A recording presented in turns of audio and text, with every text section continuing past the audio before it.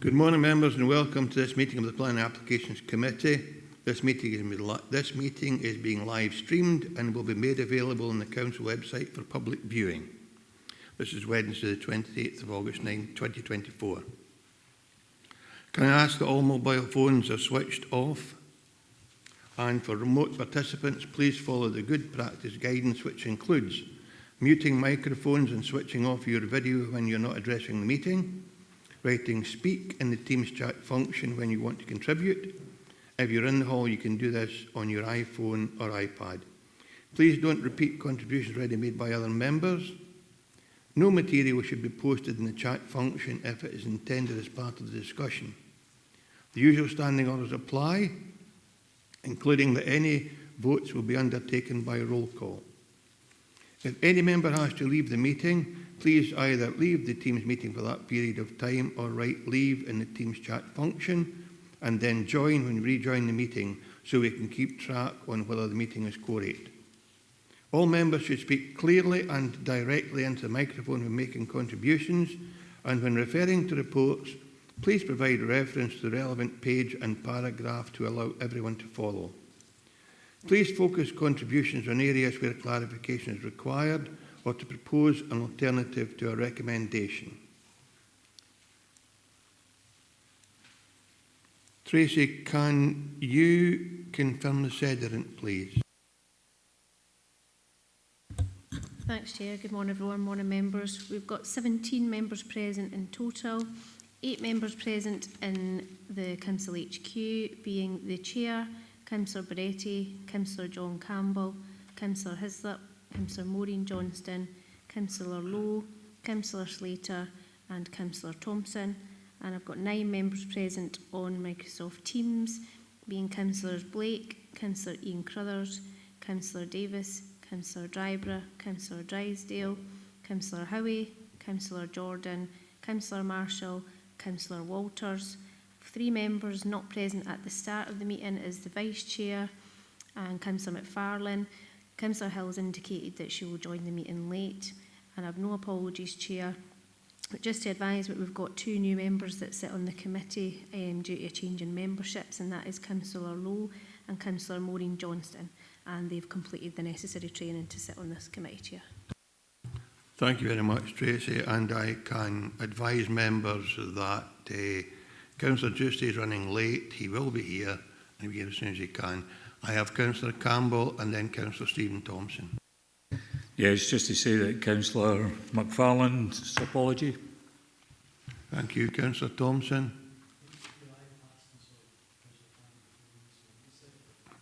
Thank you. Are there any declarations of interest, members, or a statement of connection? I have a statement of connection in relation to agenda item 5. I have attended a number of community council meetings in Thornhill where the agenda item for Thornhill has been discussed, and I've been contacted by individual members of the public looking for information and advice. However, that will not compromise my position as Chair, and I intend to remain to determine the application. Councillor Beretti. Yeah, thank you, Chair. Likewise, as ward member in the same situation as you, with an identical scenario of having to deal with all the various participants in this agenda item, but I have never said anything on paper or anything, so I'll remain in the meeting. Thank you, Councillor Beretti. I have Councillor Archie Dryborough, followed by Councillor Pauline Drysdale.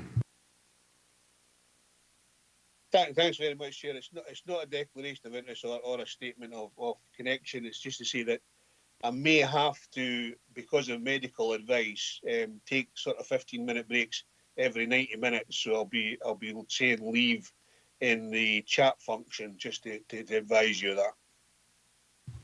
Thank you very much, Councillor Dryborough, and I'm sure all members are delighted to see you back present at committee. Councillor Pauline Drysdale. Morning, Chair. Morning, members. Yes, delighted to see you back, Archie, and I hope you're doing okay. I have a loose statement of connection with regards to agenda item number 4, Chair. I do know somebody loosely who lives within 1,000 metres of the Barclash Quarry, but I've had absolutely no comment or connection or dialogue with that particular householder. So I will remain in the meeting, and I'm quite comfortable to be able to do that. Thank you, Chair. Thank you, Councillor Drysdale. Councillor Keith Walters, please. About item 4 again, because I wasn't in the original meeting and I wasn't at the site visit. I don't really think it's worth me participating in that, so I'll leave the meeting for item 4. Thank you, Councillor Walters. And there is a note in the meeting chat function saying that Chrissy Hill has apologised, but she will be joining the meeting later. If that is all the declarations, members, are we happy to approve the previous meeting minute? And if so, are we happy with that? Okay, doke. Tracy, can you outline the procedure to be followed today, please? Thank you, Chair. The Planning Applications Committee will consider each application in turn as detailed on the agenda. The case officer or the other appointed officer will make a short presentation addressing the determining issues, accompanied by digital images. Any late information, amendments or corrections will be reported at this time. Members may ask questions of officers following the presentation on points of clarification. The Chairman has been provided with a list of eligible representatives who have registered to speak at this meeting within the period specified in Council policy. No other persons will be allowed to speak. The Chair will individually invite those who have registered in advance to speak to make their presentation, after which they may be questioned by committee members. No questions may be asked of members. The order of eligible parties being heard will be as follows: third parties objecting to an application, third parties supporting an application, statutory consultees objecting to an application, elected members of Dumfries and Galloway Council who are not members of the Planning Applications Committee, and then applicants or their agents. Representatives were offered the option of attending today's meeting in person, joining remotely via Microsoft Teams, or to provide a written statement to be read out on their behalf. Presentations will be strictly limited to 3 minutes per person, except for national and major developments, which by their very nature are more complex, and the time limit will be 5 minutes. The Chairman of the committee will ask you to come to a conclusion if you take too long. Representatives are encouraged to use the time allotted to clarify any points they consider material and address the determining issues. Certain matters are not normally material planning considerations and will not be taken into account by the Council when deciding on a planning application. Representatives should not raise any new matters without explaining why they were not raised earlier with the case officer. Please do not repeat what is in the report, as members will have already read the report.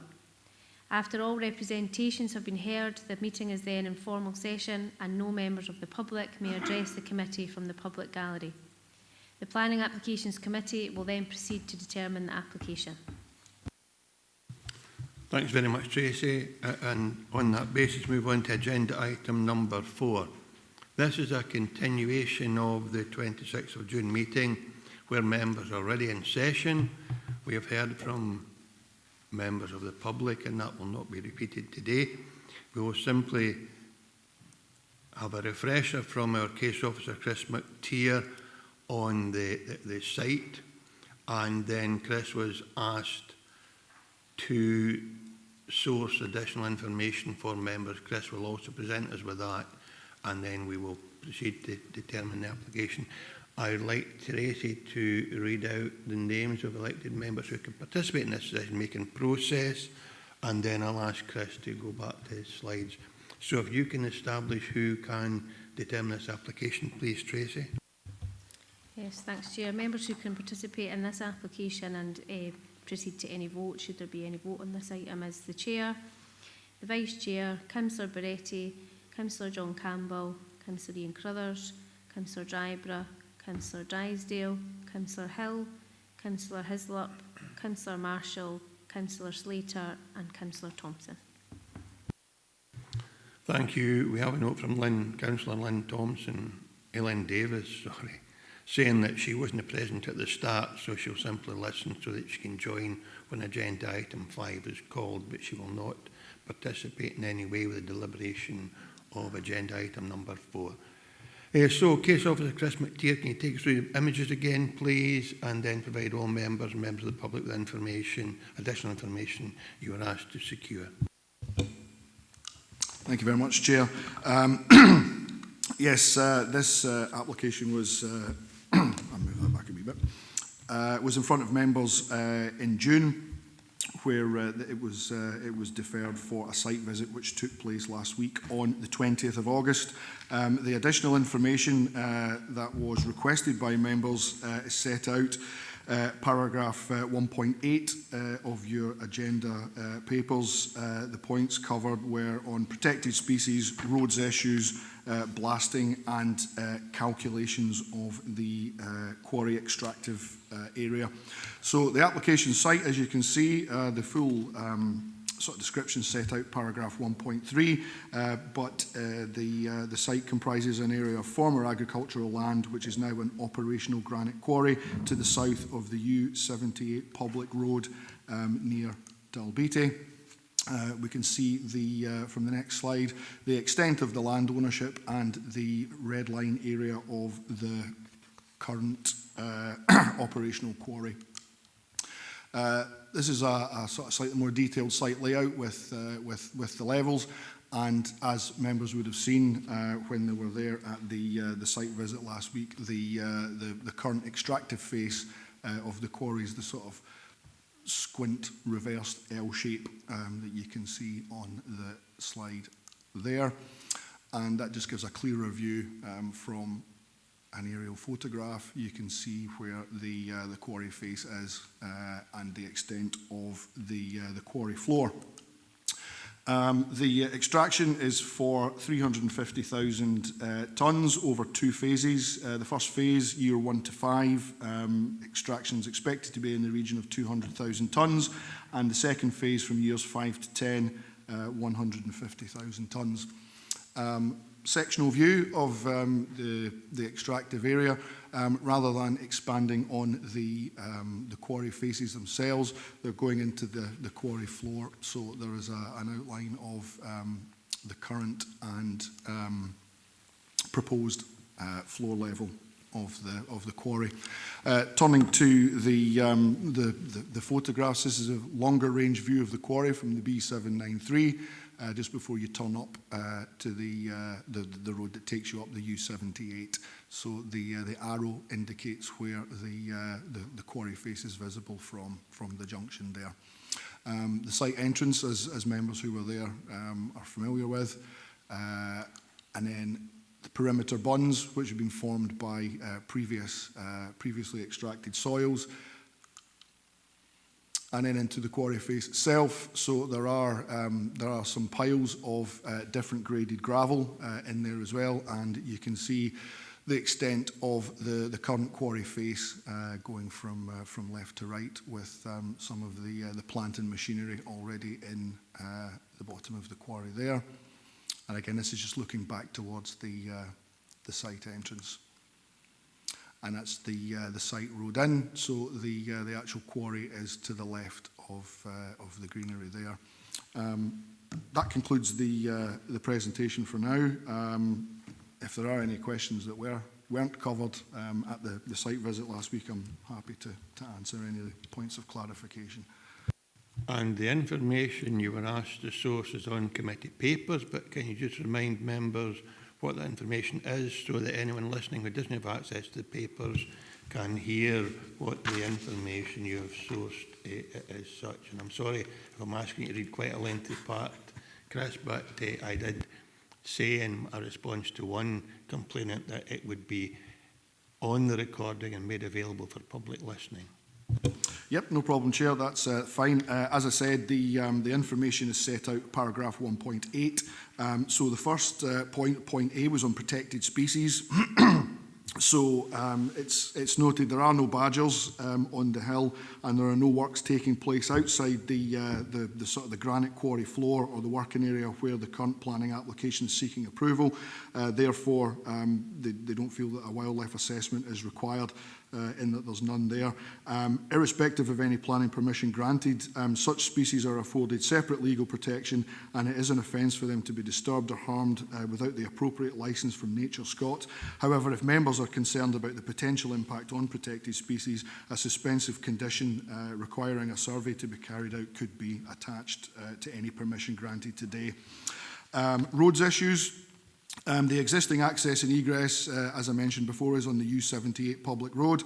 The council roads officer offered no objections to the 2017 application or to this current one, and there are 2 new passing places installed by the council for the quarry works, and to date there's not been any issues with access or egress to and from the site. There is a sign inside the quarry gate which states that all HGVs must turn left except for access, and they occasionally deliver to a customer up the hill from the quarry.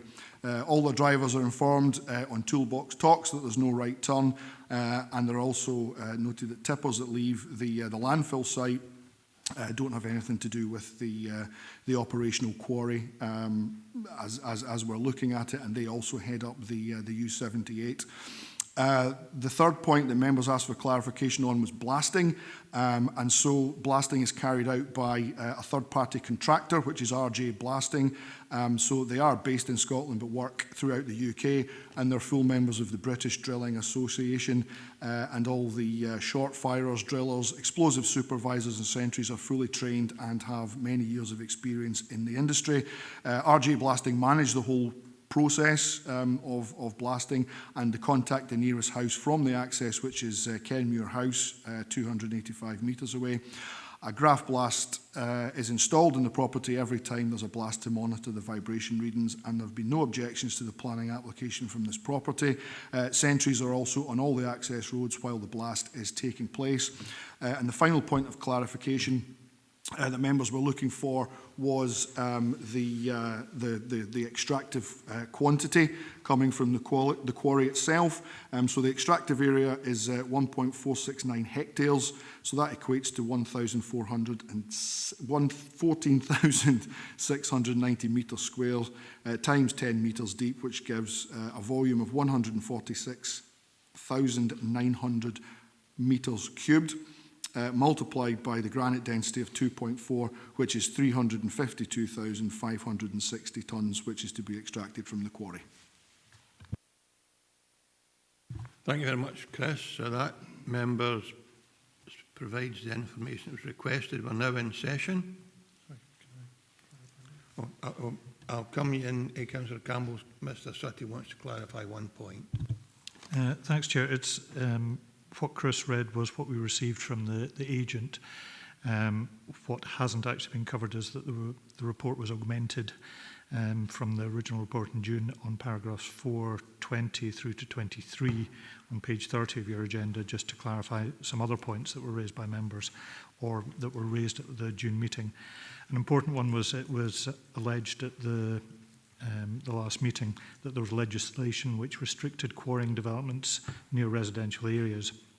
So Laura indeed at the last meeting just confirmed this, but we've subsequently looked into it further, and it was only a private member's bill rather than legislation which had been enacted, and it would have only applied in England, but it seems unlikely that that's going to proceed anyway. So there's no duty or guidance in Scotland how close a residential property or can be to an active quarry. The second point was in relation to cumulative impacts of other quarries. So we have looked into this. There were 2 quarries which are potentially nearby. You've got Craignair, which you'll see in paragraph 421, had a permission last in July 2000, and it's mentioned in the Council supplementary guidance as still having resources there. Quite some time, lasting until November 2042. Still had 5.7 million tonnes in 2017. That lies 4 kilometres away from the Barclosh sites, and they're not visible together. The other one that was mentioned was Eddingham. That is a historic quarry as far as we can see. There is no planning permission for active quarrying there. There has been some recent unauthorised activity which has been brought to our attention, and the planning enforcement team are looking into that. But certainly there are no other quarries which are authorised in the vicinity. Archaeologist, as I mentioned in 4.22, did have a look into the matter. There was a submitted report for the 2017 application, so there's no need to reiterate that for this current application if permission is granted. And finally, the issue of potential pollution of private water supplies, potential health risks from dust, etc. These are matters controlled by parties other than the Council as planning authority. Thank you, Chair. Thanks for that additional information, David. I see in the chat, Councillor Blake has mentioned he was in hospital when the item was first heard. Therefore, he will not participate but will remain online and listen to the proceedings. I now have Councillor Campbell, Dryborough and Carruthers to speak. So, Councillor John Campbell, please. Yeah, thank you, Chair. Good morning, members. Just on the case officer's report on 1.8 on page 22, there's mention about the 2 new passing places that was installed by the council. I did go on the site visit. I'm just wondering if the case officer can show me exactly where these 2 passing places, because I can't remember seeing them as I was driving up or driving back. Thanks, Chair. Thanks, Councillor Campbell. Chris?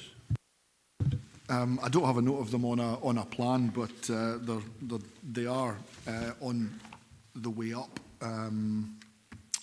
It would be, I can't quite recall off the top of my head where they are. I can't tell you both of them, but I think one of them was just beside Kenmure House. Yeah. There certainly was a large passing place there, which was rather large puddle, I seem to remember. But you can confirm there are 2 passing places in place, in situ. Thanks, Councillor Campbell. Councillor Dryborough? Yeah, thanks very much, Chair. I couldn't make the site visit because of the medical condition that I had, but I'm really pleased with the information that I've heard today coming back for this particular application. That being said, and I'll again reiterate what I said in the first one, I think there is enough information here to make that decision today, and I would suggest and then put a motion forward that we go ahead with the recommendation as is in the report. Thanks very much, Councillor Dryborough. Councillor Ian Carruthers, please.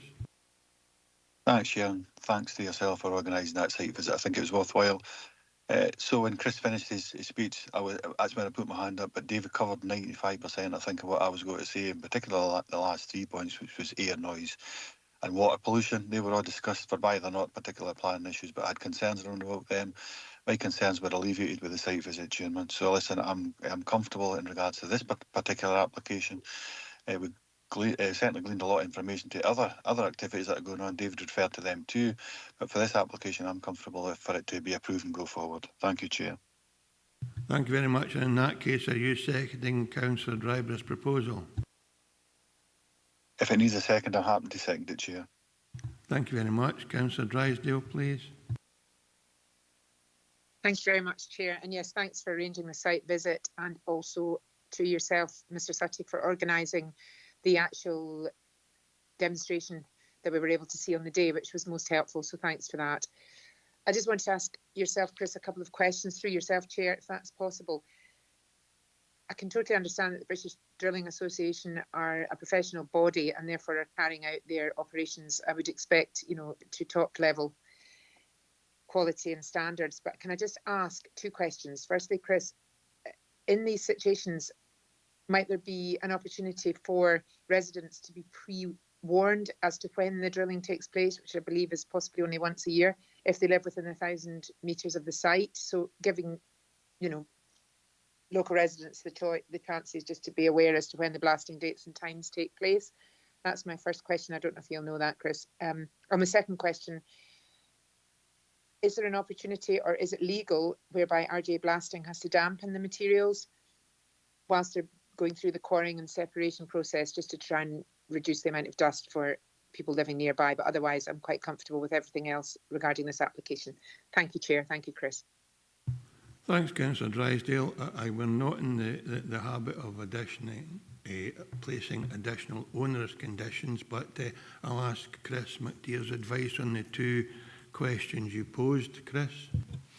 I think, I mean, blasting's an operational matter for the quarry, so I can't really provide much more detail other than what's in the report. The operators do contract out a third party to do that. What they do in terms of, you know, notification, having sentries and things on the road is really a sort of good practice and operational matter for that. So I can't really provide any further comfort on those particular points, I'm afraid. I'll ask Mr Sutty's advice. It may be that we could write to the operator and ask if they could do such a thing without trying to condition it. David? Thank you, Chair. What was going through my mind is I agree with what Chris has just said. The operational procedures, I'm sure, are highly regulated for blasting, but as a good practice, I'd be comfortable to put on a directive to any permission instructing or requesting at least that the developer ensures that they undertake notification of people within an appropriate radius in advance. I think that's just good neighbourly, to be honest. In terms of dampening with the dust, again, it's an operational matter. I'd probably rather not have that as a condition because I think there's an enforceability issues for the planning authority with that. But again, no problem with a directive requesting on behalf of the planning authority that when the crusher is in operation, that dampening is undertaken. That was an assurance we got on site from the operator that we saw it without noise attenuation on the crusher and also without dampening, and they were at pains to stress that. But I don't think there's any harm in attaching a directive requesting that they do ensure best practices followed. Thanks very much, David. Hope that will satisfy you, Councillor Drysdale. I have Councillor Sean Marshall followed by Councillor Campbell again. Thanks, Chair. Yeah, it was just really to ask the proposer and seconder. The case officer mentioned in 1.8 about the protected species, about the issue with regards to badgers or if there's badgers on the hill. And there is a suggestion that if members are concerned about the potential impact on protected species, a suspensive condition for a survey could be attached to the conditions. I'm just wondering if they're willing to accept that, or I'll leave it there yet. I will ask Mr Sutty just to give advice on that, Councillor Marshall. Thank you, Chair. As set out in 1.8, if members feel strongly about that, then I think it would be competent for you to attach a condition. I suppose the only part of the 6 tests is it necessary?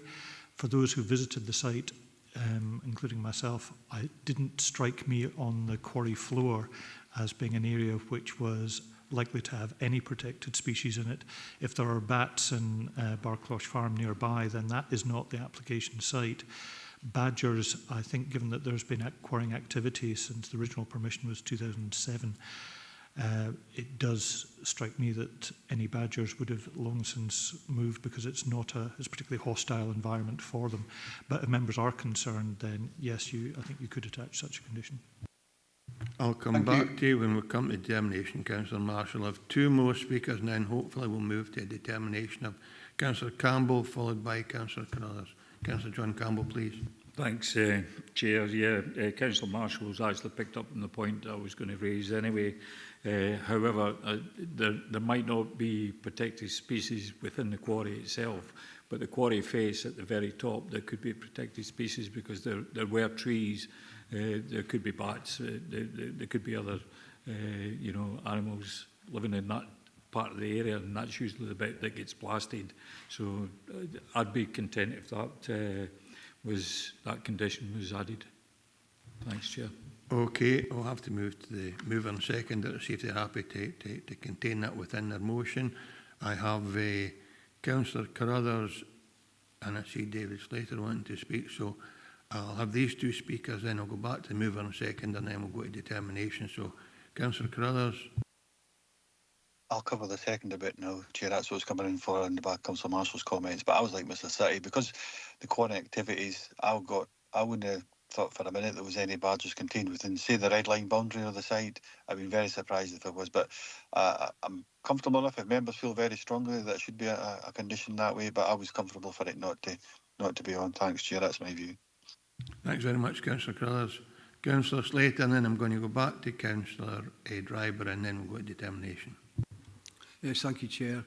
It was just on the day we were there, it was quite damp and the machines were running, but obviously there was no real dust seen at that day.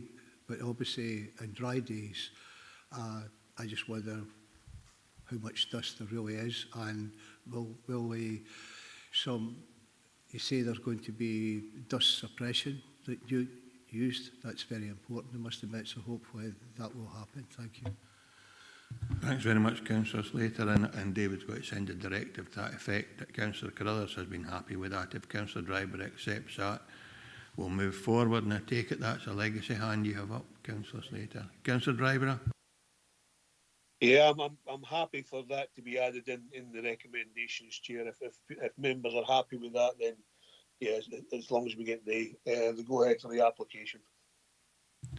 Thank you very much. Thanks very much, folks. So we have a mover and a seconder, and with that there is a condition and a directive to be sent to the applicant. Have we any alternative views? In that case, can you confirm the decision of the committee, please, Tracy? Chair, members have agreed to approve the application subject to the successful completion of the Section 75 planning obligation within 6 months of the date of the decision, or any such reasonable extended timescale as agreed by the appointed officer, and the conditions detailed in the report, with a suspensive condition about the protected species survey, and also 2 directives, and that's one, a request to notify neighbouring residents when any planned blasting is due to occur, and for the dampening to be undertaken. Thanks very much, Tracy. Thanks, members. We now move on to the first agenda item for today, which is an erection application for the erection of 112 dwelling houses, formation of access roads and pathways, parking, drainage arrangements, play area, landscaping and associated works, approval of matters specified in conditions 2, layout, 3, design, 4, external appearance, and 5, landscaping, of planning permission in principle 23/0452/S42 at land opposite Queensberry Brae, Thornhill. The recommendation is to approve subject to conditions. I'll ask David, before we go into session, just to remind us what it is we're considering today, because we've been told on a number of occasions that we are not in a position to consider the route that has been approved into the application site. And I have a large number of registered speakers, so I do intend to restrict everyone to the 5 minutes allocated, and will not go beyond that. And as our clerk has already outlined, it would be helpful if you didn't repeat what's already been said. But before we go to the presentation from our case officer, if Mr. Sutty can just confirm the situation in relation to the access road and the trees. David, please. Thank you, Chair. Members will have noted on page 40 of your agenda, paragraph 1.8, there is quite a lengthy planning history for this site. It originally came in as a hybrid application. It was submitted in 2009 and went to a committee meeting, I still remember it well, in Kirkcudbright in March 2012, where officers had recommended refusal for 2 reasons, but the members decided to approve the application contrary to that recommendation, and subject to a legal agreement being completed, then permission was issued in April 2013. There have been 2 other applications which have subsequently kept that original permission alive, and as a result of that permission, it's been identified in the last 2 local development plans as a development site. Now, because the original permission was a hybrid permission, planning permission was granted in detail, full planning permission for the access. The current application is for, as you'll note on page 39 by the description, this is purely an application for matters specified in conditions of the most recent permission. So this is looking at layout, design, external appearance and landscaping. That is all that is before members to consider today. The access is not before yourselves. The issue with the trees, the application site does not include the tree belt. So it's purely the development which lies within that area that is before yourselves today. If there's any clarification of that as we go along, I'm quite happy to provide that, but it's just so members are aware of the history and what is actually before you today. Thank you for that clarification, David. We now move on to the presentation. We have Graham Smith online, hopefully, and we have Robert Duncan as well supporting as if need be. So if Graham is online, when you come online. I am. Thank you very much, Chair. Well, in that case, just carry on when you're ready. Thank you, Graham. Good morning, everyone. Thank you, David, for that. That's provided some good context that was in my introduction, so I won't talk much about that. If we can go to the first slide of my presentation, it shows the settlement boundary of Thornhill, and the site subject to the application is on the southwestern periphery of the village. And in this slide, it's hatched dark purple. So you're aware that it's a wider land allocation in the local development plan, with adjoining sites to the east that are also designated for residential land use. They're also hatched a lighter shade of purple in this image. In a correction to my report, the site straddles parts of areas designated as THN-H2, which is set to deliver 112 units, and THN-H3, which allocates 64 units. My report failed to mention THN-H3, so I apologise for that. But this plan provides some quite good context. So as David said, permission in principle exists for a residential development. The access onto Townhead Street's also been formally approved by the Planning Authority. If we can move on to the next slide, this just shows the application site. Members will note that the site is largely surrounded by woodland to the north, west and south, with open fields to the east and the health centre and dwellings in Townhead Street beyond. The road beyond the woodland to the west is the B731. It should be noted there's no trees within the sites. Also, there's a core path running along the north there, as you can see. So we can move on to the next slide, please. This gives members an idea of the topography, with levels falling gently downwards from the entrance to the southwest. One aspect of note is the presence of an ancient monument, which is a green circle in this plan, and is a Roman fort, which is to the east of the site. As we move on to the site photos, please. The first viewpoint is at the top of the site, coming off the access and looking southeast. Visible is a health centre with associated car parking and open fields. The next slide, from the same viewpoint, pans right, and from there we can see the partial extent of the land allocation with woodland beyond. The next slide shows the western boundary of the site and an area of relatively gentle topography. The next slide is standing in the northwestern corner, looking southeast. And if we can move on to the next one, it's standing fairly centrally within the site, looking east towards the health centre. The next slide shows an image taken from standing in the southern half of the site, viewing a clearing in the tree belt to the west with an electrical box and field-gated access onto the B731.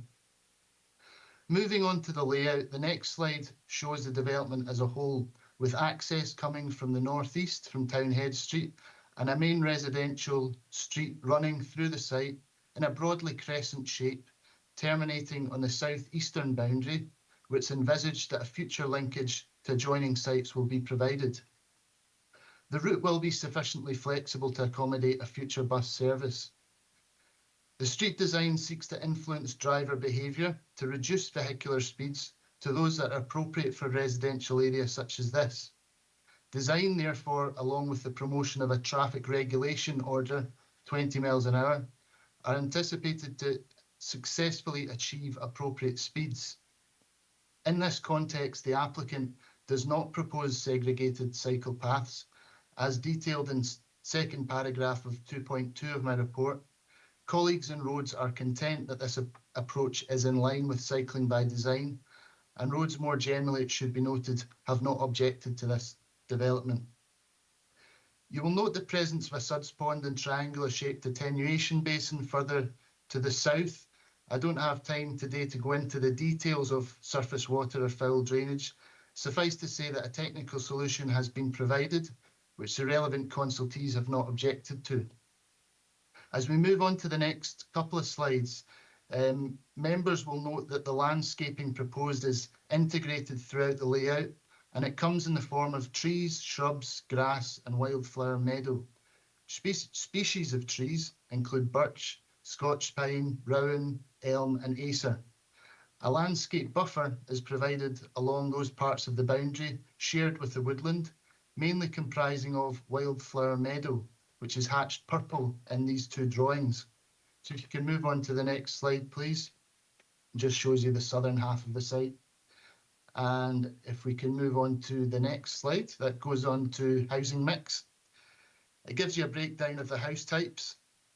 It's going to deliver 6 bungalows, 96 two-storey properties, and 10 three-storey properties, 100% of which will be affordable housing. And I would highlight paragraph 2.8 of my report that colleagues in strategic housing are supportive of this project, which is included in the Strategic Housing Initiatives Partnership Programme, with the applicant a registered social landlord.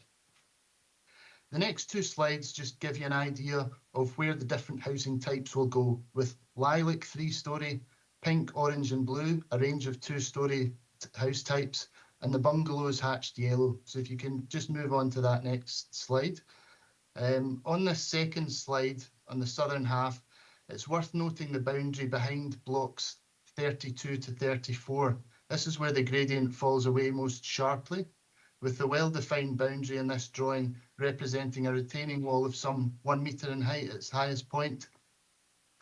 The proposed levels do not deviate significantly from the established topography and are not considered to raise any issues in respect of an adverse level of amenity for future residents. The next slide just shows the area of the site, like I was talking to, with the houses slightly elevated above those adjoining. Not so much that would raise any concerns over amenity. The next slides just give you some examples of elevations. Firstly, we have a bungalow with a fairly typical pitched roof design incorporating facing brick and concrete roof tiles. Next, there are 2-storey semi-detached properties, again with a simple pitched roof design. In the roof space, solar PV is included, with air source heat pumps to the rear of each property. The next slide shows the 3-storey design, or 2.5 if you want to call it that. Different shades of brick will be utilised in specific properties throughout to add a bit of contrast and visual interest. The next slide just shows the rear elevation of the 3-storey property, and members will note the air source heat pumps, which will supplement the PV, and when combined with UPVC windows and doors, high levels of insulation, this will all help the properties achieve an EPC rating of A, and the silver standard that we've seen similar developments of this nature achieve recently. The final slide just contains an artist's impression of how it's envisaged that the shared spaces will operate. The main issues to consider are as follows. Firstly, I refer to this as internal layout, as the access onto Townhead Street has already been formally approved by the Planning Authority, and the applicant does not seek to change that through this application.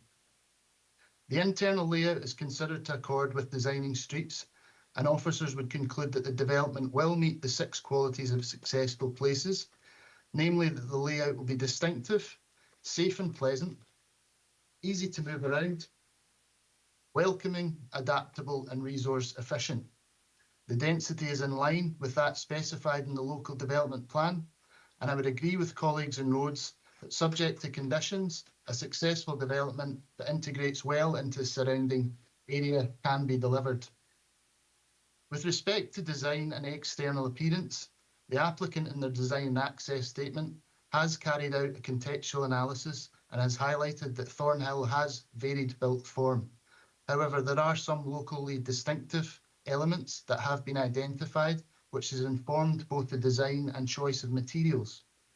The local development plan through policy OP2 does not require development to replicate its surroundings, merely to relate well to them. And in this instance, the applicant in their design and access statement has shown that they have taken cognizance of the local context. I would conclude that what is proposed is not only comparable to nearby housing, it will help reinforce a sense of place, thereby relating well to the existing environment.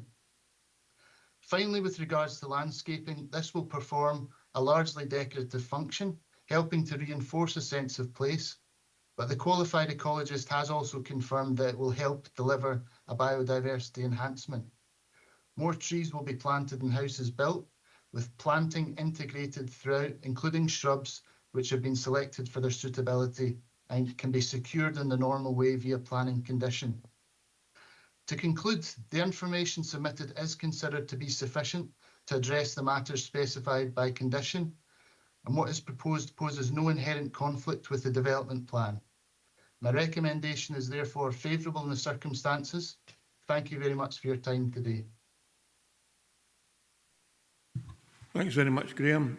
Questions from elected members for our case officer, Councillor Barretti.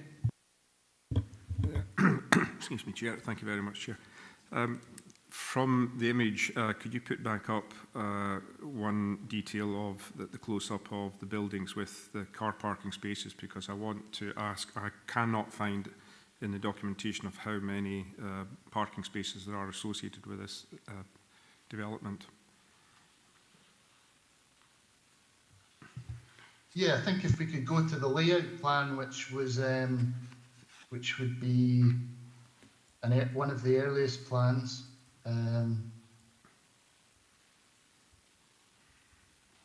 Yeah, so I mean, I don't have the details of the parking provision in front of me at the moment. As part of this application, we obviously consulted our colleagues in roads who give us the expert advice with regards to parking provision, road layout, moving through the site.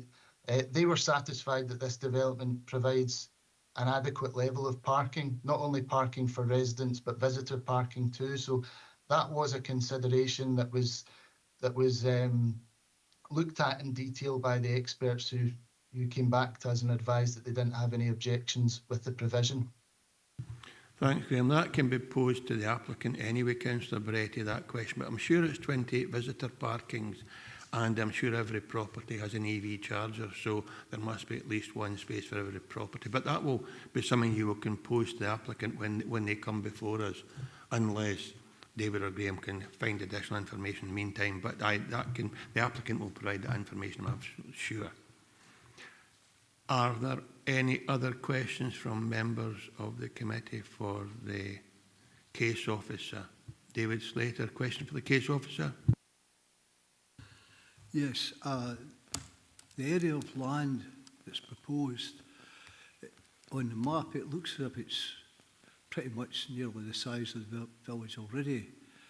The other point, with health and with doctors, schools, are they adequate to take all these additional people? And another point, the land built on, there's two things there. One, it says it has an ancient monument, so has that been excavated anyway to see exactly what it is?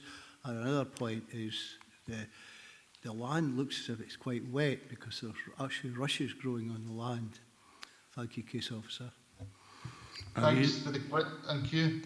Firstly, I think the size of the allocation is a matter of principle, which has already been decided as being acceptable. So the extent of the site, it's well established principle for residential use. So that I wouldn't consider that to be a material consideration here. With regards to services, we have carried out the usual range of consultations that you would in this kind of application. That's not brought up any kind of requests for financial contributions. So you know, the conclusion would be that this development, it wouldn't be, we don't have any basis to ask for financial contributions.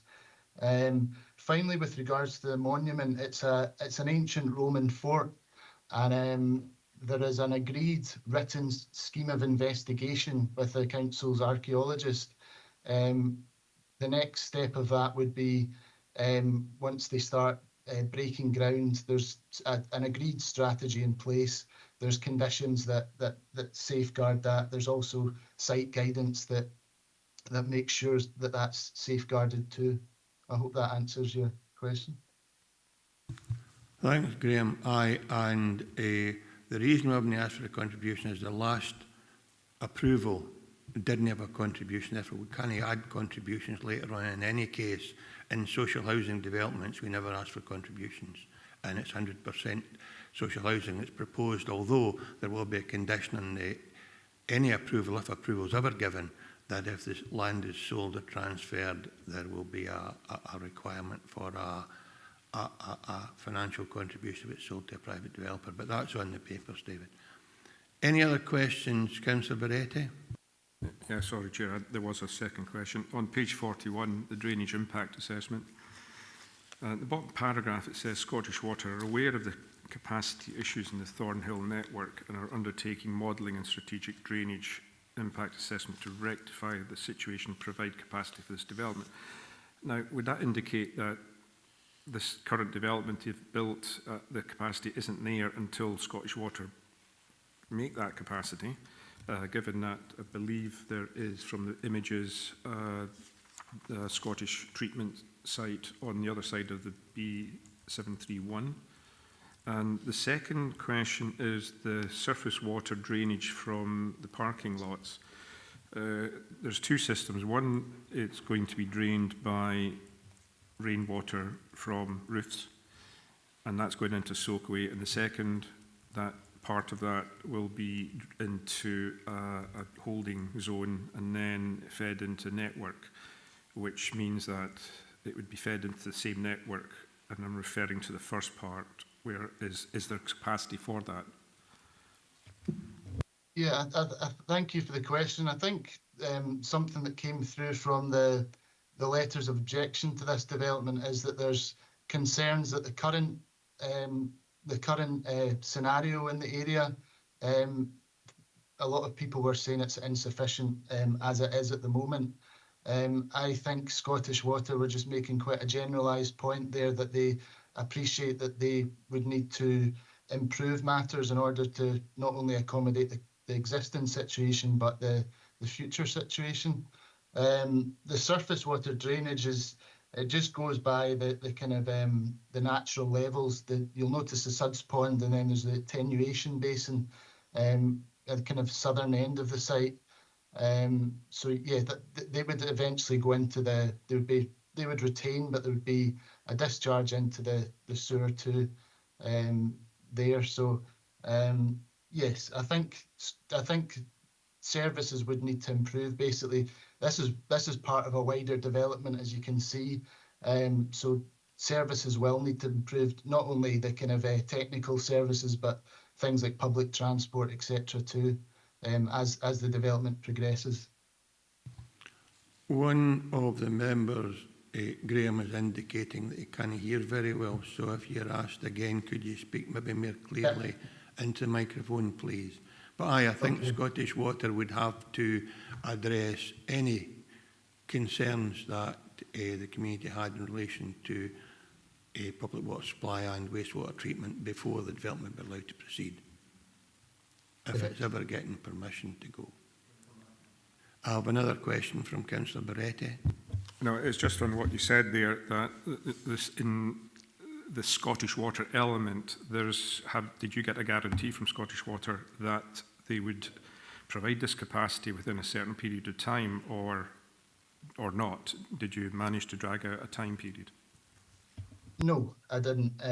But I think there's some quite detailed conditions on the outline planning permission for this with regards to foul drainage. So I think I would be quite confident that those conditions attached to the permission in principle will make sure that the development is implemented, contemporaneously with any necessary foul drainage needed. Thanks, Graham. Mr. Sutty has the recommendation or the requirements online if you want it. Chair, just I was looking up the Scottish Water actual comments. They're sort of the fairly general comments that you get from Scottish Water, fairly non-committal.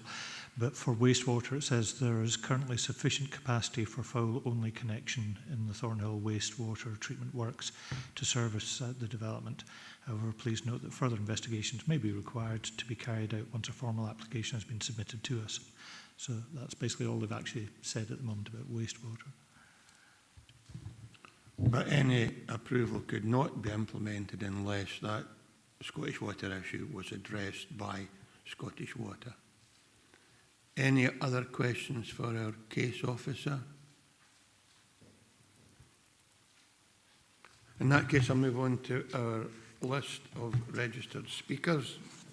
And again, I will remind everyone that we have a maximum of 5 minutes. I'll remind speakers with 30 seconds to go to draw their presentation to a conclusion, and I'd be grateful if that could be done within the 5-minute window. I have a list here, so I'll just go through the list as it appears before me. The first speaker today is Janice Armstrong, an objector in person. So if Janice can come forward, please.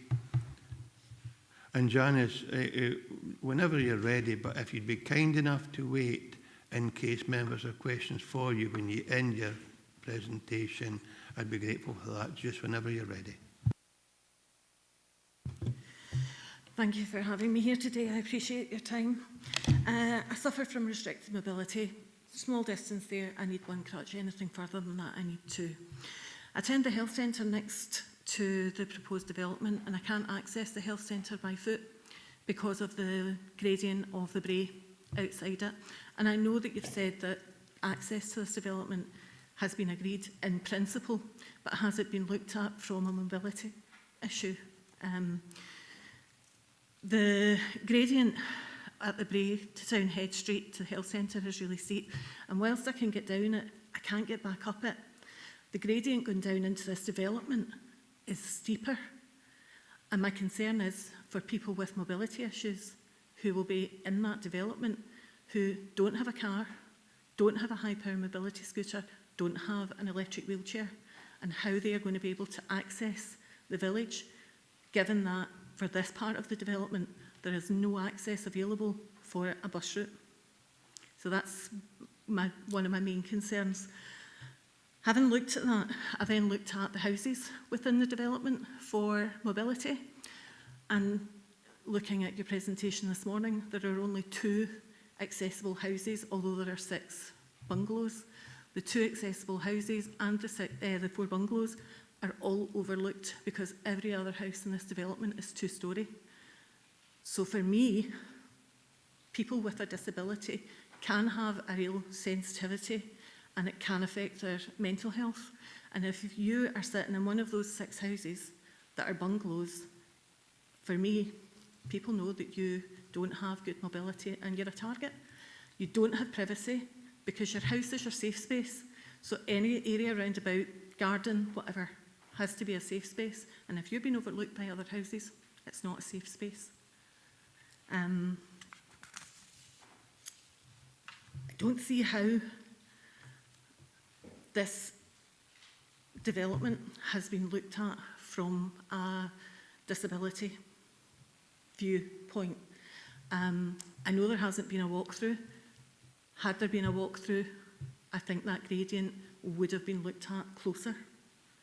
I just don't see how it can work, and I don't see how it can be enhancing for these people who live there.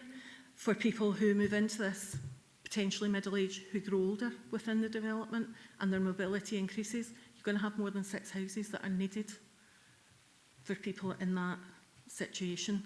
And I feel that it will isolate these people from the support and amenities that are available within the village, and they won't have access to them. And really, I feel that's all I really want to say at the moment. Thank you very much. Does any member have any questions for Janice? Councillor Bretty? Yeah, thank you, Janice. I know you haven't mentioned your general view of how you yourself get around Thornhill, because anyone that would use the disability houses or the easy access houses in this site, I mean, how do you find yourself within Thornhill, and given the state of the roads and the state of pavements? I'm lucky that I drive, and I do live at the hill, on a hill at the church. I also have a partner who drives, and what I tend to do is take my car down onto the main street, and I can walk along the main street. But as I say, to get to the health centre, I can't access that on foot. I always have to drive to that. So it's possible once you're out of that area to be able to move about, but I use my car. I take it down onto the main road, and I can move about on the main road. Remind me, how many disability parking spaces are there in Thornhill that you could use? Within the Thornhill itself, I'm only aware of a couple. I do have a blue badge, which I can use, but that also allows me to sit on the road if there's a single line there. But I normally will find a space. It might not be exactly where I need it to be, but as I say, once I'm down onto the main area, as long as I can park somewhere on that main area or the side streets off of it, I'm perfectly able to move about. Thanks very much, Councillor Bretty. Councillor Stephen Thompson, please. Thanks, Chair. Yeah, it's just a quick question. I mean, there'll be a number of things there that obviously has raised a concern about that specific issue, and I would hope that any future application potentially that came forward would have to actually explain how it was going to implement the types of housing, etc., that were going to be accessible.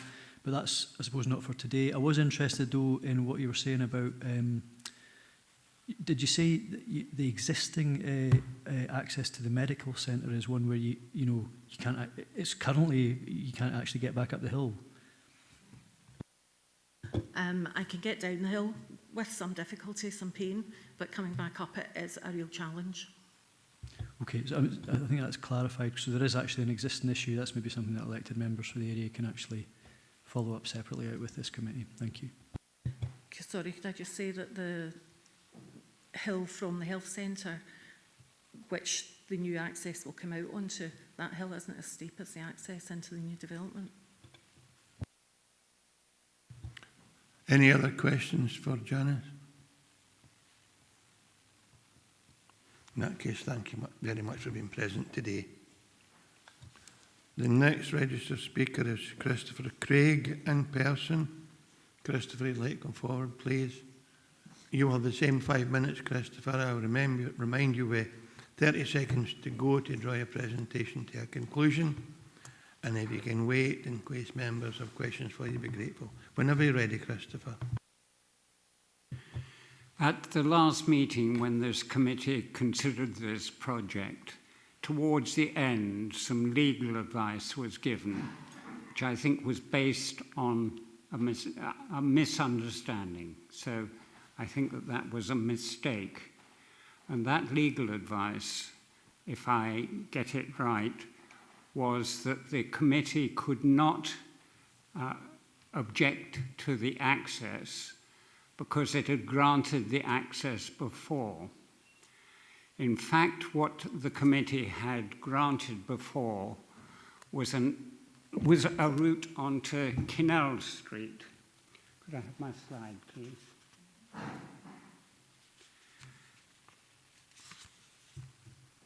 I hope you can see that, but you can see that to the top and slightly to the right of the centre is Canal Street, which curves round and goes into Hospital Brae. That is what was approved previously. Could I have my next slide, please? This is, in this slide, Kinnell Street is right at the bottom of the picture. And you can see that the variation, of which there was no mention in the report on this case, takes the access onto Hospital Brae, directly onto Hospital Brae. Next, please. That shows the access as in the variation more clearly. In this, again, you see that the access goes directly onto Hospital Brae, with Kinnell Street at the top. Thus, I would put forward that the permission granted previous to the last meeting, is quite different to that which you are being asked to approve here. So that I believe that arguments, discussion concerning the access should be permitted. Furthermore, this application was under Section 42, which is designed to permit the deletion of conditions. It is not set up to vary or alter the description of the project. This variation is so different from that which went before that I believe that it does alter the description of the access of the project. You may be told that the variation which allows the current slide, the current access onto Hospital Brae, is a non-material variation. That, I think, is irrelevant in this case. This is a Section 42 application where the conditions required to change the description are quite different. And one of those provisions is that at the time that the variation comes into the plan, into the permission, that the environmental conditions pertaining at that time should apply. Thus, NFP 4 should apply to this access and to the whole of the, to this access. I've written to Steve Rogers. You have 30 seconds to go, Christopher. 30 seconds to go. Yeah, I've written to Steve Rogers on this matter, a rather expanded version of what I've said, and he has declined to comment. That's me. Thank you. Thank you very much, Christopher. Any questions for Christopher Ivor Hislop, please? Mr. Craig, the first drawing, could you tell me which date that came from? The actual date of the drawing and application? Because there's two applications here, I think, for planning for construction of roads. Is it the original one in 09 or is it the PIP one in 2018? It's the PIP one, and they're both the same with respect to access onto Kinnell Street. Any other questions for Mr. Craig? In that case, thank you very much for coming forward, Christopher. We now have two statements to be read out by our clerk, one from Elspeth Desai and one from David Formston. So Tracy, whenever you're ready, please, and it's 5 minutes again. Thanks, Chair. Objector Elspeth Desai. I am aware of the pressure on Dumfries and Galloway Council to provide housing, and I am not opposed to new housing in Thornhill. However, both current residents of Thornhill and residents of any new development deserve a housing scheme that is well planned. The proposed development should have direct vehicle access to the B731. Ignoring this opportunity needlessly increases the traffic volume on unsuitable routes within Thornhill village and puts pedestrians in the village at an increased risk. In addition, further action is required to address the dangerous B731 and A76 junction, regardless of whether the development has direct access to the B731. There is no official tally of near misses at Highways Corner, but anecdotal evidence suggests these are frequent. The increased traffic at this junction, which is inevitable given the scale of the new development, will only exacerbate the significant hazard. Furthermore, it would be more beneficial to the community for this development to contain a mix of housing types. The local development plan for Dumfries and Galloway indicates more than 3 times as many homes categorised as market housing are needed compared with affordable housing. If Wheatley are unable to offer a mix of housing types, they should partner with another developer who is able to do so. Finally, it is inconceivable that a development of this size should be built without a proper play park for children. A few play logs which will provide no meaningful interest for children and which are plentiful in the woods adjacent to the site do not compensate for this. This proposal, as it stands, is a poor offer to the community and for future residents of this development and should be rejected. And the next objector is David Formstone. My objection to this application centres around 1, the impact on the community and the environment of the destruction of ancient woodland, and 2, questions around the validity of the non-material variation to allow a new access route. The planning application may be advised at this hearing cannot consider matters around access on the grounds that this decision has already been taken. I would disagree. Permission for the new route rests solely on an officer determining that this could be done by means of a non-material variation in January 2020. The committee was never informed of this significant change, nor was the variation incorporated in the subsequent application. It was granted to allow new access route failed to follow the Council's own guidelines on non-material variation applications as follows. Residents affected by the revised route were not notified. The proposed change did not comply with Local Development Plan 2, which states that any housing development should preserve the woodland as a strong visual feature, nor is in accordance with MPF 4. No updated environmental assessment was carried out. The Countryside Access Team was ignored despite its requests made in response to the 2018 application that the core path must not be closed or diverted without the team being consulted. Finally and fundamentally, the change of access route was clearly, for the reason I have given above, a material change, so it was inappropriate to deal with the request via non-material variation process. The Council has argued that it followed the legislation in granting variation and that there was no statutory obligation to consult with anyone. Why then did the Council produce these guidelines? Why is it continuing to impose them on anyone applying for a variation? And why did it choose to ignore them in this case? I will not repeat the extensive arguments being put forward by Christopher Craig as to why the use of non-material variation in this case was also flawed from a legal perspective. It would appear that it was approved by officers who were unaware or failed to consider the impact on the environment and the significance of the core path of the local community. The section of Boatbrae Wood affected in this part of the green ring around the village, which is one of Thornhill's greatest assets. Many dog walkers and the many others using the core path will be unaware that a significant section will be rerouted onto a new road if the access route goes ahead. The public consultation carried out by Wheatley Homes did not highlight this. I would remind the committee previously granted access through ancient woodland against the recommendation of the Planning Department as being contrary to the Local Development Plan.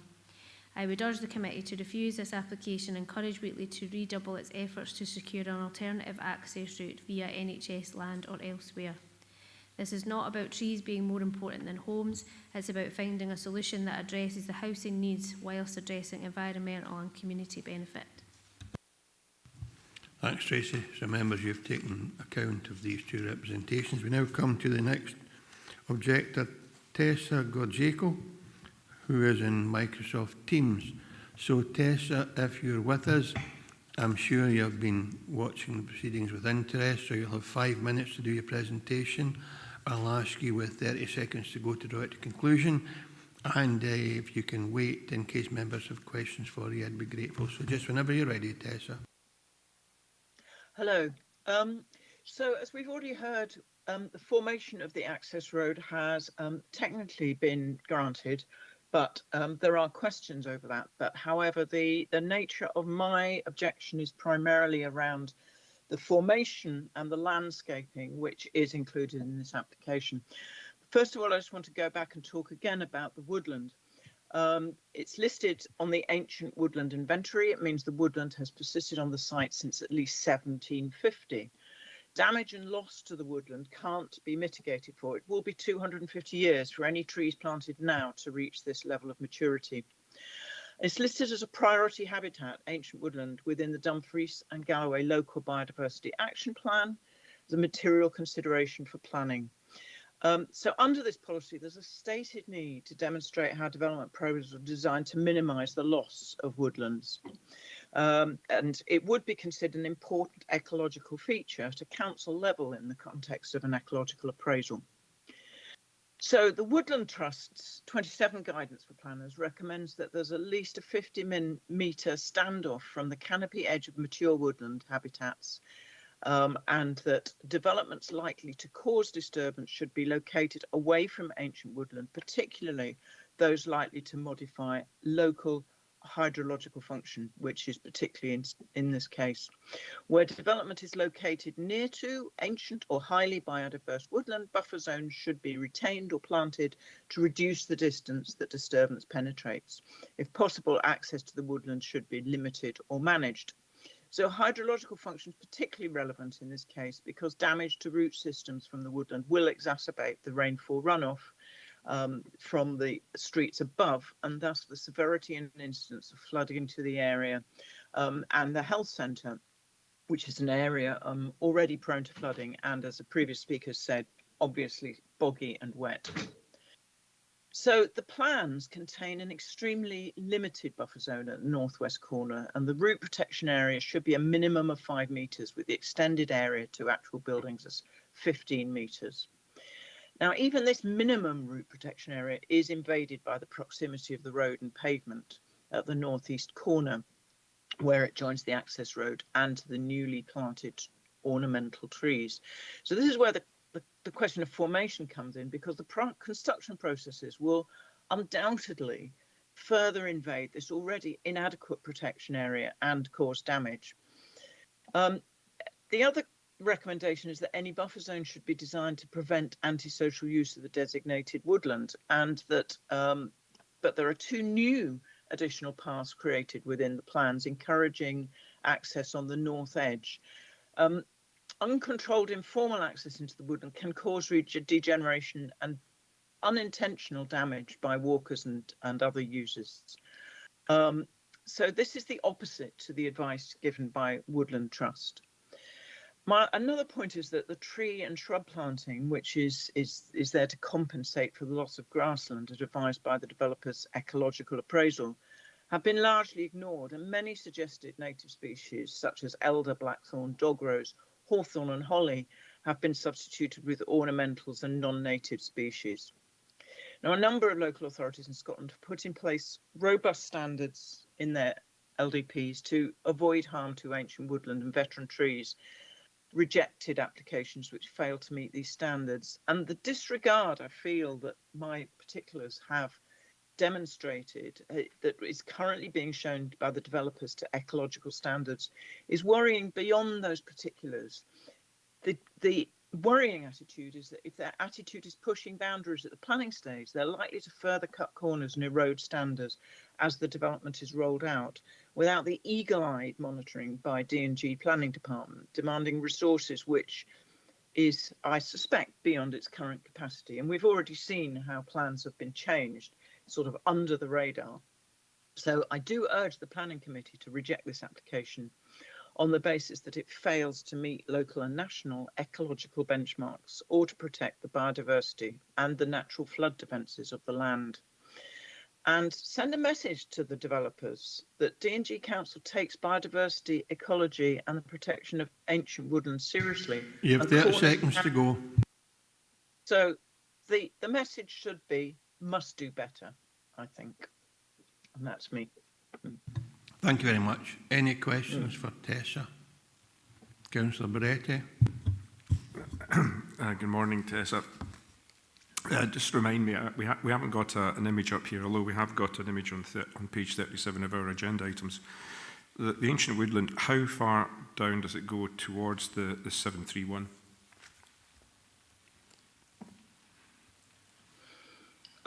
It goes to the 731 is the road along the bottom. The ancient woodland is primarily the area at the top of the site. If I know you know the area quite well, what would you say is at the bottom of the site there? Although it's wooded here, but it doesn't actually say in our maps what it is, what kind of species there are. There's a lot of holly, which has got a very diverse root system, a sort of profound and wide-ranging wood system. There is ash, there's elder, a lot of oak, and there and a bit of hawthorn. Okay, thank you, Tessa. Thank you very much, Councillor Beretti. If there are no other questions for Tessa, thank you very much for being present today, Tessa, and thanks for your presentation. Okay, thanks. We now have 5 statements to be read out by our clerk. So, Tracy, whenever you're ready, name of the objector and the statement, please. Chair. First objector statement is Tam Hill. Last Wednesday, the 21st, was the first day back at school. At one point, the cross was gridlocked. I think there might be a picture for this one. Is there? No. Looking northward on the A76, I could see the traffic at a standstill all the way out of the village. As the lollipop man, I can assure you that this was not a one-off. There has been concern about the safety of kids walking through to the school for years. As the children from the new build will either walk or be driven to school, that will only add to these concerns. Sewage. The local sewage works don't appear to cope with the volume of waste it has as it is. I videoed and photographed evidence of sewage being pumped into the River Nith from the outflow pipe from the Thornhill sewage plant over the last 2 years, and SEPA are aware of this. This has got to be a concern for the environment, as are we happy using the Nith as a dumping ground for untreated sewage? Thornhill Health Centre. Has anyone thought to ask if the health centre are currently able to cope with increased demand? It can be hard enough at the present time to get an appointment. If not, that means more car journeys to another practice, increasing traffic flow. On that subject, I think it's fair to say that a lot of the traffic coming to and from the development will cause Cairnkinna a crescent to access the A76, making this quiet road through a housing scheme a rat run. Hardly an ideal scenario. The build itself, obviously, I'm against 112 houses being built. I think a smaller number of 50 houses would be more suitable to this area as a whole, and wouldn't put as much pressure on local amenities. But looking at the drawings for the 112 houses, I'm surprised there were so few bungalows, especially accessible bungalows. About 5% of the buildings are bungalows and only 2 are accessible ones. Is there not a higher demand for bungalows with people living longer? I note there is no sign of a play park for the kids of the development, no swings, slide, etc. Also no grassy area where they can kick a ball about, play rounders or any other games. Are we not trying to encourage kids to be more active and get them off computers? I was told bi-weekly at the presentation evening at Wallace Hall Academy that the reason for no play park was moving parts need to be repaired, which costs money, which is just crazy. So basically nothing in the new build area to keep the kids occupied and busy. What will they do and where will they end up? I have more concerns, but I appreciate that there is a time limit.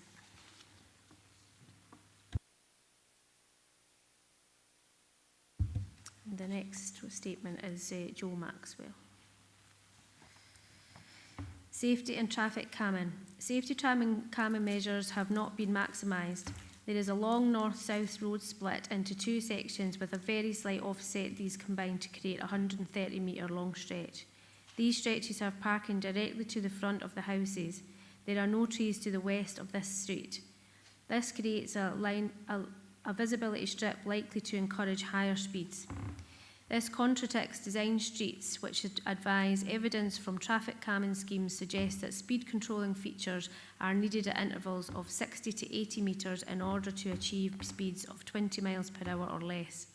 Straight and uninterrupted lines should therefore be limited to this range to help ensure that the arrangement has a natural traffic calming effect. These properties on this stretch have two parking spaces, most directly in front of the living area windows, no fences or barriers or any kind between the front door and the roadway, nothing to stop small children from accessing the roadway between parked cars. With nearly silent electric vehicles becoming more common, a person with hearing or visibility problems or children are at a higher risk of not being aware of these moving vehicles in these open park planning areas. Potential accident area. Unfortunately, this development does not meet this safety criteria, so I'd ask the committee to reject this planning application.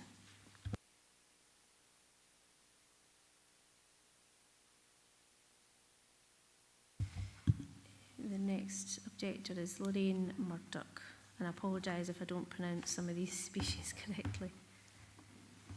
I would like to raise the following landscaping issues as a serious concern. Generally, I think the landscaping of the development does not fulfil the conditions required. It does not add to either character, pleasant surroundings or biodiversity. The ecological report stresses the need for native species of local origin.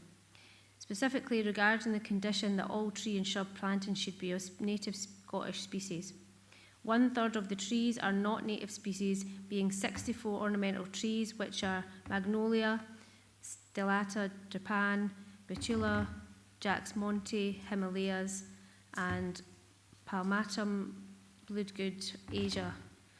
Of the 15 species of shrub used, only 6 are native. The rest are from Turkey, the Mediterranean, Siberia, and Europe. There are no species recommended within the report to enhance biodiversity. There are no details supplied of the replacement woodland planting, which brings me to landscaping spread. Tree planting is mainly in the open space between the access road and start of the housing, near the ancient woodland tree line or around the sods behind the houses. There are only 36 trees dispersed within the houses, so there is an absence of shade and little breakup of the built environment. That equates to 1 tree for every 3 houses. Would the committee members like to live in a street without trees? This is a country village with trees on most streets, either in communal areas or gardens. There are no front gardens in which to plant trees. The so-called green corridor has only 7 trees, and these are 6 non-natives, Betula, Jack Monte, and 1 non-native, Palmatium. These are used to break up the 26 parking spaces. The planting scheme is more typical of urban settings and has no connection to the natural surroundings.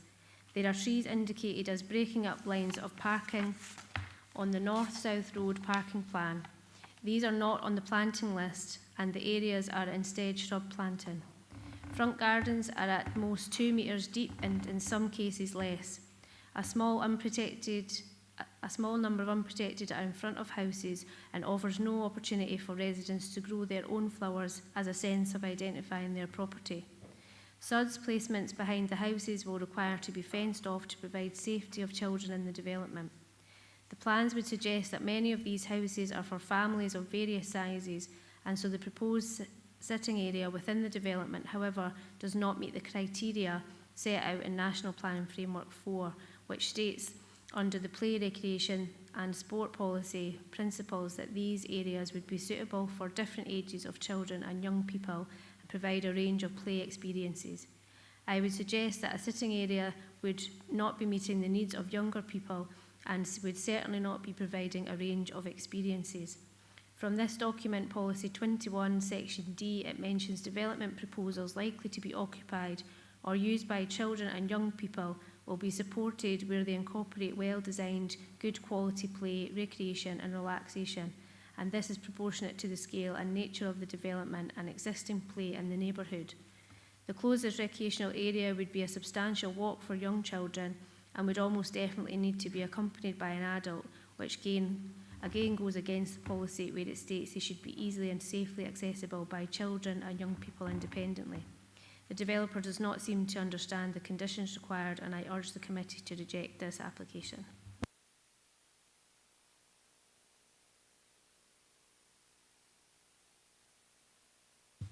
And the next statement is Callum Murray. The grounds of my objection are as follows.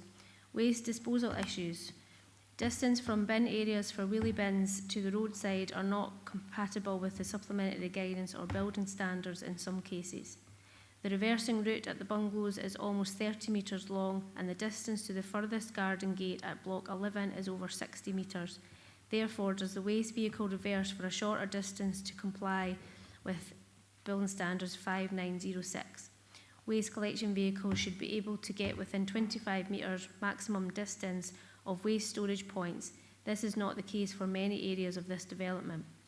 Layout of houses and blocks will require residents to transport waste between 38 to 56 metres to the roadside for pickup. Two cul-de-sacs without waste access are 44 and 46 metres long. The guidance on any development is that residents should not be required to carry waste more than 30 metres. Point 4.53 states, where bin storage is provided to the rear of the properties, consideration will be given to the distance of wheelie bins to the collection point and whether this is reasonable. Rear access paths for terrace houses can provide access for refuse bins to be located in rear gardens. However, they can also be wasteful of valuable space, which is very often long, narrow, poorly lit and unwelcome spaces, which discourage their use, causing bins to be left on frontages. The safe and reasonable collection of the waste in this development is poor, breaking rules for residents and refuse collectors alike, and surely this is not right. Many other objections to this proposal have been submitted at an earlier stage, 56 in total according to the report on the planning officer. I fail to understand how these, including the ones that currently point out the aspects of the development that are contrary to the local plan for Thornhill, have been ignored or conveniently brushed aside with little detail given as to the reasons for this regard. I feel that this sends a message to those concerned villagers, myself included, that our concerns and opinions are unimportant. My sincere hope is that the committee will carefully review all of the objections previously cited before making any decision on this development.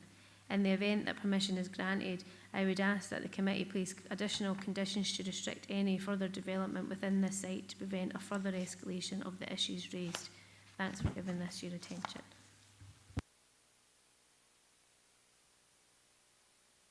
And the next statement is Morag Murray. Some time ago, the council requested suggestions for a proposed housing development near to the area of land known locally as Hospital Brae in Thornhill. I considered this matter and then forwarded a letter to Dumfries Council stating what appeared to be obvious reasons for this development to be for against it. I heard no further information on this matter till on Saturday the 24th of August in the afternoon a letter was delivered here advertising a council meeting for the 28th of August and any suggestions to be received 24 hours before this.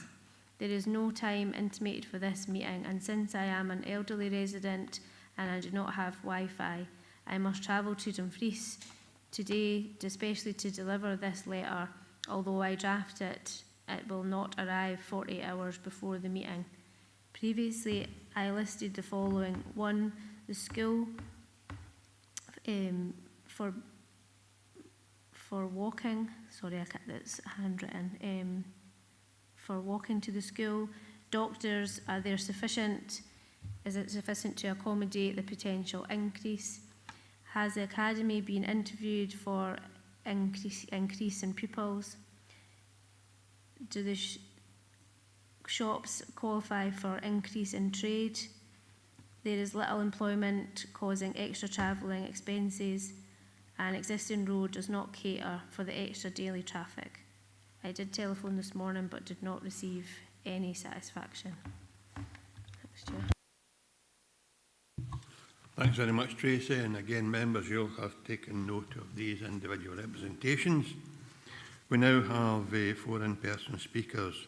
Raymond Newbiggin, if you'd like to come forward, please, Raymond. And I'm sure by this time everyone will know the process. We will have a presentation lasting 5 minutes. We'll remind you of 30 seconds to go to draw your presentation to a conclusion. And if you'd wait in case there are questions for you, I'd be grateful. Thank you.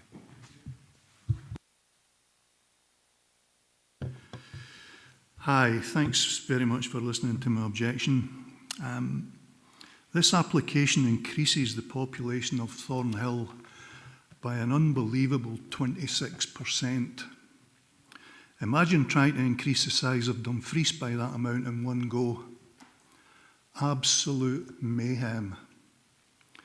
It will be the same in Thornhill. In fact, going by census increases, it has taken almost exactly 50 years to increase Dumfries by that amount of 26%. No village nor town in Dumfries and Galloway has increased their population by 10% in the last 20 years.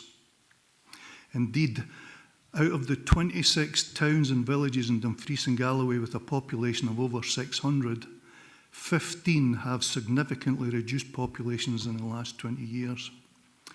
But what is even more surprising, and this is the point I'm trying to make, is that you're cramming this proposed development into such a small area, you're breaking almost every rule in the book on design and the quality of life this will give. No doubt creating, and I'm sorry for this sentence, but it has to be said, a one road in and a same road out ghetto. I'm not going to quote you rules you already know. I'm just asking you to stick to them. However, I will highlight one area. The designated 112 units, according to your own rules and Scottish Government rules, should be allocated an area of at least 6.2 hectares. The area in this plan is only 5.3 hectares. That's the equivalent of you being 2 football pitches short of what's required. Hence the reason everybody is crammed in. Therefore, everybody is living on top of each other with no quality open spaces, dangerous road layouts with very little safe parking and accesses, with poor quality garden and recreational spaces. How can you even contemplate this design? You're cramming too many in. How can you vote this through? And why? And this is really, really serious. It's in every local council's constitution, your own constitution, that whatever changes or proposals a council makes or proposes, it is for the good of the residents and the community. How can this shoddy development be good for the community? I'm not here to tell you your job, but to allow this development to go ahead in the way proposed goes against your own constitution, and it will not enhance nor improve the way of life for the proposed new residents. Please ask yourself this: would you want to live there, or would you encourage a family member to live there? I think not. Thank you. Thank you very much. Any questions for Mr. Newbiggin? In that case, thank you very much for coming forward. Thanks very much. The next registered speaker is Archie Park. If Archie would like to come forward, please.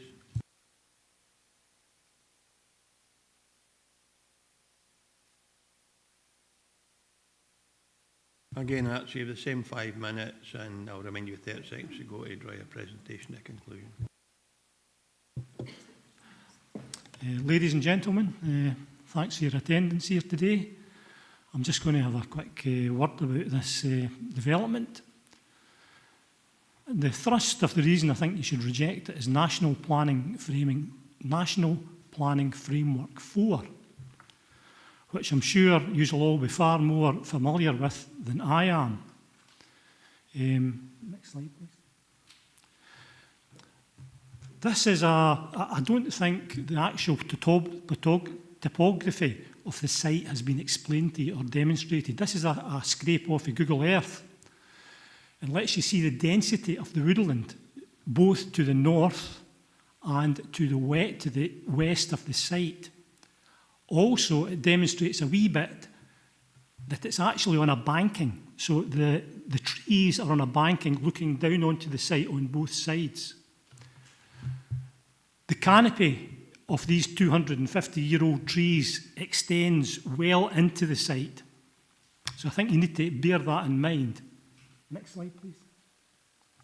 Oh, no, not that one. Again. Again. That's all I've got. That's all. Ah, okay. Okay. Sorry, you'll need to bear with me. There's a slide missing.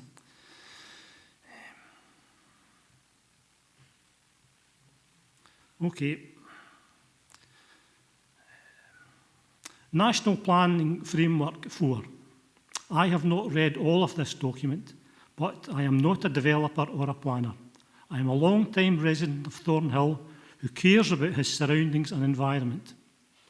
Boatbrae Woods. My sons grew up playing in these woods. My grandchildren walk through them regularly. They contain a much-used core path and are still a haven for wildlife and a major asset to the community. The broadleaf trees are mainly native, and some of the oaks predate the village of Thornhill. To willfully damage this woodland would be a very bad thing to do. The submitted plans show housing being built as close as 15 metres to the woodland. As well as going against NPF 4, this would damage the root systems of the trees, make them more liable to wind pressure and collapse, make the environment inside the houses dark, more expensive to heat, have an adverse effect on wildlife which use the woods, badger, bats, fox and deer, to name but a few. Policies 3, 4 and 6 of NPF 4 seem to be the most relevant ones that have been ignored. To cut to the chase, there should be a 50-metre buffer zone. That's in the policies. Ancient woodland to the nearest housing. You can come to your own conclusions why this has been ignored. I urge the elected members to refuse this application. The need for additional housing is not in question, but it should be well designed and well planned. This application falls short on this aspect and many others. Can I have that other slide now? Okay. There's mitigating circumstances here. Highways Corner, which has been talked about already. A very dangerous junction. How do I justify the above title when there have been so few serious accidents recorded? The residents of Thornhill and District are, to use an analogy, hefted stock. In other words, we all understand the danger of exiting onto the B731 and making a right-hand turn southwards onto the A76 towards Dumfries, and quite simply would never undertake the manoeuvre. Likewise, heading southwards on the A76 and turning right onto the B731 would be a very dangerous thing to do. If you exit the new housing scheme on Hospital Brae and have used your smartphone to take the best route to Dumfries, as I am sure you will agree is the obvious thing a new resident will do, it will direct you onto the B731 to make the aforementioned right-hand turn. If you go to turn that junction, I've got it in a diagram, but I can't show you, you've got 2.4 seconds to match the speed of the incoming traffic, which is doing 50 miles an hour. You can't do it unless you're in a Formula 1.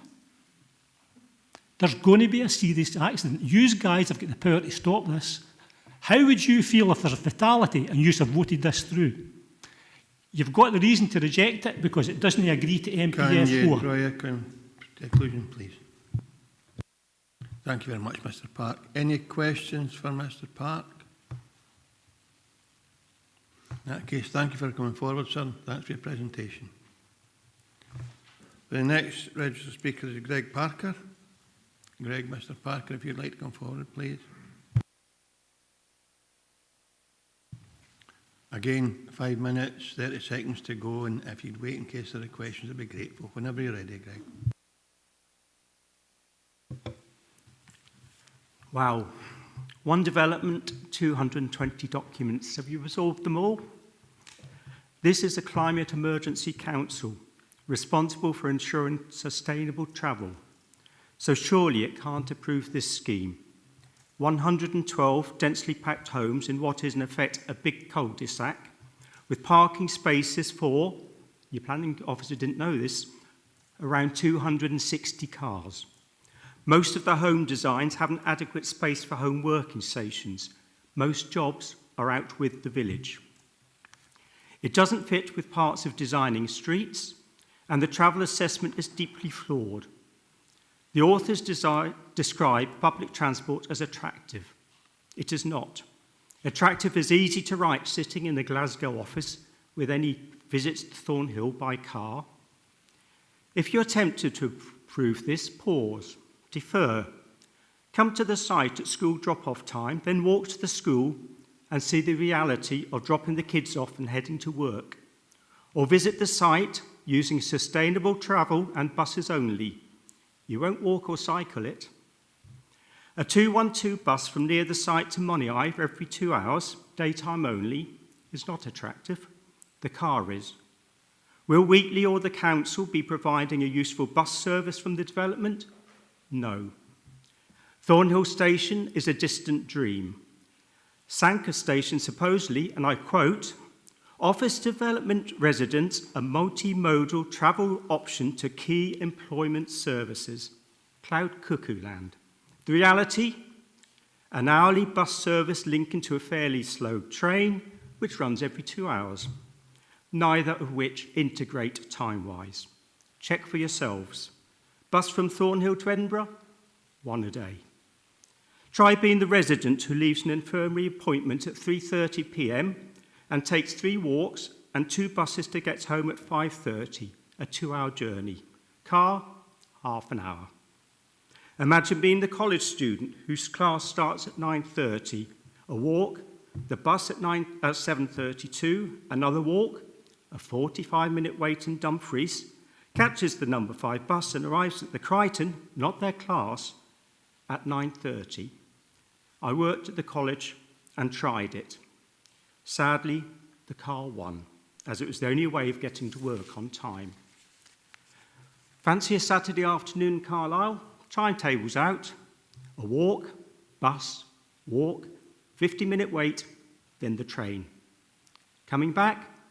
Don't miss the 236 at 17:45, as there's a 3-hour wait for the next and last bus. Early morning, night, or late night shift in Dumfries?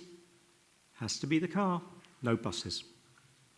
Thornhills is not like the Wheatley Brownfield scheme at Heath Hall, where it is possible to walk, cycle, or catch a more frequent bus to town, and there is more employment in the area. Your own LDP uses as car use as its lowest priority, yet you'll be encouraging it in Thornhill. It says development should be well served by sustainable modes of transport and a shift from car use. Wheatley's is not. The required travel plan has been kicked down the road. Why? There is complacency in the transport assessment, both public transport and road safety-wise. Some, not all, accidents are recorded, near misses aren't.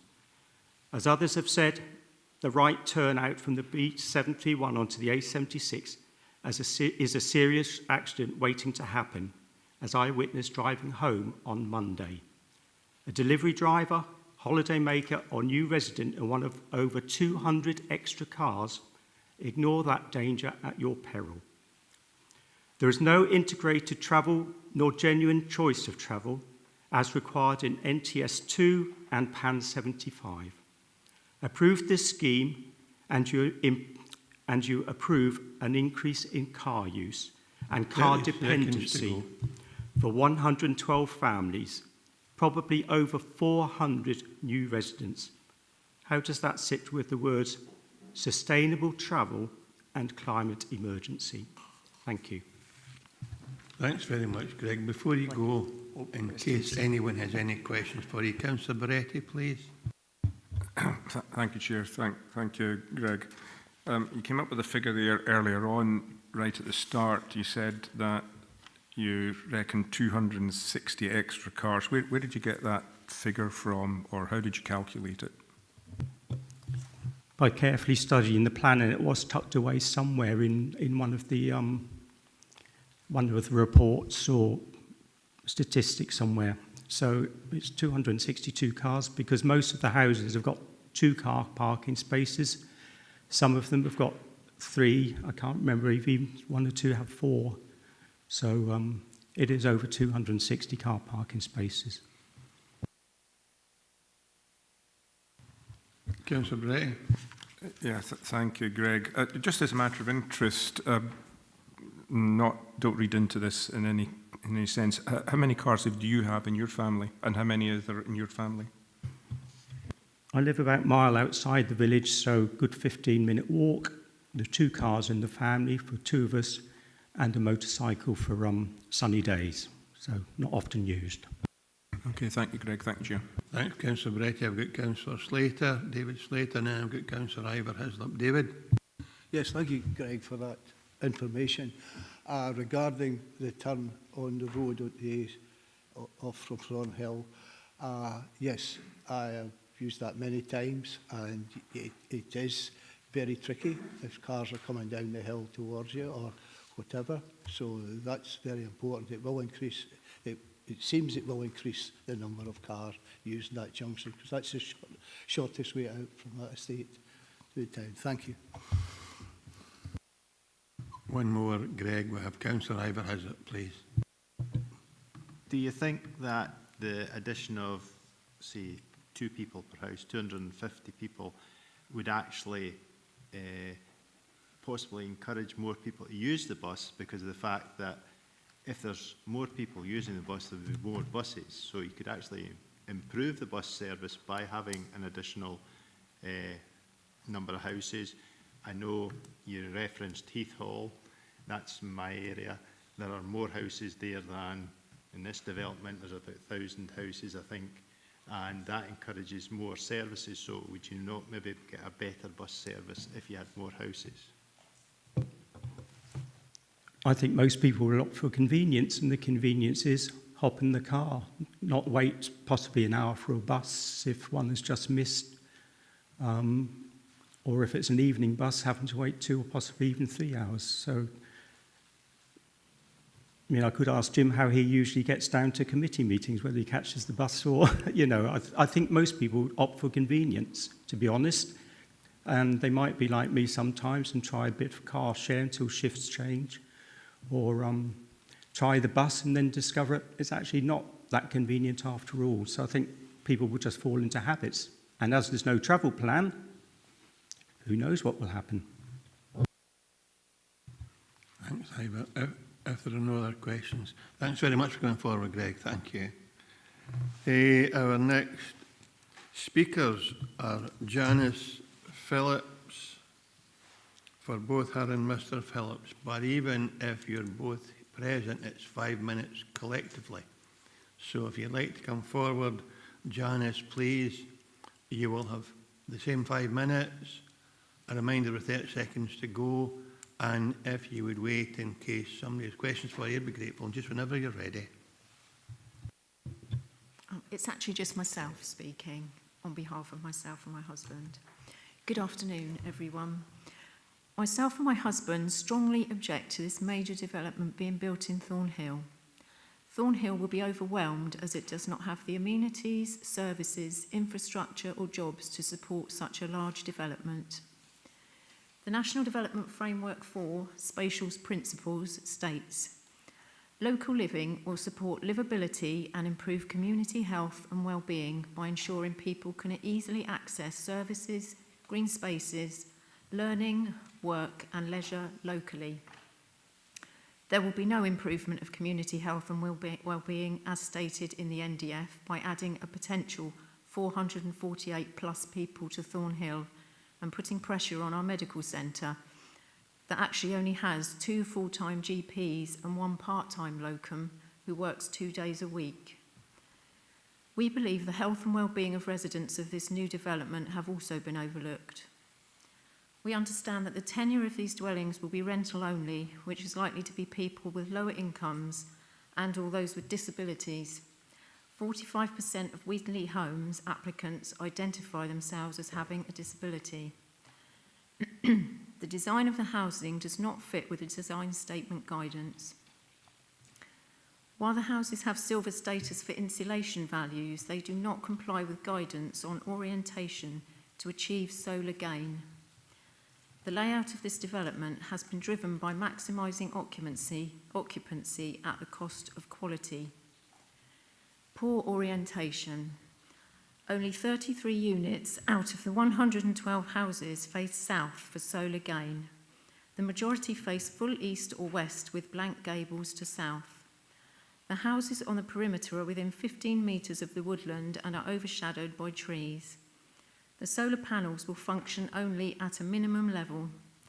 These houses will require more use of artificial light and heating, increasing the occupants' costs, which will in turn lead to fuel poverty. The Council's adopted Design, Quality and Placemaking Supplementary Guidance LDP2 states that the design and layout should be informed by the need to minimise demand for energy required for heating, cooling and lighting, which reduces the costs for future occupiers. It also states that buildings that benefit from passive solar gain use less energy for lighting and heating and generally provide a brighter and more pleasant living environment. Where practicable, design and layout of developments should seek to take advantage of passive solar energy. Orientating dwellings within 30 degrees of south is sufficient for them to benefit from year-round solar gain. The Council's Designing Streets policy document advice is that bright sunny streets can foster a positive sense of place. The layout of streets should be considered in relation to building heights to maximise the amount of light reaching the public realm. This is particularly important in areas where people gather and activities take place. By arranging streets so that buildings are able to maximise solar gain, it is possible for buildings to reduce heat and light requirements. Principal elevations should address the sun path wherever possible, and the presentation of blank gables to the south should be avoided. Consideration of renewable energy technology should only be given once energy efficiency has been maximised and energy needs have been minimised. Simply bolting on renewable energy technologies without first reducing the energy demand of the building through sustainable design must be avoided. Achieving optimum orientation of buildings in relation to aspect and landform should directly influence the overall layout of new development. This major development will not support the livability and improve community health and well-being of current Thornhill residents or those that will be living in the new houses. Thank you. Thank you very much. Any questions for Janice? In that case, thank you for coming forward today. Thank you. The next is a statement from Sheila Rennicks, which our clerk Tracy will read out. Chair, Objector Sheila Rennicks. Good morning. Firstly, I would like to draw the Chair and Committee's attention that Thornhill is a village with amenities and infrastructure that are just coping at this time. If this development is given permission to go ahead with 112 properties, it will increase the population of the village of Thornhill by approximately 30%. The density of the development is not in line with any of the existing housing estates in the village. The plans are for 2-storey and 2.5-storey properties, which is not replicating or in keeping with the single-storey bungalows in the immediate area where the development is proposed of Queensbury Brae Place, Beaches and Hospital Brae Road. The new development plans for 10 2.5-storey dwellings, which does not replicate any of the existing houses estates in Thornhill. There are 2.5-storey sandstone properties in Drummanrig Street. However, the development is not of similar design to Drummanrig Street, and the materials being used in the new development are not sandstone. This, I believe, may be contrary to Scottish Government National Planning Framework 4, February 2023, Development proposals in rural areas should be suitably scaled, sited and designed to be in keeping with the character of the area. They should also take into account the transport needs of the development. And on Fries and Galloway Local Development Plan, February 2019, the number of units proposed relates to the scale and size of the existing village, and it relates to the layout, density and design of the character and form of the existing village. It has been stated that the roads surrounding this proposed development are sufficient to withstand the increase of vehicles from this proposed development. The developer is advising there will be provision for 2 vehicles at every property, which gives a potential of at least 224 vehicles. The residents of the development will require a vehicle.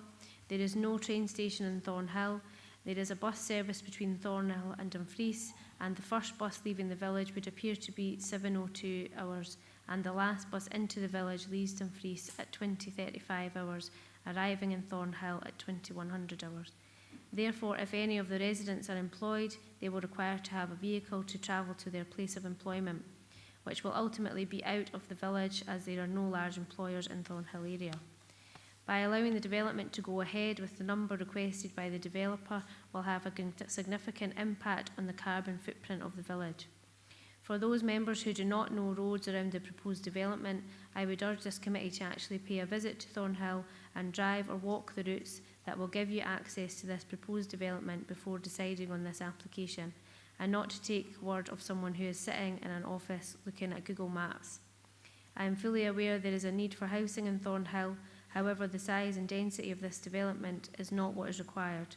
Yes, there is a need for social housing. However, there is also a need for affordable homes and even shared ownership.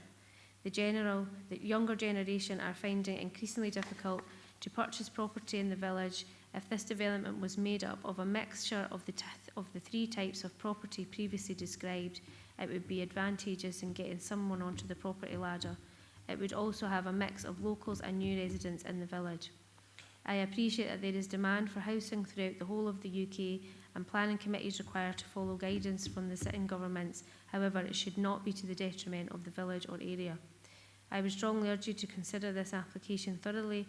If the size of the development was more in keeping with the other housing estates in Thornhill with a smaller number of units, or there was a way of staging the development to allow assessing on the amenities and services of the village after each phase, this would be beneficial and slightly more easier for the village and its residents and amenities to adapt to the increase. Lastly, if you allow this proposed development to happen to increase the population of the village by 1/3, this will be detrimental not to the carbon footprint but to the village life of Thornhill. Thanks, Tracy. Members, again, I'll take note of that statement. For members of the public that are here, members of the committee are not able to ask questions on this statement. That's simply a statement they have to take note of.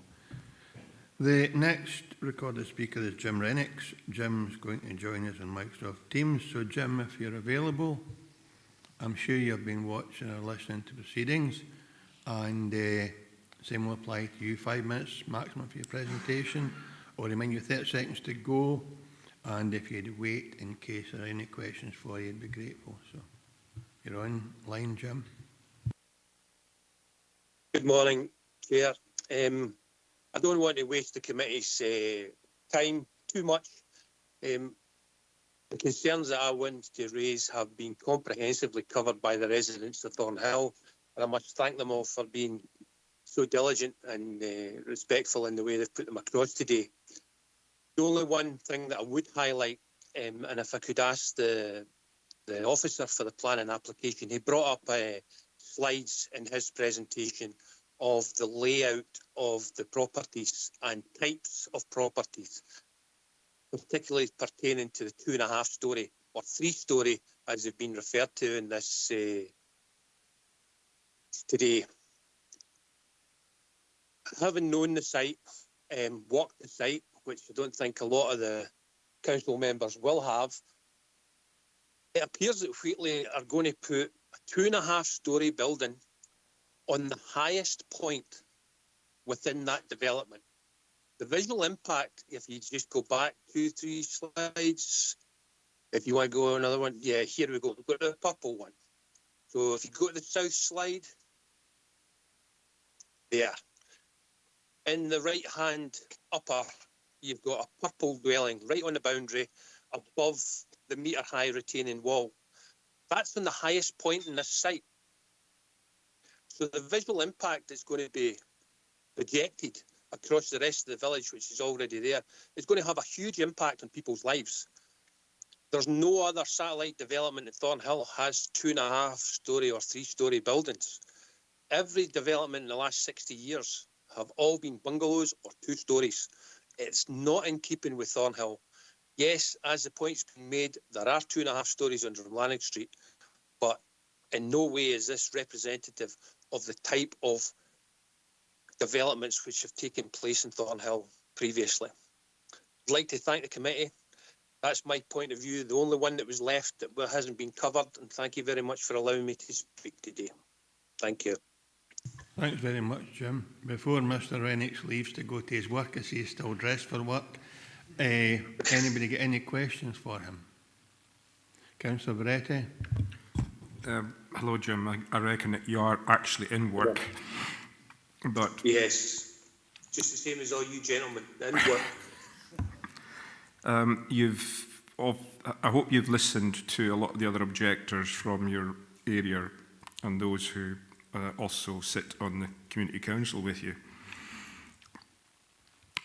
Maybe can you just give us a little idea of how or what you know about the town, because I know also that you used to be a retired fireman and you have a business right on the main street. And what do you think of the issue of the cars that have been mentioned quite a few times? The observations that have been made by other members this morning are fully justified. I personally witnessed the mayhem, the start of the school year again. Traffic was 600, 700, 1,000 metres either way in Drumlannig Street. The kids are under particular strain with the position of the school, the pathways to the school. The children that are going to be inevitably are going to come for this development are going to have a substantial walk, or as has been stated, it's going to increase the number of car journeys of parents taking their kids to school. The other residing fact is one of the observations that was made was about the use of solar. On the council's very own development plan for Thornhill, the road for this area development was supposed to come down the east side of Wheatley Homes site, so as it could be built on. There could be an in and out for a bus route eventually and things like that. The applicant has totally disregarded the council's plans for this. But if they had followed it, it would have meant that all their houses and streets would have run east to west. Every house would have had a south-facing elevation. And I find it begs belief how this whole plan has been able to be put forward. The density of it, the things that have been brought up by other people have been all valid points, and I completely side with them on that. Okay, thank you very much, Jim. If there are no other questions for Mr Rennick, we'll let him go. Thanks very much for your presentation and your advice today, Jim. The next speaker is Kathleen. Pardon? I'm getting my Sunday name, Mr Rennick. Thank you very much. Aye, I saved that for sometimes, Jim. Thank you. Our next registered speaker is Kathleen Shaw. In person, Kathleen, would like to come forward, please. And again, the same arrangement will apply. 5 minutes. I would remind you with 30 seconds to go. And if you'd wait in case anyone has questions for you, I'd be grateful. Whenever you're ready, Kathleen. Hello, I live in Kistorfin Road, close to the school. My objection to the proposed development is related to the design and layout of the roads and paths. That's condition 2 and 3 under consideration today. My concern is that the proposed design and layout of the roads and paths on the development will increase car use from the site. This increase will be felt especially during the school run on East Morton Street, leading to increased traffic congestion and road safety fears. 3 people have already brought that up, including Jim. In designing streets, the Scottish Government's policy statement on street design, it states street networks should be connected to the surrounding area to encourage walking, wheeling and cycling, i.e. active travel. Where there is only one exit or entrance route to the development, designing streets calls the development an enclave, which encourages more residents to use their cars. The developers say there are multiple entry points connecting to the surrounding area, but in reality, other than two narrow paths to the ancient and often very boggy woodland and an emergency vehicle entrance to the south, a very dangerous access, none of which are suitable for active travel, walking or cycling, there is really only one entrance and exit from the development, the one to Townhead Street. So the development will become the enclave Designing Street warns about, and that it predicts will generate more car travel because of its design. My worry is that this increase in car travel from the development will be most noticeable at school run times. With a large number of family houses in the development, it's more than likely there'll be quite a few school-aged children. Coupled with a 20-minute walk to school, initially up steep slopes, many parents will already be tempted to drive their children to school. But if Designing Street's predictions are correct, the layout and design of the road network itself will encourage even more residents to use their cars. So the number of cars on the school run at 9 and 3 could be considerable. The increase in car journeys will be most felt on East Morton Street, the only route from the village to the school, a real bottleneck. This street is already extremely busy with school traffic, as Jim and the Lollipop Man pointed out. Last Friday, between 9 and 9:15, I counted 80 parents' cars taking their children to the school and 7 buses travelling all along East Morton Street. So that's 160 car journeys along one road in a 50-minute period. I wish I could show you how chaotic and dangerous it looked, because especially as the totally inadequate pavements were crowded with school pupils and nursery parents and buggies and young children. Many residents have commented, as someone else did, an accident waiting to happen. So to reiterate my worry, it's that the design of the roads and paths related to the development will encourage more car use, as stated in Designing Streets. This increase will be keenly felt on the school run times, especially on East Morton Street, and will add significantly to traffic congestion and, more worryingly, road safety concerns. To me, it doesn't seem right to encourage families to make their home in this development and expose them and their children to such a congested and potentially dangerous journey to school. It is for them, and for these reasons, I would ask the Planning Committee to turn down this planning application. Thank you. Thank you. Any questions for Kathleen? Councillor Moretti? Yeah, good afternoon, Catherine. I missed exactly where you live in relation to the school in East Morton Street, because if, as I understand what you said, you've seen this on for over quite an extensive period, that the traffic that leads to the school. Can you just give me a little bit more detail about that? Yes, I mean, that's correct. Although I was born and brought up in a council house in Thornhill, so I know people need homes. But I now live in Corstorphine Road, which is just at the top of East Morton Street before you come to the school. And so quite often when I'm going for my paper in the morning, I'm negotiating, I'm walking, I wouldn't even dream of taking the car, but along East Morton Street. So over the last couple of years, I've experienced that getting worse and worse. And it's interesting that Tam Hill, the Lollipop Man, of great long-standing and great regard, is the one that has highlighted that and said that sometimes it can even back onto the A76, these buses and cars and all the mayhem that goes with it. If you went at 9:20, it would be okay. If you went at 9:10, it would probably get. It's just that short period. From your observations, would you say it's the age groups of the children who are using that section? Is it varied? It's difficult to say because obviously I have to peer into the cars to see. All I could see was as cars went past with children in them. But I think there are quite a few primary as well as secondary children use that because quite a few come from out with the area or down Queensbury Bray area, which is quite a long walk in bad weather. Yeah, I meant to be more specific there, Chair. I meant walking. Oh, children walking.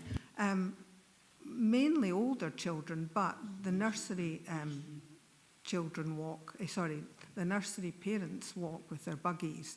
The pavements are very poor, as you'll find out if you had a visit. Okay, thank you. Kathleen Canton, Chair. Thank you. Any other questions? In that case, Kathleen, thank you very much for coming forward. We now have a statement from Tim Simmons. Tracy? Chair, Objector Tim Simmons. Hello, Plan Committee, and thank you for taking the time to listen to my objection. I sat on the Pembroke Community Council for over 10 years and have witnessed firsthand how a significant development of this nature was detrimental to the local community. It used to be a small community where everyone knew everyone and everyone helped everyone. Now occupants are changing in the area every couple of months and many are stuck due to lack of transportation links available. One of my main concerns, however, is due to the severe lack of public transportation around Thornhill. This will result in occupants of this new development requiring cars. However, the requirements for cars are not being catered for. The sheer compacted nature of this development has meant it is unable to provide a car parking space by each house. The parking in front of the houses is either in curtilage or in parking courts. There are 3 parking courtyards of 24, 28 and 26 spaces. Each is only broken by 2 areas of low hedge planting equivalent to a parking space. This does not equate to a space for each of the houses planned. There are no trees in these courtyards and the houses are separated from the parking by thin strips of unfenced grass areas. I hesitate to even think of them as gardens. The living room window of these houses face directly onto these parking spaces. This gives a long visual run of parking over 135 metres. In my mind, disabled parking should be identified in the parking area between the bungalows. This, however, would reduce the number of parking spaces for those houses and neighbouring houses. These parking spaces are currently identified as 2 per unit as per roads guidance and not as visitor parking. This parking space is also an identified reversing area for service vehicles such as waste collection. The parking layout in this development contradicts Designing Streets advice. Off-street parking includes off-street courtyards and near courtyards, and the key principles are that they, 1, are not car parks but spaces which have parking in them. 2, should be overlooked by adjoining houses or by buildings entered from the parking area, and 3, should normally include at most 10 parking spaces. If there are more spaces, the courtyard layout should be broken up. Designing Streets advises that it is recommended that parking bays for disabled people are designed so that drivers and passengers, either of whom may be disabled, can get in and out of the car easily. They should allow wheelchair users to gain access from the side and the rear. The bays should be large enough to protect people from moving traffic when they cannot get in and out of their car or the footway side. Parking directly faces houses, which will bring light pollution for those who directly face onto the parked cars, either in their own homes or those opposite. Parking courtyards exceed the 10 maximum advised. To reference, design quality and placemaking supplemented the guidance LTB2 adopted. 5.12. There are several different methods of accommodating cars within a development, all of which have positive and negative aspects. How cars are parked in the context of development has a direct bearing on the amenity, appearance and size of the space between buildings. The Council would prefer more emphasis on parking to the side and rear of buildings rather than to the front where it is provided within curtilage. 5.20. As a rule, in curtilage parking in front of the property should be avoided if better alternatives are available. In any event, no more than 3 adjoining narrow-fronted properties utilising this approach should be grouped together to reduce the visual impact of parked vehicles on the street. 5.28. If parking courts are too remote, inconvenient or unpleasant, they can exacerbate on-street parking problems as owners choose to park their cars close to their homes instead of using them. Where used, they should be small in size, no more than 10 spaces, and ideally include one or more properties within the court sentry units, or providing direct overlooking to provide a sense of ownership and security. Communal courtyard parking can offer an alternative to in-curtilage or frontage arrangements and help prevent the street from being dominated by car parking. 5.30. The following are general points about vehicle parking. Parking areas should be designed to avoid causing an adverse impact to windows at ground floor level, particularly at night. Any block of more than 10 parking spaces should be broken up and subdivided with appropriate paving and tree planting to reduce the visual impact. Allocating parking spaces on a plot-by-plot basis for average car ownership ignores significant variations in car ownership and waste space by allocating parking spaces to people who don't use them. In addition, additional spaces are not provided for people with above average car ownership, causing problems with unplanned parking. The provision of unallocated parking, on the other hand, that's 5 minutes, Chair. That's 5 minutes, so the content that you have heard, I'm sure you'll take account of. The next registered speaker is Barry Shelby. Barry, if you'd like to come forward, please. I'm sure you know what we're asking of responders. Thank you.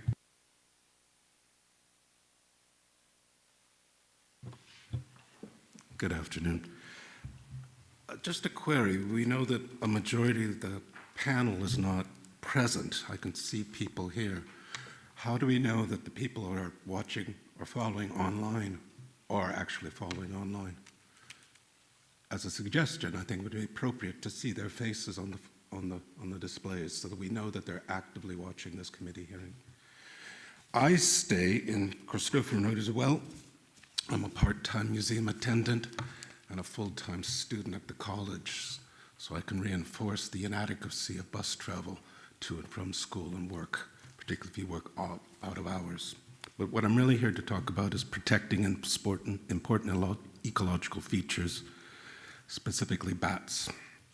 The importance of the bat to humans is not debated. It is one of Europe's and thus Great Britain's most protected species. It is among our finest allies in nature, and if you were listening to this morning's Radio Scotland, it only reinforced that point. But bats don't vote. I'll make 6 quick points. The developer's ecological assessment report, October 2023, says the following. Woodland along the site boundary is connected to other ancient woodlands to the north and west. The matured tree canopies and woodland edges offer excellent high-quality foraging and commuting habits for bats, and they put that in bold type. A number of bat species were considered likely to utilize the long-established woodland for foraging and commuting. That's reference 2.18. Thus, the analysis of the developer's own experts suggests that bats and their habitat are highly relevant to this site.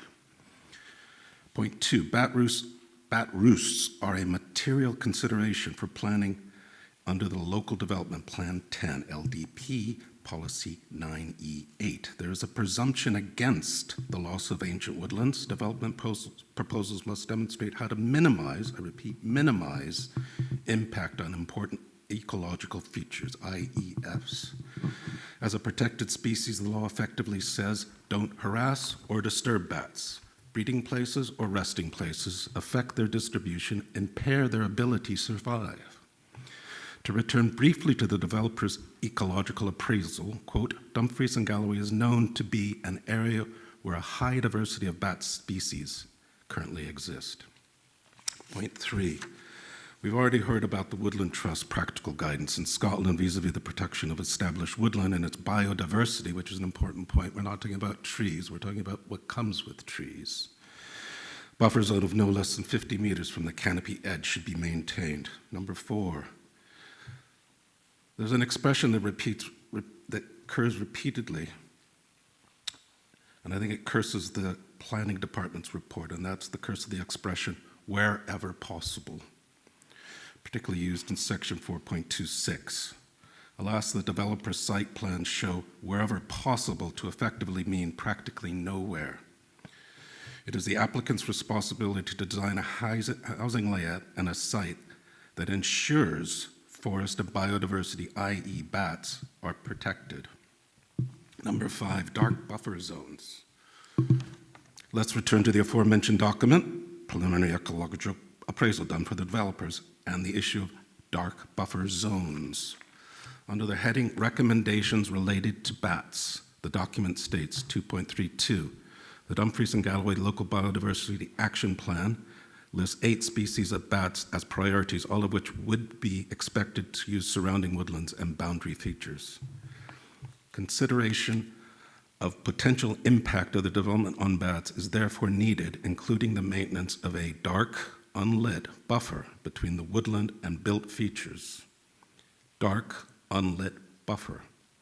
Fragmentation of traditionally used bat commuting foraging routes must be avoided. Fragmentation. The requirements for further bat surveys should be adhered to, as detailed in previous reportings. As far as I know, no bat survey has taken place.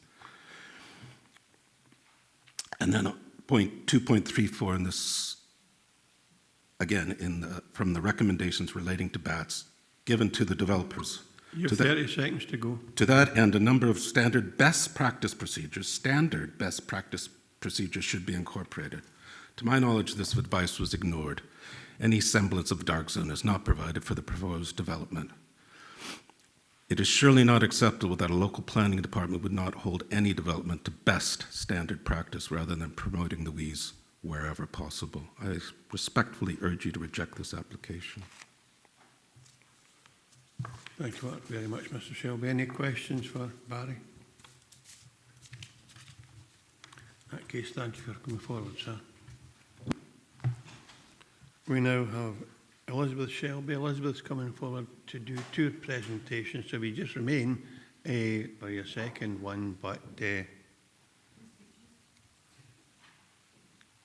Elizabeth's representing herself or herself and a partner, and then also Thornhill Community Council. So whenever you're ready, I'll stop you 5 minutes to go, Elizabeth, and then you can start going with your second one. So whenever you're ready. I have 7 slides to go with as well, but I'll put the slides up at the end. Actually, this is not the presentation. We want the one for the damage to the trees. So the overall layout has not complied with the ecology report recommendation of 50-metre buffer zone for the ancient woodland.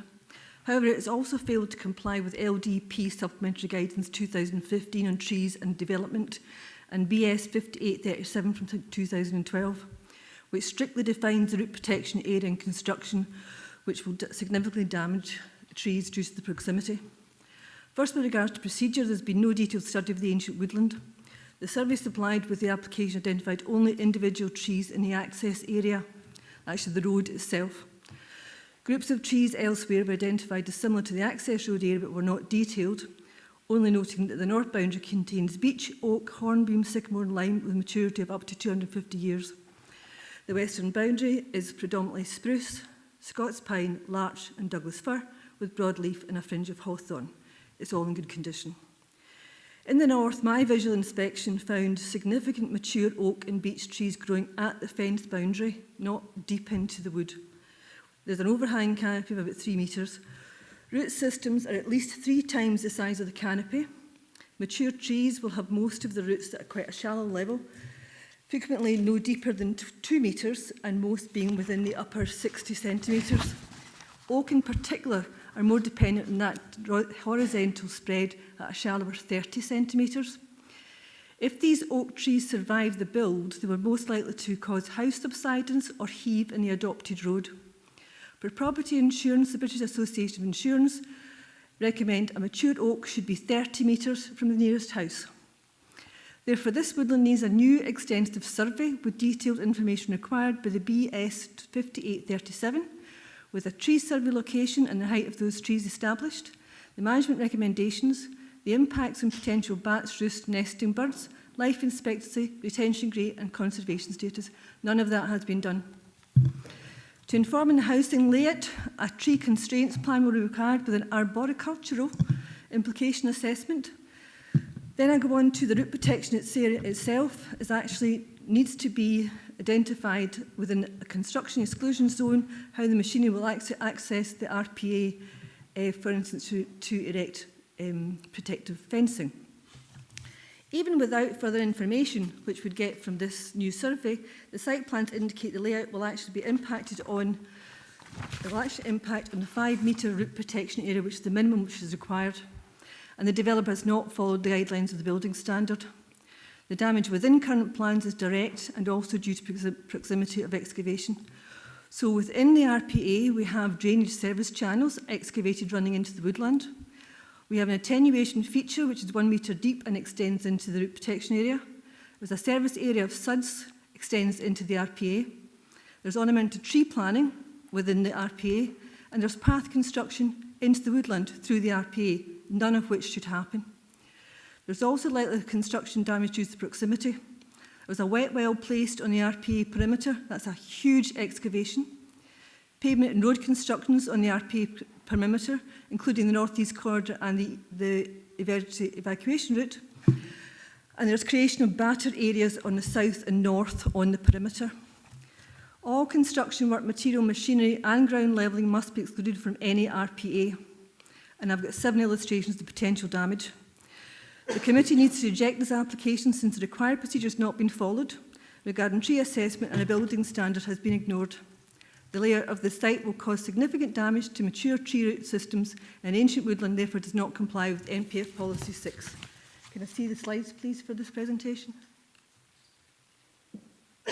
That's for the next presentation. I think, oh no, no, you're right, go back. Right, so, I don't know if you can actually see it in this in terms of, so at the top of the left-hand corner, you'll see some tree planting. Those are actually within your root protection area. And that's not the next slide, please. So again, the top of the right-hand side, you've got trees within the root protection area, and the road itself is about perhaps 500 centimetres, maybe up to a metre, just away from the RPA. You have 30 seconds to go. I don't know how you can build a road without damaging that. Next slide, please. This is the SUDS. The SUDS service area is actually inside the root protection area, and it shouldn't be there. And down the bottom corner, you'll see that's the big attenuation area, which you see as a sort of like triangle. And next to it is the gigantic wet well, which will require major excavation, and they will not get away with digging that without damaging those trees. Thank you. Thank you. Any questions for Elizabeth in her first presentation? Councillor Barretti. Thank you, Chair. Can we backtrack a little bit? There was one interesting point that you said. You mentioned oak trees and insurance and 30 metres. Now, are you talking about the current oak trees and the insurance? And what did you mean by, do you mean building insurance? How do you actually define that? The British Association of Insurers, they recommend that mature oaks should not be within 30 metres. So if somebody was going to take out buildings insurance for their house and there was a mature oak in the area, the insurers may ask specifically how close that oak is to your house, because you're likely to have subsidence. And if you develop subsidence after the house is built, your insurance may be null and void. But I think you guys should be more interested in the road, because if there is a gigantic oak right next to that road is not going to survive if the tree survives. So you've got a choice between a road or an oak, which I think is not really particularly well balanced. Thank you. Any other questions for Elizabeth? In that case, Elizabeth's now making a presentation for Thornhill Community Council. Okay, right, thank you. First slide, please. Oh, no, I think we're on a different, oh no, we're okay, that's fine, right. So this housing development will condemn a possible 570 people to housing which does not meet the quality of design required for the national framework or the council's own LDP advice. Let's look more closely at the house design and the layout. So this is our first slide. I don't know if you guys have had a chance to look at this stuff. I'd like to concentrate on the block which epitomises the design problems. This is block 19 on the site map. This is block D in the development information. It is a 2-bed, 3-bed, 2-bed, 3-bed block. It's combined without any venal to allow access to the rear. There are 5 of these blocks in development. These houses are so small, they're as small as they could possibly be for the number of occupants. This results in every single house throughout the development having the same ground floor layout, every single house except the bungalows. To get into the kitchen diner, you have to go through the living room. No, none of the houses allow you to get into the kitchen without having to go through that lounge area. This is not an adaptable layout, so if the occupant's mobility is temporarily or permanently impaired, they will be confined to a room that others frequently pass through. Given the long waits for accessible housing, that would be pretty intolerable. There's very limited storage area. Certainly very difficult, if not impossible, to keep a pram in this house. And remember, these houses are all for families. Please note there's a shower provision within the ground floor, but it's future, it's not actual.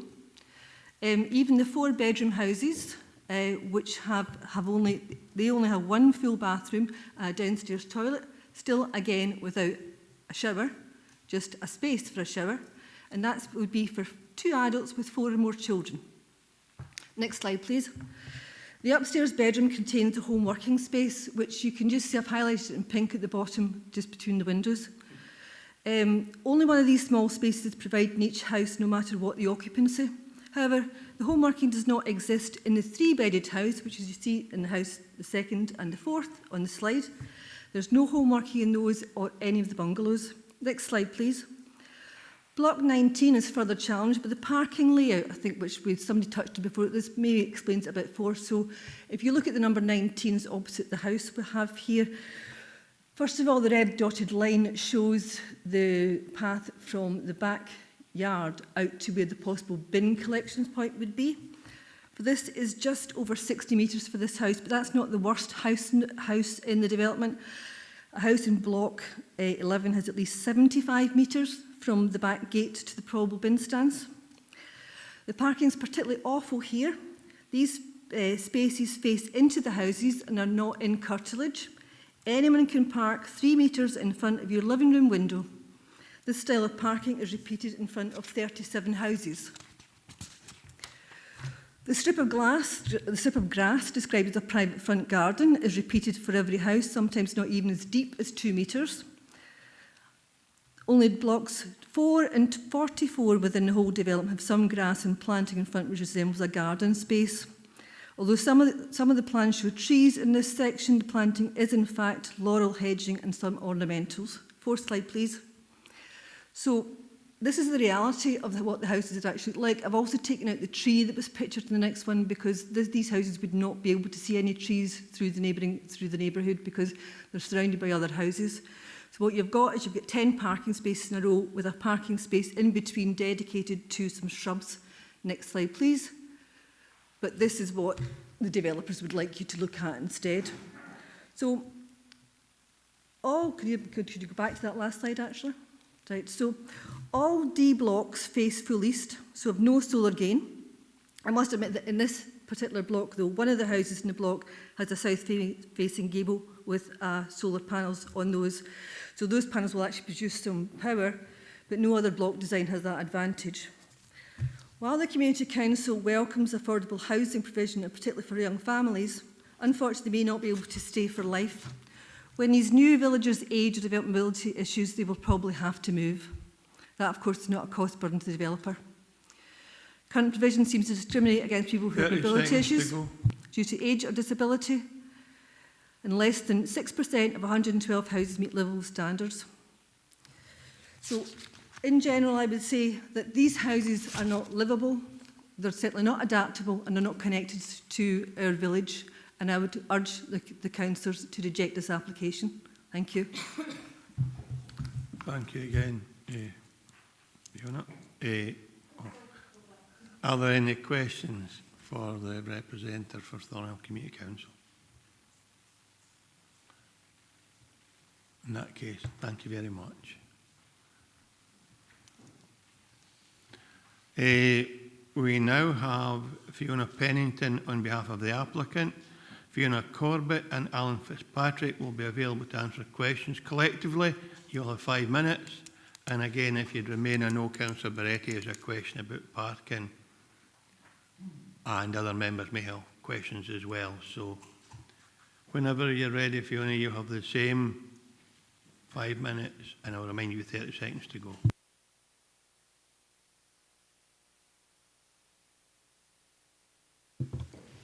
Thank you. Wheatley Homes South have been operating across Dumfries and Galloway for over 20 years, providing affordable homes and associated services to our local communities. This project will deliver much needed accommodation in the form of both family and amenity housing in Thornhill. Through this application, not only do Wheatley Homes commit to assisting the government in its aim to increase the supply of affordable homes across Scotland and to aid with the national and local housing emergency, but we offer a long-term commitment to the community. We appreciate that a new housing development will have a significant impact on the area, but our aim is to make this a positive one. We are dedicated to ensuring our customers form an integral part of community life and want to help provide a sustainable future for both new residents and existing communities. The proposed development includes the construction of 112 affordable homes.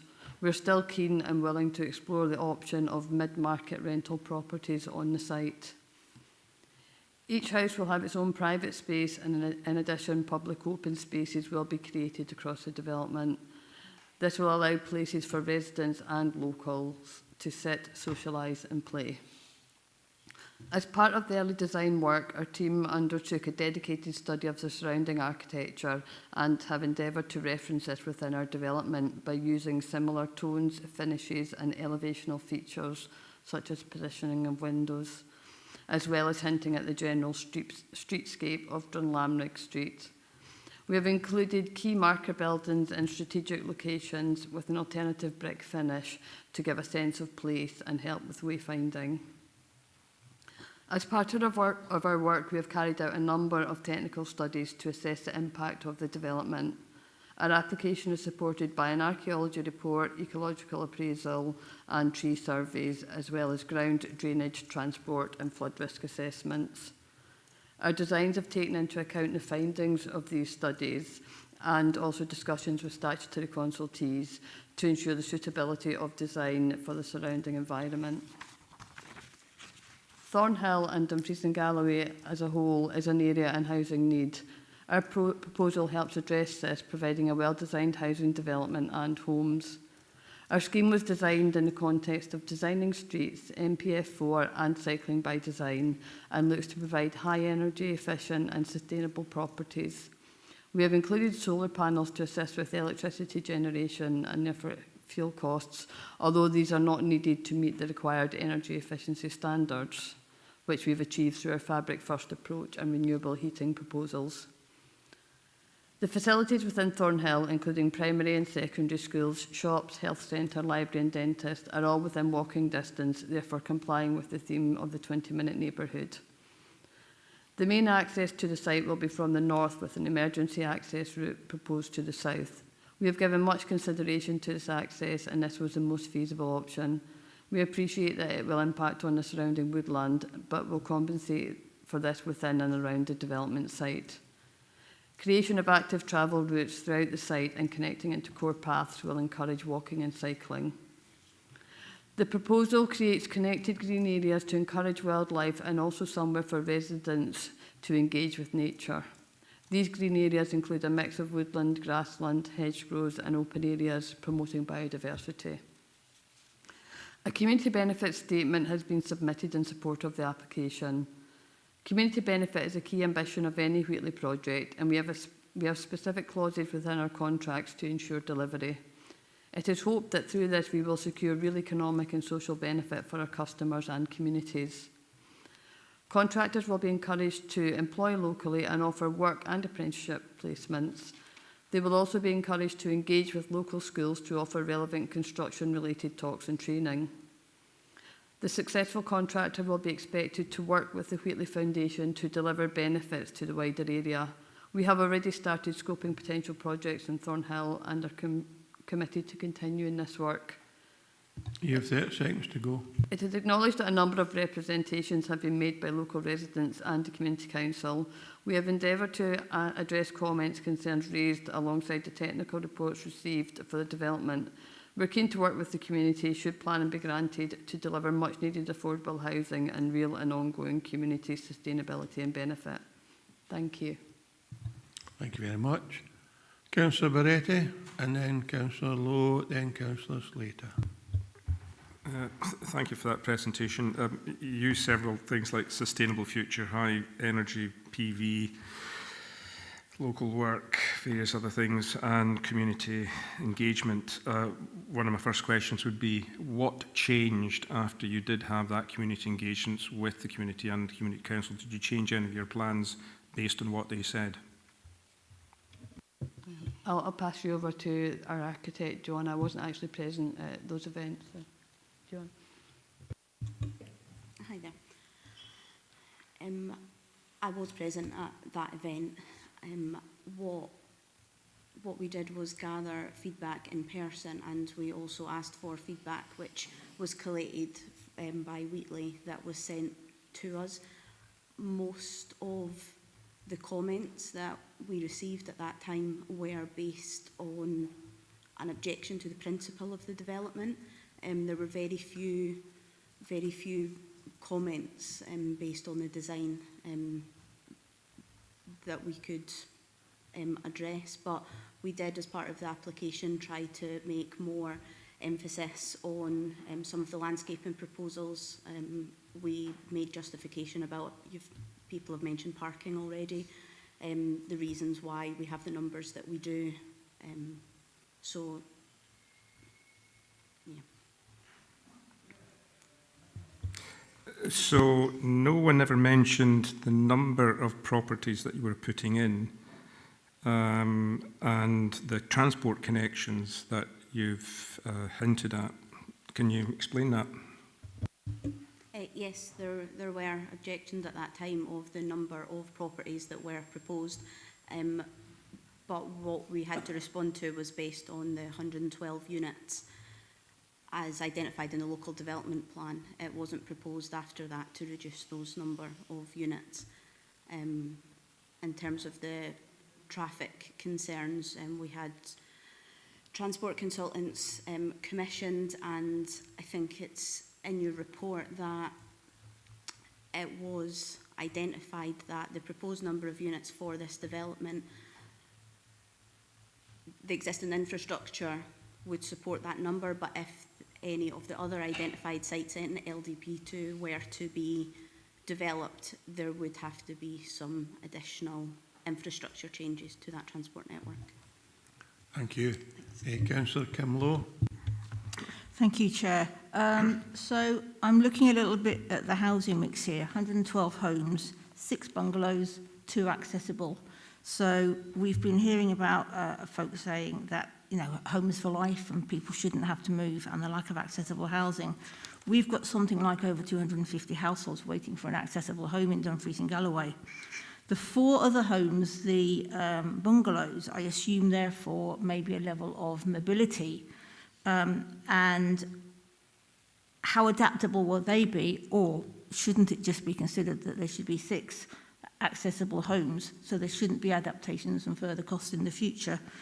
My other question is just in terms of the space around the site and the number of homes, these access paths into the gardens, the access generally around the place, are they all going to be really safely wide enough for buggies, visitors in wheelchairs to actually be able to get around? Thank you.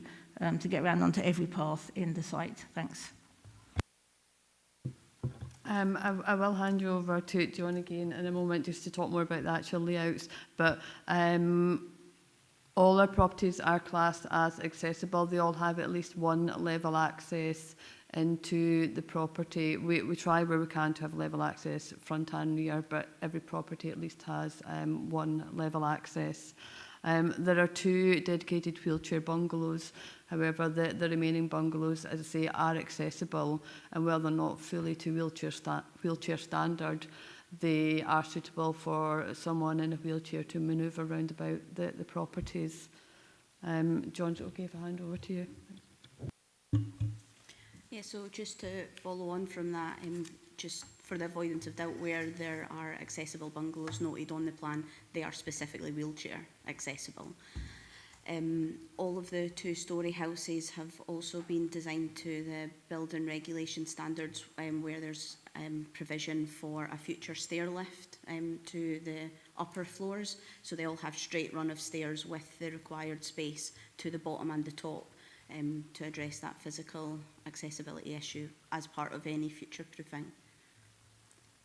I apologise, it's escaped my mind what the second question was. Oh, sorry. Space around the site, sorry. Yeah. So we have consulted with the Roads Department as part of the roads and pedestrian manoeuvring space around the site. Where there are pedestrian paths between units, these are all a minimum of 2 metres wide to allow for people walking, cycling, buggies, etc. And then there are some paths that are wider. Thank you. Thank you. Councillor Slater, David Slater. Thank you, Chair. Yes, Fiona, regarding parking, I must admit that the parking is in sections away from their houses. Is that correct? A lot of people like to park near their house and maybe have a garage for their house, things like that. Another point is gardens. There appears to be no front garden at all.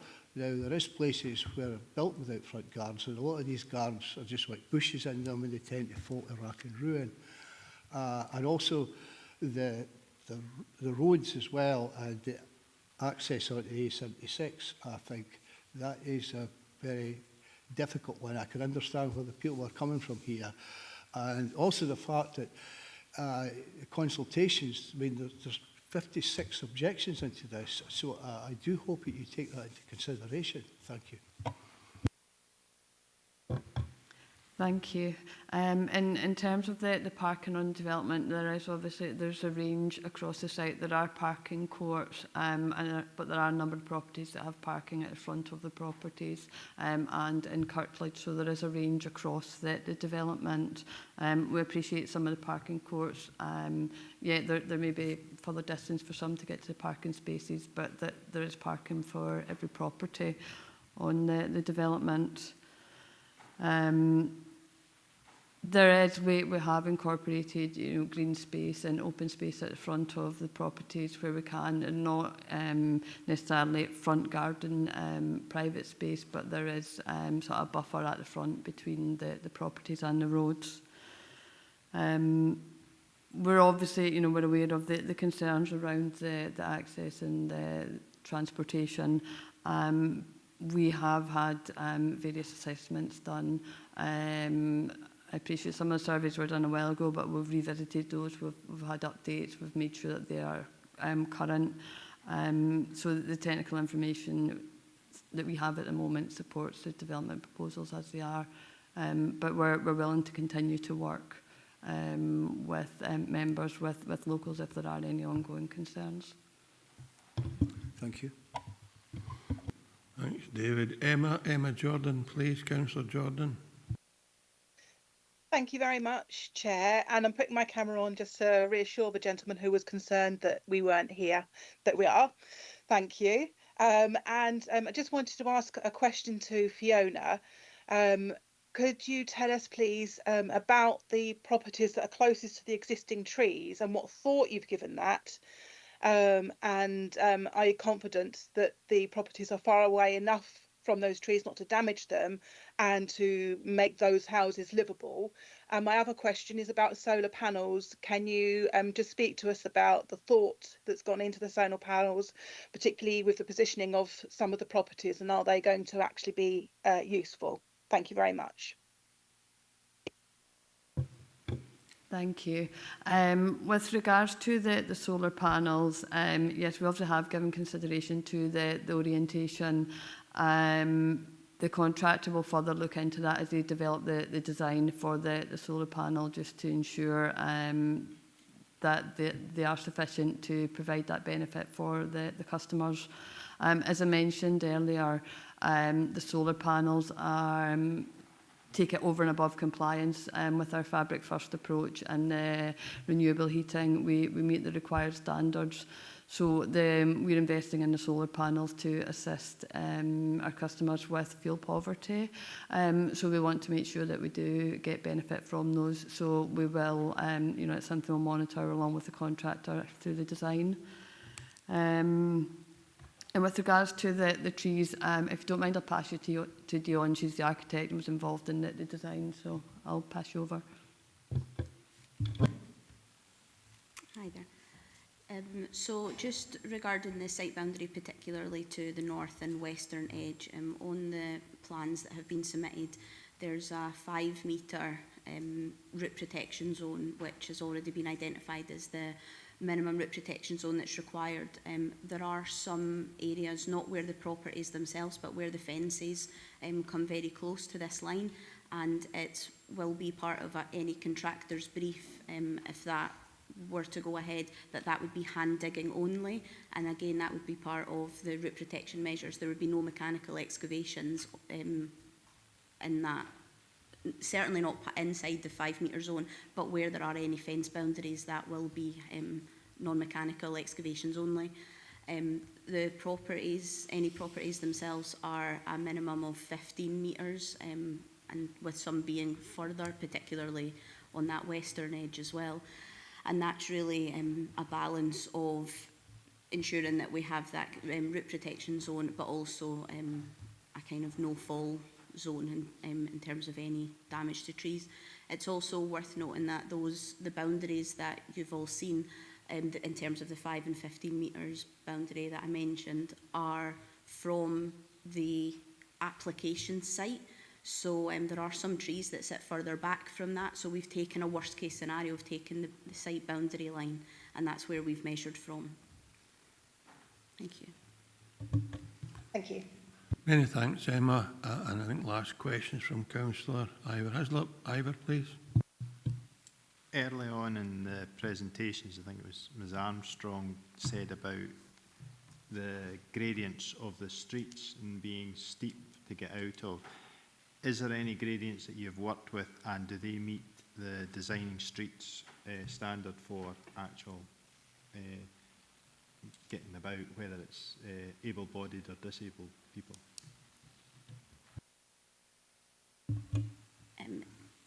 Yep, so we've worked with civil engineers to look at the topography on the site, and generally what we've tried to do is to minimise any cut and fill exercises, and we've tried to work with the existing topography. So you'll see some of the properties kind of step down as the gradient comes down. All of those streets within the application boundary are at the appropriate gradients. I can't comment at the moment particularly about the access road. That was a little bit before my time, but I believe it is in compliance with the standards required. Thank you. And we have another last speaker, Keith Walters. Councillor Keith Walters, please. Thanks. Just to ask about the landscaping issues on the about the types of trees and shrubs you're planning to put in. One of the objectors talked about the large percentage of non-native trees and shrubs, and I just wanted to confirm whether that was the case, whether you had decided how many native trees and shrubs you were going to put in, and compared to the non-native trees. Thanks. Thank you. We've been working alongside a landscape architect on a project who've been working on a project for some time, so are fully aware of the site, its surroundings. They have actually proposed, obviously, the tree mix. I'm not sure, to be honest, the reasoning behind it, the trees that they've chosen, but I think it's something we'd be willing to speak to them about and look to see if there is anything that we can change there. But like I say, they have done the design, they've taken into context the site and the surrounding, but it's something that we're happy just to look into more. Many thanks, Keith, and I think that includes the question for the applicant's agents. Thanks, three of you, for coming forward today and for responding to questions. Members were in. David Slater, I take it that's a legacy hand. No, it wasn't, Chair. It was a question for Fiona. Just the fact that they take into consideration that they're expanding this village by almost 30%. and have they looked at that very carefully and the effect it would have on the local people? Thank you. Thank you.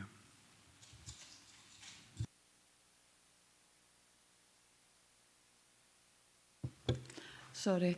Yeah, we appreciate that development will impact on the village and it will increase the size of the village. Obviously, the allocation is as per the LDP. It's allocated for 112 units. All I can say is that it will be a phased approach to completion. And I think one of the representatives mentioned that a phased approach may well help. It's going to be over a period of perhaps 2.5, 3 years for the houses to be completed. So it's not as if we're going to complete all 100 odd at one point. So it will complete in phases and they'll be allocated in small tranches, possibly around about 10 to 20 units being handed over at any one point. So there is that phased approach to the increase to the village. Thank you. Okay, thank you. Thank you. Thanks for coming back for that, Fiona. Members are now in session. Councillor Hislop. Chair, Mr Craig and I think it was Mr Rennick's mentioned about the access road and how we got to the current one. And we were advised that we were given wrong information with regard to the last application, that we couldn't discuss the entrance. Could we have reassurances from the officers? When did that non-material variation happen, and was all information given to members at the time correct? Mr Sutty. The non-material variation was accepted on the 22nd of January 2020. All the correct processes were followed. There isn't a neighbour notification. It doesn't need to be referred to committee. It's purely a matter of professional judgment by the relevant officer, which was considered to be acceptable in this case. It complied, it was within the red line application site boundary shown on drawing number, it was 25736 02003 revision A, which is shown on the council's website as having been approved for the original application 09P3 0355. So basically, if any member of the public had considered that the council had erred in law, they would have had the opportunity for a short period of time to seek a judicial review into that matter. But given that that took place back, as I say, in January 2020, that opportunity is long since gone. It is not a matter which is open to the council to reconsider at this stage. Chair, I don't know if Laura would like to give any more legal advice on that. Laura, can you just add to what Mr Sutty had, just to reassure members that we have followed due process? I can reassure members that what Mr Sutty said was correct about the ability to challenge a decision at the time. It would have been through the process of judicial review, which had been open for 3 months, and that availability is now long gone. Thanks for that, Councillor. So we'll not be considering the road access today. Councillor Barretti. Yeah, thank you, Chair. As one of the ward councillors, I know Thornhill quite well by now. And as I said at the start, I've listened to both parties throughout the last 20 months. What was one of the things that was clear that community council members made out even that long ago was the number of buildings that was in this development. And notwithstanding what the applicant has said, she hasn't assured me of anything that she's actually they've taken that into account. I'm concerned about the number of cars and the fact that there are going to be, I think from various estimates, and considering the number of buildings that will be there in completion, there'll be over 260 cars added to the traffic or the usable space in Thornhill.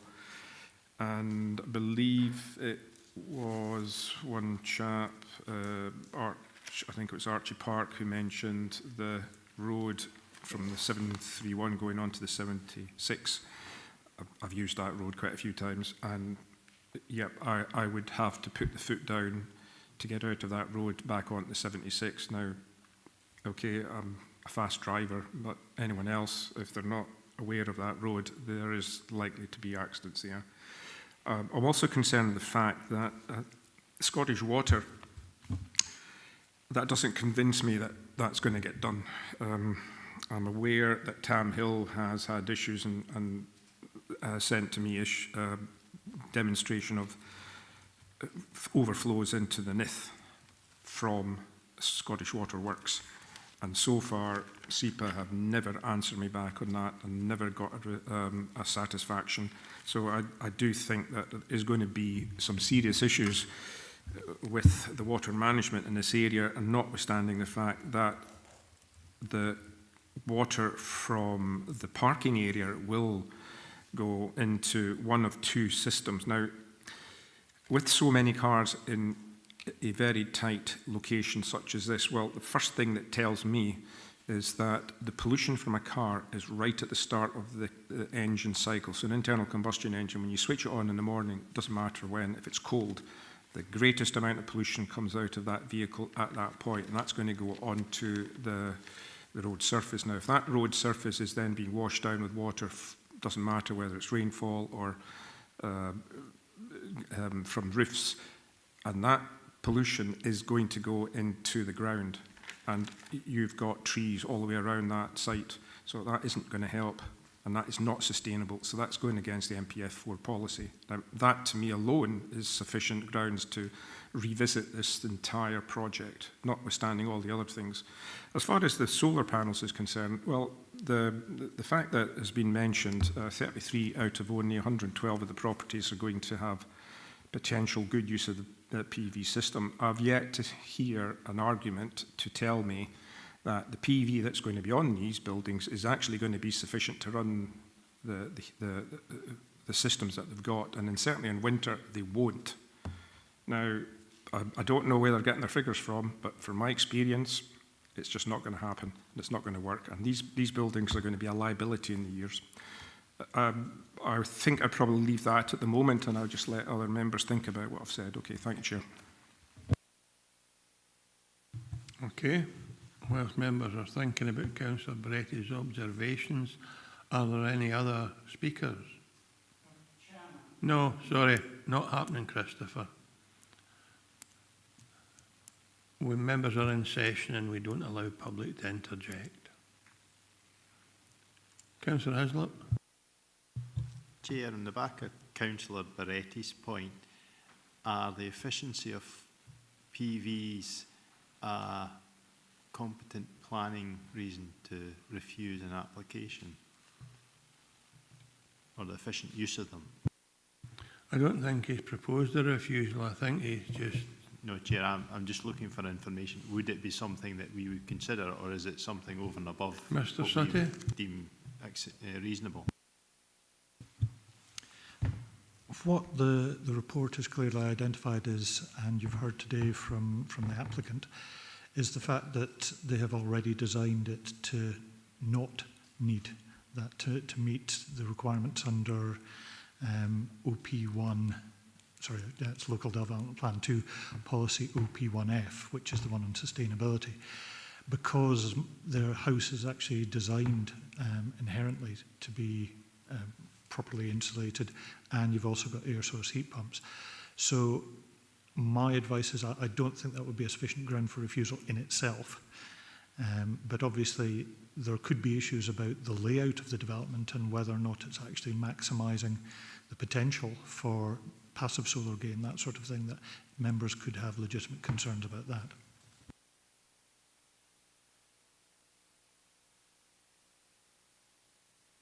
Councillor Beretti. Yeah, if there was a valid reason, I think this development is far too big for Thornhill, because it will increase the volume of traffic, and as already been suggested, there is no there is no actual evidence that people are going to not use cars to get into Thornhill. If you don't know Thornhill, Thornhill has a very difficult parking restrictions in on the main street A76 because it's owned by so many different people, not one being the Queensbury estate. And that makes it difficult. I've had so many difficulties getting anything done, even from council, to go up there and look at how to rearrange your parking. There are very few disabled parking bays, and if people are getting older and older and they're going to be using disabled, they're going to be needing disabled parking bays, well, there's a problem because I can't even get them. As far as the PV is concerned, just to give an idea, PV is not there for heating purposes. It's also there, for instance, when you put your kettle on, you put your washing machine on, you put your refrigerator on, you put your television on, put your music system on. It's all the ancillary components that go into a house that PV actually needs to be used for, not the heating. Because that is, as Sweetley has said, the buildings are well heated. So it's the cost of running all of these appliances. And if you're in a 3 or 5 bedroom house, and you've got 6 or 7 people living in that house, then that is going to increase costs quite dramatically. And those PV systems will just simply not cope. Thank you. We'll get Keith Walters. Councillor Walters, please.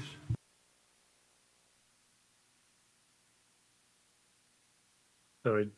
Yeah, I suppose I'm sort of agreeing with Councillor Beretta here that well, there seems to be quite a large number of potential issues raised by the objectors, but the ones about the poor orientation of the houses, which is obviously a design and layout issue, that seems to be a major thing. The traffic issue, the applicants seem to want to have it both ways. They want to have it that the entrance to the south or the exit to the south is for emergency use only, but is available for buses and for people to drive out of. But then they're saying that it wouldn't be increasing the traffic risk on the road. So that seemed to me a sort of reasonable point that was raised by a couple of objectors.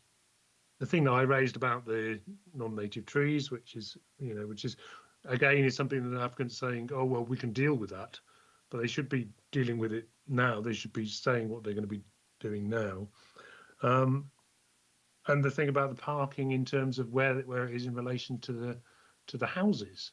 One of the objectors was quoting the council's advice about where you should be parking in relation to the houses, and that didn't seem to be being followed at all.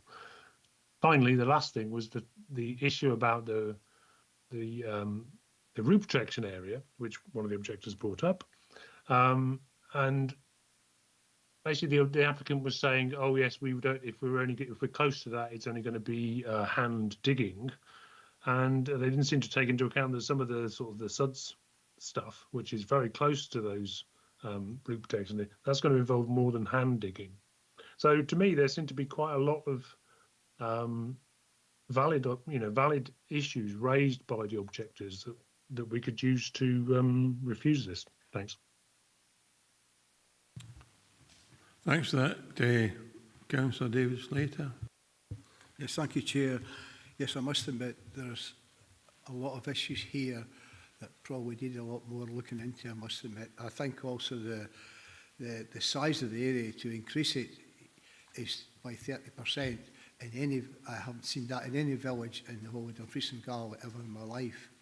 So as regards parking as well, as another colleague brought up, most of it is out with the house where you can't see your vehicle. There is places like that, but vehicles are very costly and people like to keep a good eye on them, so they do. And I think the fact there's no front gardens and Scottish Water, there's no confirmation that they will do this work or when they will actually do this work. And the land looks rather wet, I must admit, as well. So I think also the access is... So I have really a lot of concerns about what the people have brought up today, and I think they're all valid concerns. Thank you. Some of the concerns will be addressed by condition, for example, Scottish Water. If they can't provide a suitable public water supply or wastewater treatment arrangement, then the properties could never be built in any case. So we can't, if you're looking for reasons for objection, I would suggest that water isn't one of them.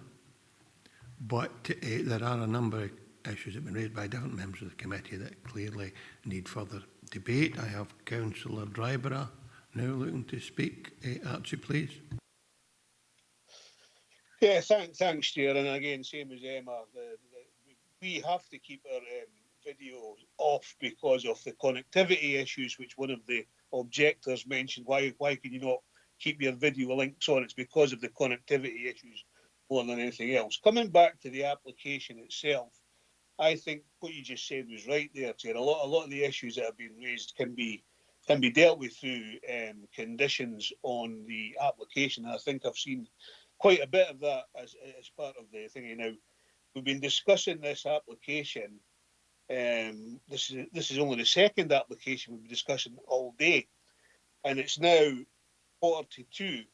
So therefore, I'm going to suggest that I haven't heard anything in planning terms that we should say that we are objecting or refusing this application, and I would put forward as a motion that we agree with the recommendations in the application as stated in the report. Thanks for that, Councillor Dryborough. I'm looking to members. Councillor Beretti. Notwithstanding the amount of time we spent on this, I think it is fair enough that we do spend a huge amount of time, because objectors have come here from Thornhill expecting that elected members do give full justice to this application. I would suggest that we don't accept it based on the size of the development, and I'm sure Mr Sutty is going to look at me saying exactly what it is I want on MPF4 to complain against. So are you proposing we refuse the application on the basis of? Sustainability more than anything else, because I'm not convinced that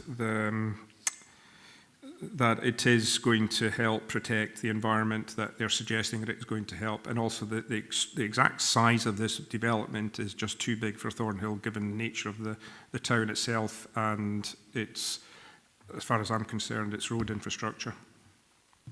Well, without me trying to guide you, size, scale and massing might be an issue. Councillor Hislop. Chair, do we have the figures? Because I must admit I didn't look back at the LDP for the actual allocations for H3, H4 and H5. Now, if I think it's H1 or 2 that we're looking at just now, it's got 112. How many houses were allocated for 3, 4 and 5? What were the timescales for that? Was it in the term of the local development plan? In which case, this is just part of the extension of Thornhill that has been agreed by this committee through the local development plan. Now,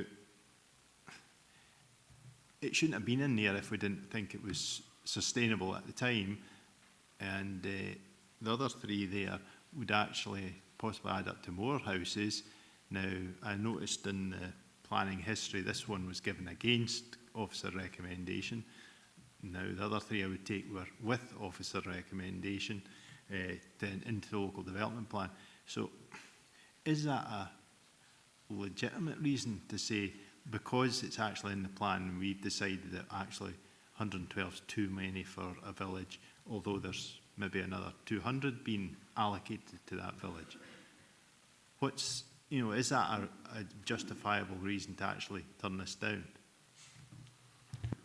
Well, I can't speak for Councillor Beretti, but I'd imagine what he's saying is the massing is too great for the rural location, and in which case there's a legitimacy in saying that we don't accept, that you could argue that there's been an urban application submitted in a rural village, and because the community collectively, and I'm not speaking for them, but I understand that when the initial application was approved for 50 units, the community endorsed that. But LDP4 and other changes in planning legislation by Scottish Government has changed the complexion, which has allowed the developer to bring forward an application for a greater number of units in the same or even a smaller space than the original 50 units were concerned. So the community have always endorsed the concept of a development on that location, but it's simply the scale that's causing them trouble, and the fact that sustainable transport hasn't been taken into account maybe the way it should have been.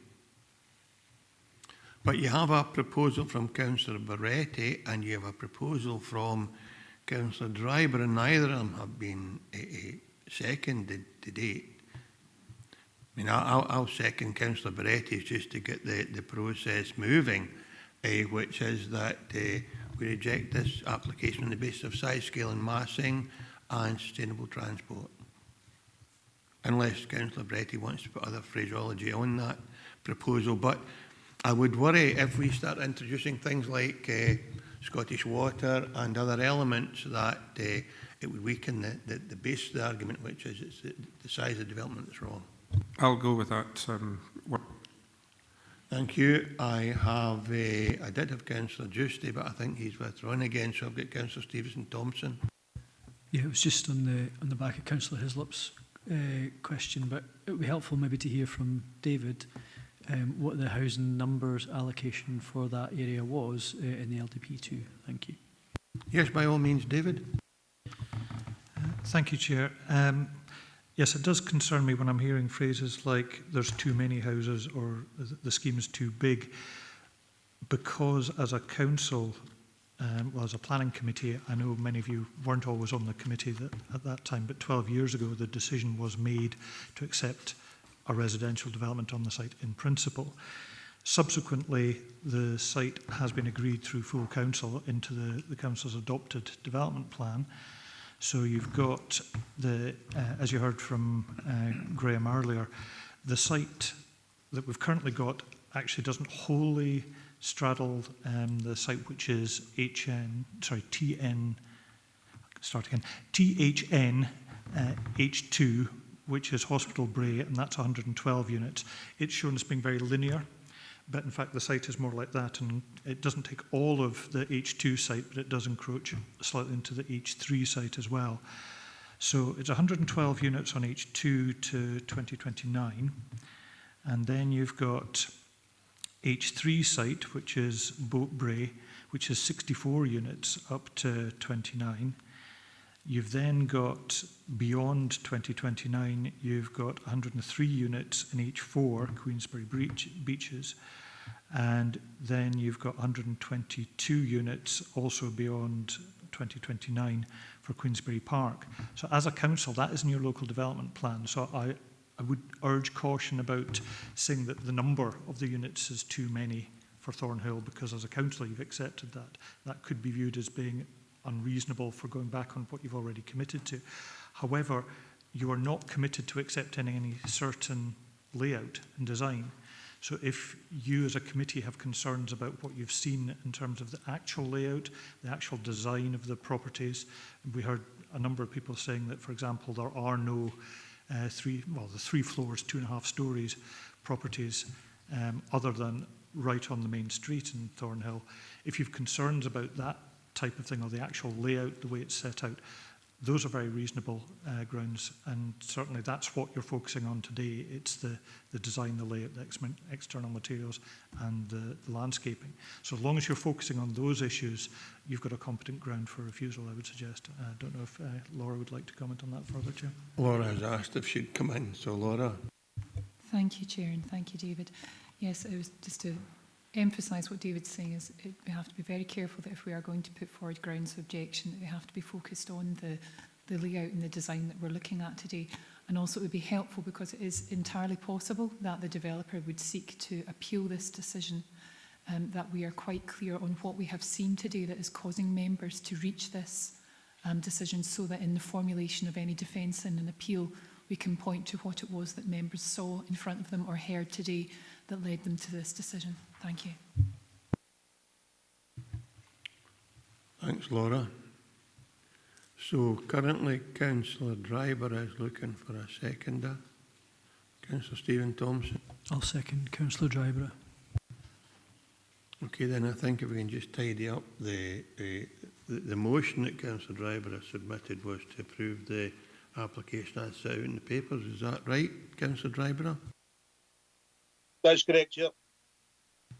Thank you. And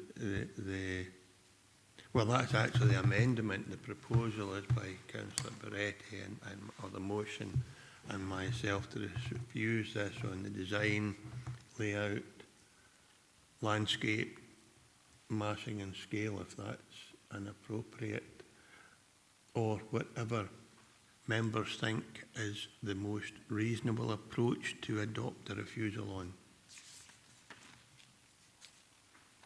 I'll ask Mr. Sutty just to guide us, because what we don't want is to overload an objection.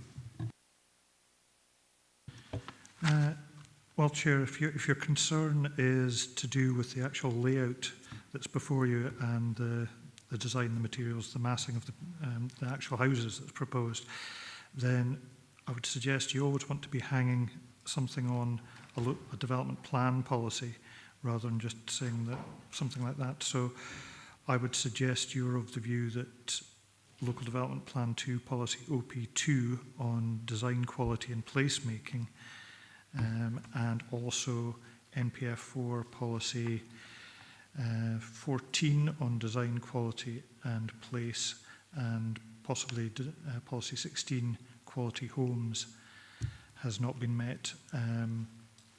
You could, I mean, I've heard a number of objectors, I don't know if you're agreeing with what they were saying, but about the lack of specific play areas, for example. So that would be NPF 4 policy 21, play, recreation and sport. And arguably, although the report makes it clear that there's enough open space within the development, it's maybe not in a layout which you think was acceptable. So that could be Local Development Plan 2 policy CF3 on open space. Have you captured that, Tracy? Or you will do? Councillor Barretti, are you comfortable with that? Okay. If that then, Tracy, if you can remind members what the motion and amendment is in its entirety, we'll go to the vote, please, and you can just take us to the vote. Okay, thanks, Chair. So the motion is proposed by Councillor Barretti, seconded by the Chair, and that is to refuse the application on the grounds that this proposal is contrary to Local Development Plan 2 supplementary guidance on design quality and placemaking, National Planning Frameworks Policy 14, design quality and place, Policy 16 on the quality of the homes, Policy 21, play, recreation and sport, and was it CF3, open space, David, sorry, CF. So that was at LDP 2 policy CF3 on open space. CF3. Thank you. And if the motion is successful, I'm sure you can tidy that up, Tracy, after the meeting has been concluded. And the amendment is proposed by Councillor Dryborough, seconded by Councillor Thompson, and that is to approve the application for approval of matters specified in conditions as per the report. Thanks, Tracy. Just take it to the vote, please. Thanks, Chair. Chair. Motion. Vice Chair. Motion. Councillor Barretti. Motion. Councillor Blake. Motion. Councillor Campbell. Amendment. Councillor Crothers. Motion. Councillor Davis. Motion. Councillor Dryborough. Amendment. Councillor Drysdale. Motion, please. Thank you. Councillor Hill. Motion, please. Thank you. Councillor Howie. Amendment. Councillor Hislop. Motion. Councillor Johnston. Motion. Councillor Jordan. Abstain, please. Councillor Lowe. Motion. Councillor Marshall. Amendment. Councillor Slater. Motion. Councillor Thompson. Amendment. Councillor Walters. motion, please.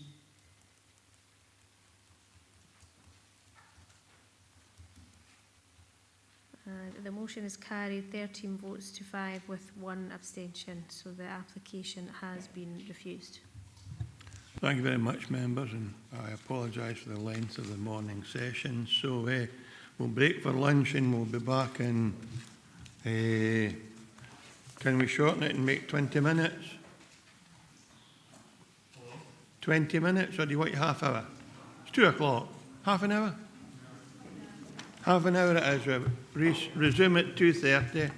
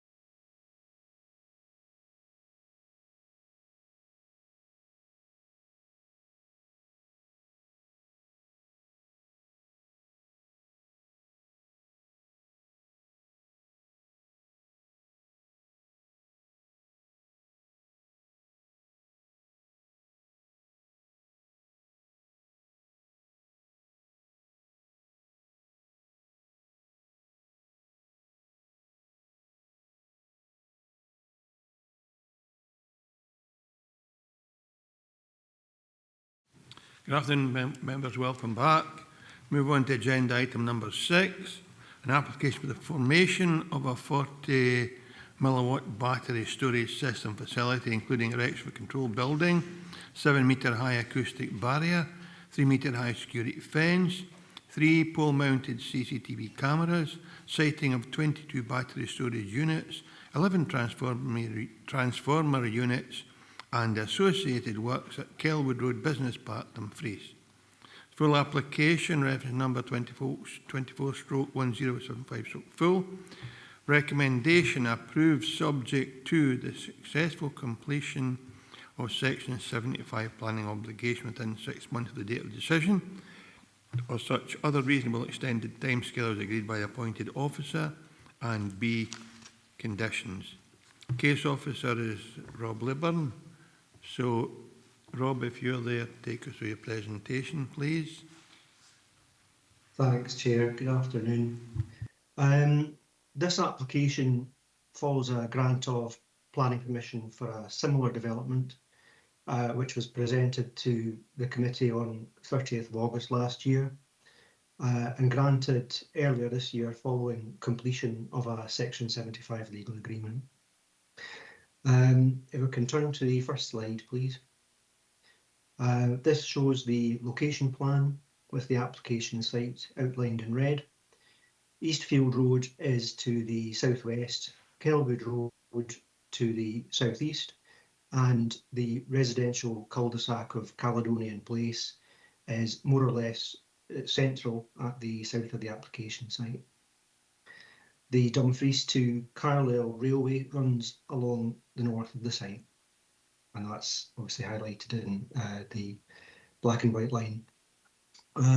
The second slide shows a proposed site layout with 11 pairs of battery units and an associated 11 transformers. Around those, there would be a 7-metre high acoustic fence, which is indicated in orange, and that would comprise principally a close-boarded timber fence.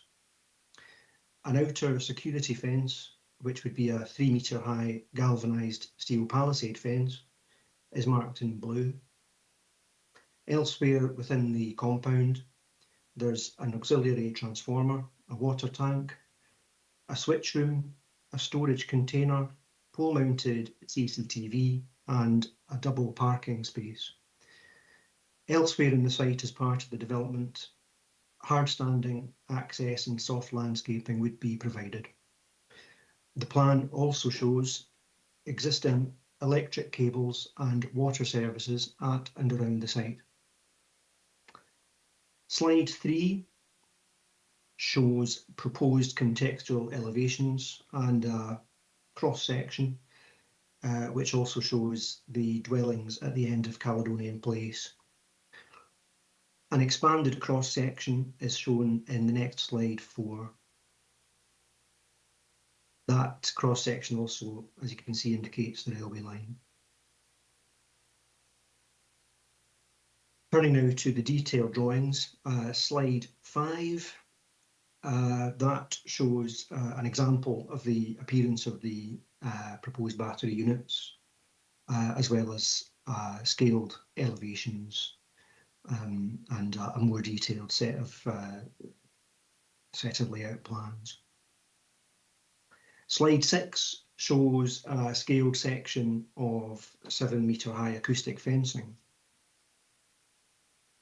Slide 7 shows landscape planting in greater detail, which would be limited to a portion at the southwest of the development.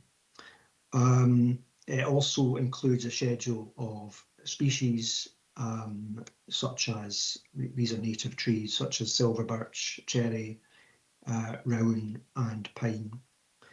It shows density and numbers and is also supported by a separate document which includes planting and maintenance proposals. The plan also indicates some modest measures in relation to ecology, such as bird boxes. Slides 8 and 9 These show the proposed switch room building, which would include 2 switch rooms, one for the network and one for the storage site, respectively, as well as a control room and a staff WC. That is the end of the floor plans. The next slide will show the first of the set of photographs. This one's taken from the embankment at the bottom of Caledonian Place, and it shows on the right-hand side the back of the, I think that comprises the farm fit premises, as well as in the middle distance there's what looks like a car repair garage.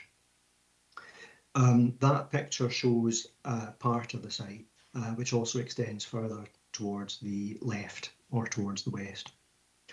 On the next slide, yeah, we have a view obviously inside the application site where you can see the embankment with the railway line on the right hand side, and beyond on the left there's the bus garage.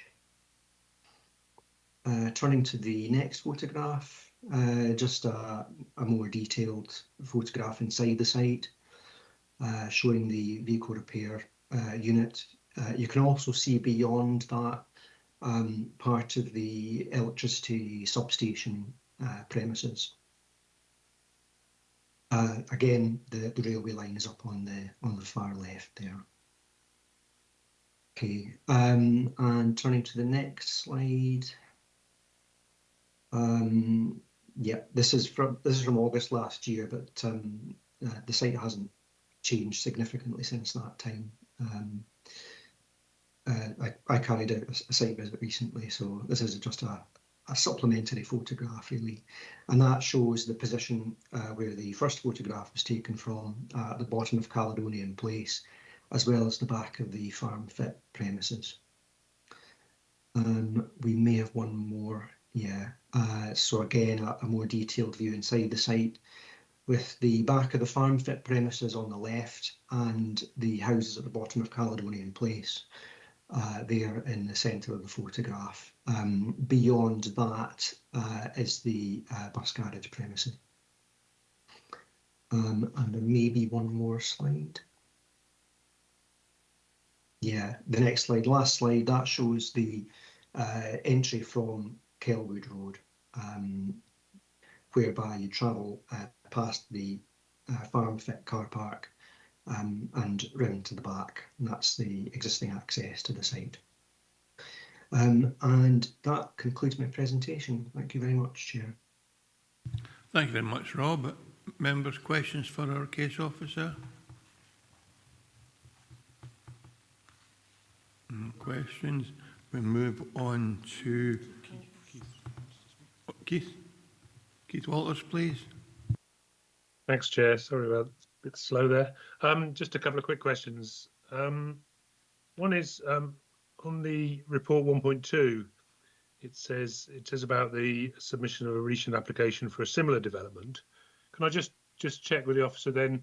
Is this application to replace that application, or is it in addition to that application, or is it just a change? It seems to be just a change in details from the previous application. And then on page 64, 1.17b talks about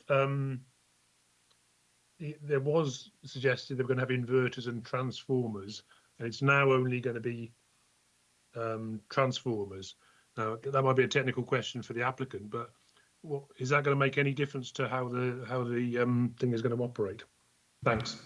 Thanks, Keith. Rob. Okay. Yeah, this is a revised layout from the last application. So the application is a replacement application. That's not to say that the previous permission is still extant. So obviously the choice where it is to be granted would be with the applicant which way they wanted to go. But this is a replacement application which has arisen due to changes that they have sought. In terms of the inverters, as I understand it, the previous application did include external inverters, which change the, I believe, change the current from alternating to direct current. The current proposal, as referenced in the noise impact assessment, describes, again, containerised units, but with no external inverters. And the noise impact assessment indicates that the main sources of noise would be from the cooling systems, such as the fans. Happy with that, Keith? Yeah, thanks for that. Thank you. Councillor David Slater, please. Yes, thank you, Chair. I'd just like to ask about inverters, because they do make noise and how noisy they would be. Another question, why are the cabinets white? And one last question, why is there a water tank there, special electricity? Or it's just a question, if you could maybe answer that. Thank you. Thank you. Rob? Okay. Just in terms of the colour, the applicant has indicated that there isn't really a choice of external colours for this kind of equipment. And for that reason, they've stated that they can only do this in white at this time. There had been a condition on the previous permission, which sought alternatives to that. In this instance, I think, given that the applicants say there isn't any other option, and that the site would be screened by the acoustic fencing, I think the recommendation has been to go along with that. In terms of the inverters and noise, the applicant supported the application with a noise impact assessment, which has given baseline noise readings and indicated noise output from the systems identified. So we've taken that, obviously, at face value, consulted with environmental health on that, and their comments have been taken into account in that fairly technical area. I think was there a third question? Sorry, Chair. So it was just that I asked a question about a water tank. It was to be placed the there. Water tank. Okay. Sorry. That's probably something that the applicant would need to fill us in on. Thanks, David. Thank you. Thanks, Rob. If there are no other questions for our case officer, we'll come to our registered speakers for today. We have Lloyd Garvey, Geocore Limited, and Merlin Garnett Green Cat Renewables Limited. They are here in person. Gentlemen, you'll have a collective 5 minutes. I'll remind you with 30 seconds to go to draw your presentation to conclusion. And if you're kind enough to wait in case members have questions for you, I'd be grateful just whenever you're ready. Good morning, councillors, ladies and gentlemen. This application seeks to amend some elements of the previously approved layout. We're pleased that the planning report recommends that the application is approved today, and we very much hope that will be your decision. However, we are here because we have significant concerns with the proposed new conditions 5 and 7 in relation to noise. These are new conditions and are much more onerous than the approved consent, to the extent that the actual viability of the development is threatened. The approved consent condition currently allows a maximum of 5 decibels over background levels, and that's a common battery energy storage condition, and it's used successfully by local authorities across Scotland. However, the proposed new conditions impose a specific array of noise levels for each and every property taken from Table 6.1 of the Noise Impact Assessment. These conditions effectively apply a limit of 3 decibels under background level at 2 of the properties, and it removes the 1 decibel headroom at the closest property that we previously calculated that we had. In fact, it means there is no noise headroom at all at any property. The fact there is 0 headroom at any property will be regarded as a significant risk for investment and therefore prejudices the viability of the development.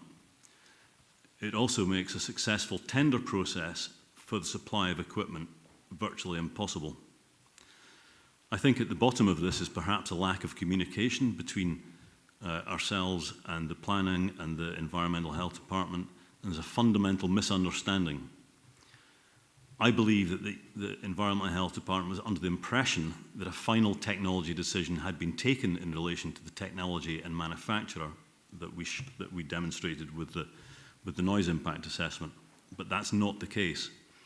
In fact, the final technology decision may not be taken for several years.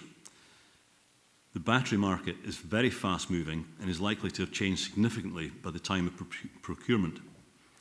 We don't know which particular battery will even be available 1 or 2 or 3 years from now. And can I draw your attention to section 1.8 of the committee report? The report acknowledges that the plans we submitted show an indicative battery layout. I think the EHO was perhaps unaware that the battery model and layout are indicative at this stage. Battery noise is propagated in different directions depending on the position of the cooling fans on the containers. Different manufacturers and even different models might have cooling fans on top or on the sides or on the ends, and each one creates a different noise propagation profile. Because of those variations, any change in model or orientation of the containers will result in a different spread pattern of noise amongst the receptors, perhaps some more to the east, less to the north, etc. The proposed new condition sets limits with reference to Table 6.1, but that table in the noise impact assessment was only appropriate to that one particular battery type, the 2XL, which was being modelled, the Tesla 2XL. And that was only being done to show compliance and headroom. The proposed new conditions referenced to Table 6.1 would effectively remove our ability to make any changes at all, because at any one property, such as NAL 12, if it experienced a slight increase, despite still being way under background noise, that would still be a breach of these conditions. It's a very serious straitjacket for us, and it will cause all sorts of issues for the fundability and viability of the development. Sorry. You have 30 seconds to go. I don't think the EHO intended to impose the condition in this way. I just think there's been a misunderstanding. Unfortunately, we were not given the opportunity to discuss any of this during the planning process. It's when we saw the officer's planning report last week, I asked for the application to be removed from the agenda and deferred for further consideration. However, that was declined on the basis that the agenda had already been published. We were simply told that we should raise any concerns we had with the committee. So here we are. Can you just draw a presentation to conclusion now, please? Sorry, basically, we would like, instead of the proposed conditions 5 and 7, we would like the committee to revert to the existing approved condition 3, because nothing has changed since the committee approved condition. I'm not allowing you to continue, I'm just asking you to draw it to a conclusion. Sorry? Sorry. We have a 5-minute time limit. You're now at 5.5 minutes. And sorry. But you knew that at the sit down, and that's why I was saying just conclude the thing if you could, please. Okay. So essentially what we'd like to do is ask the committee to continue with the approved condition 3 in the existing planning consent that was approved last year at this committee, in place of the proposed conditions 5 and 7, which reference this table 6.1 in the noise impact assessment, which I believe is erroneous. Thank you. Okay. So Anyone have any questions for the applicants? In that case, Councillor Beretti. Right, sorry. You mentioned that there's a time, that you haven't set a time limit on when you're going to decide on the chemistry, the battery chemistry that you're going to put in. Is that dependent on market forces and technology changes?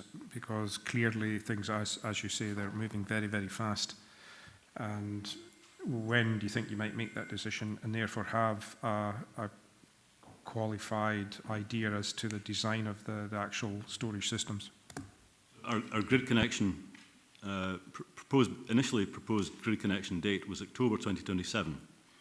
So we would have been hoping to make the final technology decision in 2025-26. As things stand, because of the KTR, I think the Ken Doon to Tongland realignment, that is with the Scottish Government at the moment, and that may be delaying the October 2027 date. So at the moment, we're not entirely sure, but it's basically down to we will try to finalise matters sufficiently in advance of the grid connection date that is commercially realistic. Thanks, Councillor Bretty. Councillor Slater. Yes, thank you, Chair. I wanted to ask the use of the battery. Is this for emergency use if there's a power failure? Is it just kept on standby, or is it being used maybe charged during the night and used through the day or whatever? Is that what it's for? Thank you. I would say all of those things. So batteries are used, they gain revenue on a stack basis, so that they do frequency response, balancing mechanism, they do arbitrage, buying overnight, or buying, say, in the middle of the day, and putting back on at peak periods, and black start as well. So if it was the complete shutdown in the grid, then the batteries would assist a black start. That's great. Thank you very much. Thank you. Thank you, Councillor Slater. There are no other questions for the applicants. Thank you very much for coming forward. The colour of the batteries. We were happy with that. Okay. If members are concerned about the colour, we can condition a colour change if that would be. It's just that they're totally surrounded by the fencing, and so they're invisible to anyone except like EasyJet. Yeah. Thank you. Thanks very much. Members are in session. Councillor Carruthers. I just wonder, Chairman, item 6, 3 o'clock in the afternoon, if we can't find out information in short term regards to the removal of conditions 5 and 7 being replaced by the existing condition being condition 3, I think it is in the existing permission, we could potentially defer this to the next, get that information and revisit it then. 15 items on the agenda today, Chairman. 3 o'clock, item 6. Might be expedient. Taking into consideration there was a request for the deferral anyways, I'd be happy to move that if appropriate. Other members, how do you feel? I presume if we're deferring it, we need specific information about why we're deferring it. These gentlemen won't be coming back. They can go back to witness the continuation of the meeting, but you're not coming back to make any more representation. But our officers may well contact you for information in the interim. So members are happy. Councillor Bretty. Thank you, Chair. Given the technical explanations, I'm quite happy that their explanations make sense, and I agree with Councillor Carruthers, we should defer until such time as we've got that ability. If there are no alternative views, just defer it. In simple terms, it's will the existing condition 3 suffice the conditions 5 and 7 within this report? I think that's simply what I'm looking for. Thank you. Thanks, Councillor Carruthers. Can that be done, David? Yes, I'm sure that can be done. Yeah.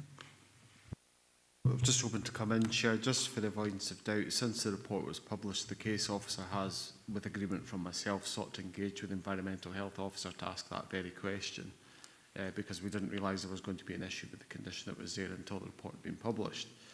So he has tried to do that with my agreement, and he hasn't had a response from the environmental health officer. So in the situation we find ourselves in, I think a deferral to the next committee meeting is probably the most appropriate course of action, with obviously the instruction that we will get a definite view from the Council's environmental health officer. Which is great, and it won't come back until that view has been given to officers. Chair, just wondering out loud, I mean, whilst a deferral is an option, another option would be if environmental health officers are comfortable with the use of condition 3 in place of the recommended 5 and 7, could that be something that's delegated to officers to prevent it having to come back to this committee? Members are happy with that? Members happy with that? Absolutely. So if that can be achieved, yes, we have delegated authority to our staff. Emma Jordan's indicated she's comfortable with that as well. So it may be a delegated decision.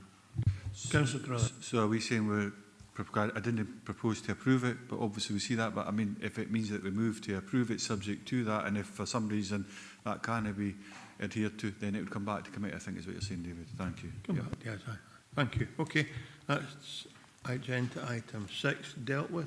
Can you just confirm the decision of the committee, please, Tracy? Thanks, Chair. So members are approving the application subject to the Section 75 obligation and the conditions in the report, with the removal of 5 and 7 subject to agreement from environmental health that the substantive condition 3 would suffice. Is that correct, David? Yes, I think what Councillor Carruthers has said was quite right, that if that cannot be agreed and it's considered that we have to have as recommended here, we'll bring that back to committee. Perfect, Councillor Haslam. Chair, seeing condition 7, it refers to the acoustic fence. I take it it's just a bit referring to the table 6.1 that we'll be taking out rather than the full acoustic fence one. Agreed. Thank you. Okay, move on to agenda item number 7, an application for the siting of 6 static caravans with associated decked areas for holiday use and formation of access road and parking areas to form extension to existing caravan park at Mussel Lodge Park, Mussel, Dumfries. It's full application, reference number 23/2094/full. Recommendation approved subject to conditions, and case officer is Torrell Glendinning. If you're with us, Torrell, you just give your presentation whenever you're ready. Thank you. Chair, I'm going to have to stand You're in for Torrell today. I'll be Torrell today. Basically, she was only available until lunchtime. So, long-standing members of the committee will recall Mussel Lodge Park from the history you'll see on page 82. It's had quite a lengthy planning history. Just run through the slides for you. So we've got here, the location is unlike some of the other applications which caused concern before. This is right in the centre of the site. It's not onto the boundaries with residential properties. There was a substantial mansion house on the site which fell into a poor condition despite having had permission to have a change of use into 2 flats and a bar and a games room. So unfortunately, because of the condition it was in, where the roof collapsed, then the whole building was demolished in 2022. So that has effectively left a gap site now within the centre of the overall complex. So the next slide just shows a bit closer in. So as I say, it's right in the centre. To the southeast of that, you've got an area of residential caravans, and then the areas to the north and surrounding it are holiday caravans. So there's a mixture of tenancy within the site. And the residential properties which front onto the road you can see on the right-hand side, they are actually located well beyond this actual site. So the coloured area, that's what you've got, the proposal for 6 static caravans with decking. They would be used for holiday use as opposed to residential use. So a floor area just showing what the intention is for the caravans. Typical elevation, the very standard caravans that you see equally around the rest of that site. And then some views just where the, the building was that's been demolished. So it's looking to the northeast and looking west, south, north and east. So overall, the recommendation subject to the three conditions on page 85 is recommended for approval. Thank you, Chair. Members, questions for our case officer? No questions. We're in session. Oh no, I've got a registered speaker. My apologies. The agent's here. Do come forward, Alan, please. You have 3 minutes to make a presentation. If you can stay just for questions, I'd be grateful. And I'll remind you with 30 seconds to go just to bring the presentation to a conclusion. Thank you. Thank you, Chair. I think the planning officer has explained what's entailed here. I'm not sure that I really need to add any more to that, but I would like to just point out something about its planning history. The park has planning permission for 55 caravans, 40 for holiday and 15 as residential. And these were granted under two consents in 1999 and 2005. And the site licence granted by the council is for 55 caravans. Currently, the site has 48 caravans sited on it, 33 for holiday and 15 residential. In other words, it's 7 less than has actually been permitted under the previous consents and under the existing site licence. And this application for 6 one-bedroom holiday caravans for holiday rentals would actually bring the total number of caravans on the site up to 54, 1 less than permitted. I don't really need to say any more. I think the planning officer described the application quite clearly. Happy to answer any questions. I'm aware that there have been locally some concerns about management of the site. I'm happy to explain that if it's needed. Although the management of the site is really something not for planning, more for environmental health under the site licence. Thank you. Thank you very much, Alan. Thanks for so brief. Any questions for the agent? Councillor Crothers. You can rule this one in or out, Chair, because obviously it's up to you, but mine would have been about the type of behaviours that have existed there historically. But if that's not for planning today, I'll leave that up to you, but that's the only concern I really had on this site. Thank you. Assure you, the committee, that having spoken to the site manager, there have been no occasions for the police to attend the park in the recent past at all. And I think environmental health and having no objection sort of reinforces that point as well. If the council feels that more could be done, I'm happy to go back to the site owners and suggest where some management improvements could be applied to the park. Happy with that, Councillor Crothers. Okay. Thanks very much, sir. Thanks for coming forward today. We're in session now. Councillor Crothers. Thanks so much, Chair. So we have had a site visit with an appeal case was tended with Laura, and historically it's made about antisocial behaviour was the concerns, but this is right in the middle. So I've probably got a technical question, but I would certainly wouldn't go against the recommendation contained within the report. I think it's a well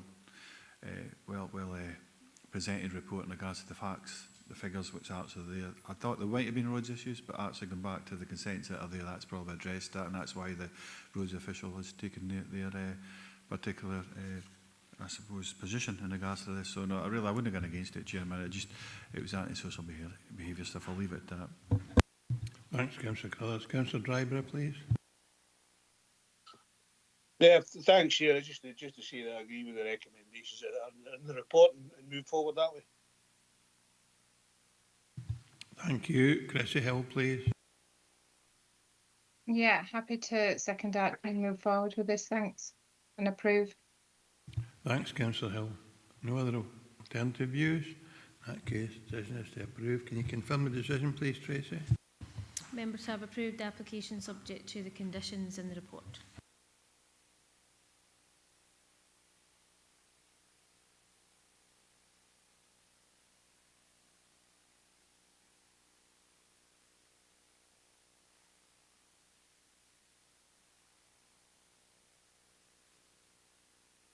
Next agenda item is agenda item number 8. And Councillor Giusti did indicate to me that he would be arriving late, so he didn't have the opportunity to declare interest at the commencement of the meeting. So, Councillor Giusti. Thanks, Chair, for letting me in before the item's started. I'm going to declare an interest in this in the fact that objectors are my family and myself, and I will leave the room right now.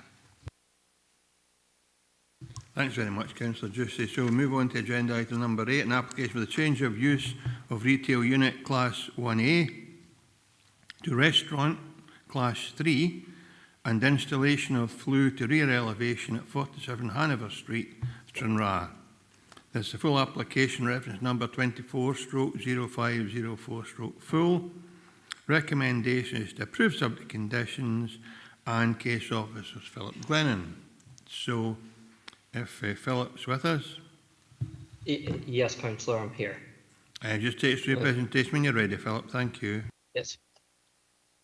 As previously alluded to, the proposal is seeking planning permission for the change of use of a retail unit, which is Class 1A, to a restaurant, which is Class 3, alongside the installation of a flue pipe to the rear elevation.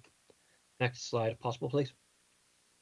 The location plan, as attached here, shows that the application site is located at the southern side of Hanover Street and Stranraer. The existing building is a two-storey building, with the application only relating to the ground floor, which is currently a retail unit. There is a residential flat located above, which does not form part of the application. The existing building is constructed of stone, with a large glazed element on the ground floor front elevation facing over onto Hanover Street. It's located within Stranraer Town Centre and Stranraer Conservation Area. Next slide, please.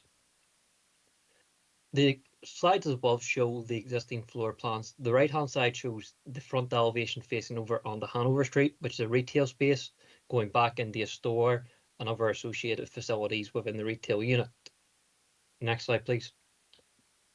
The following slide shows the proposed floor plans, which will include a restauranted seated area to the front of the unit, facing onto Hanover Street, alongside associated kitchen, bar, servery, and toilets, which are located to the rear. It's considered the change of use in question can be supported by policies 85 of the Local Development Plan 2 and policy 27 of MPPF 4. As it will add to the viability and vitality of the town centre, whilst not undermining the retail role, as it's only a singular unit which is being changed. Next slide, please, possible. These are the existing elevations which are being changed. The front elevation is not included, as there's no change on the front elevation. As you can see, there's a dormer for the flat above, located on the rear elevation. The next slide, please. Give 1 second, sorry. The proposed elevations show the proposed flue pipe, which will be constructed of zinc, which is terminated above the eaves height of the building. The proposed flue pipe will not be visible from Hanover Street due to sighting to the rear, and as such is considered that the proposal on balance is not detrimental to the conservation area due to its limited visibility. However, it has been considered that the proposed finish in zinc could be improved given the location of the conservation area, and a condition has been recommended that councillors, their mind they approve, that a more recessive finish be included, which will have to be agreed by the council in a suspensive condition. As part of the application, environmental health were consulted and have raised no objections subject to conditions. The conditions include the flue pipe terminating above the eaves height and other associated conditions. Given the flue pipe terminates above the eaves height and development has to occur in line with the plans, it's not considered necessary to impose that condition, with the remaining conditions being covered by other legislation, which includes the Environmental Health Protection Act, and should any issues arise from the development, environmental health can take action themselves. Given the town centre location of the development, it's considered that the residential amenity of the flat above and surrounding flats would not be detrimentally affected, as normally too, flats in town centre location will not achieve the same level of residential amenity as, for example, house in a housing estate. Next slide, please. The following slide just gives a bit of context to the visuals of the site. On the left-hand side, we've got the front elevation facing over the Stranraer, facing on the Hanover Street, with the right-hand side photo including the rear elevation. The easiest way of identifying the building in question is from the dormer, which is located in the middle of the photo. Next slide, please. The following slide is taken from Google Street View, which shows Hanover Street looking west. The site is on the left, just before the traffic light. Next slide, please. With the following slide also being from Google, looking from Hanover Street looking east. The site is on the right hand side here, just before the traffic light in question. I believe that concludes the presentation. I'm happy to take any questions from councillors. Thank you very much, John. Any questions from elected members? Councillor Barretti. Sorry, could we have the slide up which shows the actual line drawing onto the buildings? Right, okay. How much of a protrusion does the tube stick up from the roof line? Because if I'm from what I understand, the top section is private accommodation. It's not. Doesn't belong to the. Does it belong to the restaurant or the people who are wanting to do this? So what is that? David or John can tell us. I think it's a metre, but John, Philip actually. Philip even.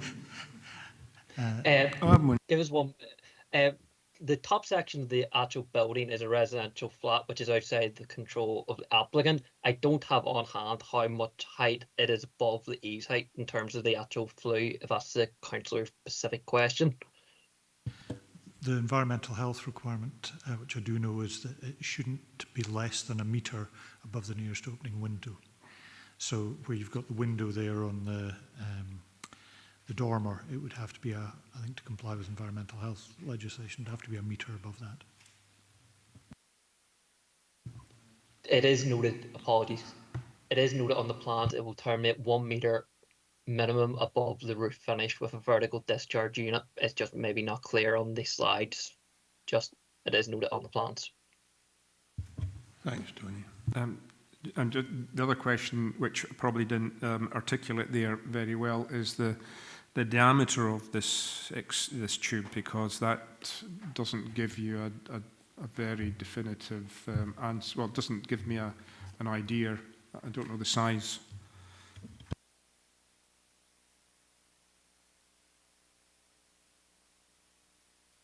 Apologies, I would not have the diameter on me or recollection. I think Tony was asking the diameter of the pipe, if you have that to hand, Philip. I unfortunately do not have the actual diameter to hand. I'm just checking the report here just to see if it's mentioned. Thank you. I'll come back to that if you can find it. I thought it was 1,500 mil, but anyway.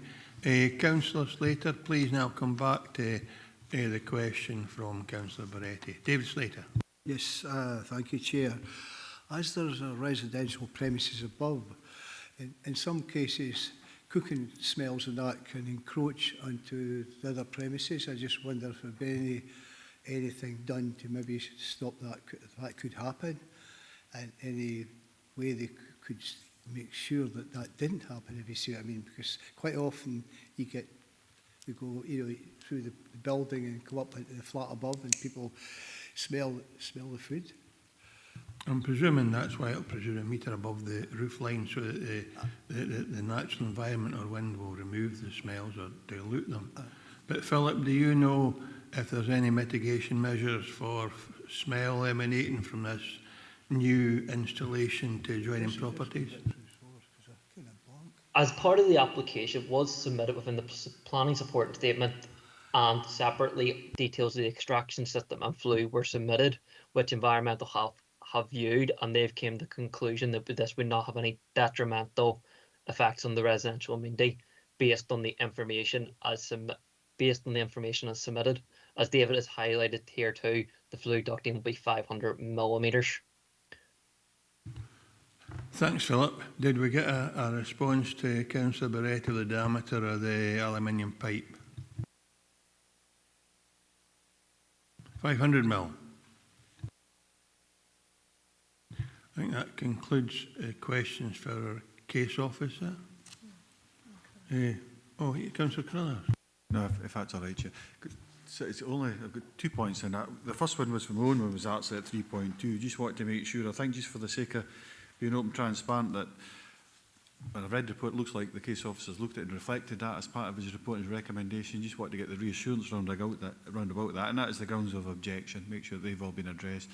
But the second point, picking up on Councillor Barretti's point, my understanding, for the sake of backdraft and pollution, but there's minimum standards. I suppose the question I'm going to ask is, so building standards will probably be involved in this as well as environmental health.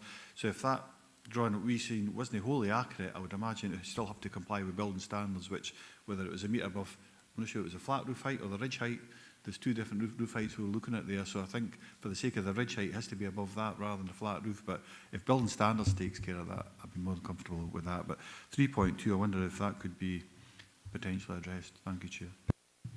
Thanks, Ian. David? Yes, well, 3.2 is it's a fairly brief summary of the representations, but nonetheless it captures the salient points and the matters that have been raised. I did have a look through them when clearing the report, so I was comfortable it captured the essence of what was said, if not verbatim. Councillor Griller. No, thanks so much for that, and I'll take that as a reassurance. So in regards to, would it be correct saying that building standards, if for some reason those drawings weren't wholly accurate, building standards regulations would pick up on any potential, I suppose, pollutions of any kind? Thanks, Ian. I would presume they'd have to have a building warrant. David? They would need to certainly have a building warrant for the alterations to the ground floor. I can't hand on heart say whether or not a flue falls within the building regs. The extract system would, but I can't guarantee that the flue itself does, I'm afraid. Ian? I'll take it, I'm sure. I'm thinking for experience it does. I'm sure it does. Yep. Okay. Any other questions for our case officer? There are no registered speakers, so we're in session. Approve the recommendation as, approve the application as set out in the papers. Happy to. Agreed. Agreed. Thank you. Can someone ask Councillor Juicy to come back in, please? And can you confirm the decision, Tracy, please? Members have approved the application subject to the conditions in the report. Many thanks, Tracy. Move on to agenda item number 9. When Councillor Juicy returns.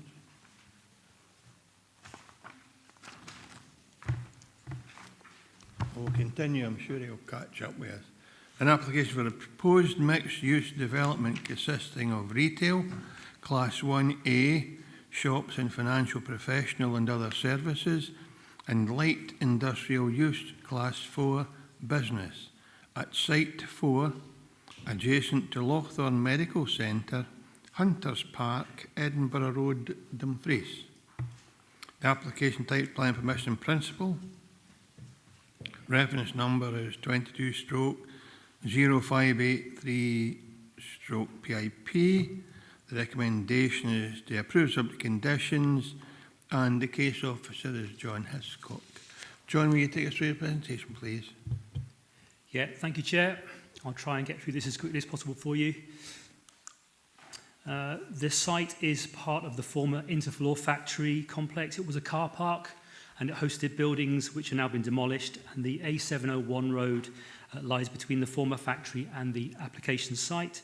Immediately to the north is the Lochthorn Medical Centre, and the site includes the current access to the medical centre.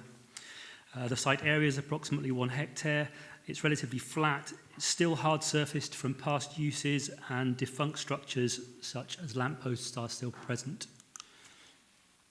Here you can clearly see the buildings opposite the former main factory and the remaining spaces forming part of the former factory complex, and the relatively recent housing development known as Arrol Place. To the south, to the west and partially to the north, the site abuts designated ancient semi-natural woodland. This indicative site plan sets out a potential layout indicating where elements of the development could go. The principal access and exit is close to the existing southern access point. The secondary exit point for departing service vehicles, shared with the existing medical centre access, is to the north. Frontage parking for domestic visitors to shops and restaurant is is there to the right of the blue block in the middle. There's a potential restaurant and retail unit footprints there. The restaurant is purple and the retail unit footprints are light blue. Parking behind the retail units would be for the light industrial units, which is the rear row there in sort of orangey grey. The traffic arrangements and compatibility with the transport assessment have been looked at by Transport Scotland and the roads planning manager. We do have an advisory note with this one which would exclude this indicative site plan from approved documents if the application is approved. This is just a quick look at the block plan at the main access. It more or less occupies the location of the existing access, and it's intended for arrival and departure for shoppers and restaurant users only, both ways, although traffic for the industrial units behind would enter here. And you can note there's two sort of ovals. One is to note that the northern pedestrian island is proposed to be removed as part of the development in creating the access, whereas the southern island is to be retained. You'll actually see that you'll see those in photos later on in the presentation. This is an extract from LDP2. The application site is more or less covered by the dark blue area. The main former factory site is in red, which is for mixed use, and the housing land is in purple there, which is where housing's already taken place. This is taken from the LDP2 development brief. The site isn't entirely consistent with the allocation because it includes land to the southwest of the allocation, which is where the former canteen stood. Moving on to photos, this is the former factory seen from the access to the medical centre. This is where traffic exiting the light industrial part of the site would come out. It's also at the point where people currently come and go from the medical centre.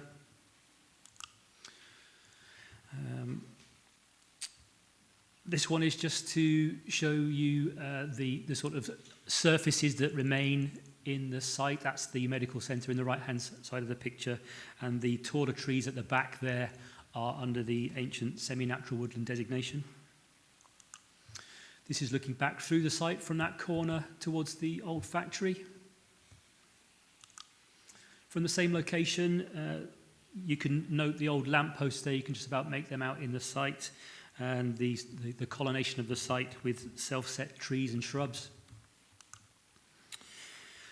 In this one, you can see the island to be retained. That's the southern pedestrian island of the two, and you can just about make out the one to the north with the application site on the left-hand side of the photo. This one, just to show you the crossing point to be retained, which would have led from the factory to the canteen. I've got a couple of contextual photos here, just to show you what it looks like in terms of the new growth within the site, which has come through since it's been left, and the woodlands behind, which is in both of these photographs where the ancient semi-natural woodland designation is. This one's fairly self-explanatory. It's looking across to the access to the medical centre. And this one looking back along the site, along the A701 from the north. Last one, I'm just stood here on the steps of the medical centre looking towards the site across the car park to the medical centre. Again, just to give an idea of the overall view. There's no objections from consultees, including community councils. It's not fully in accord with the LDP2 designation, but an acceptable variance given that it's half and half business and light industrial and half retail and restaurant. There isn't any planning history relating to this site. You'll note that the application is for planning permission in principle only. If the application is successful, it would potentially create 1,260 square metres of light industrial floor space and just under 1,300 square metres of all other elements, including retail and restaurant. There has been one letter of objection received, and details of the objection have been set out in paragraph 3.2 of the report, and they relate to road safety issues, conflict with the LDP2 allocation, and lack of prioritisation of walking and cycling.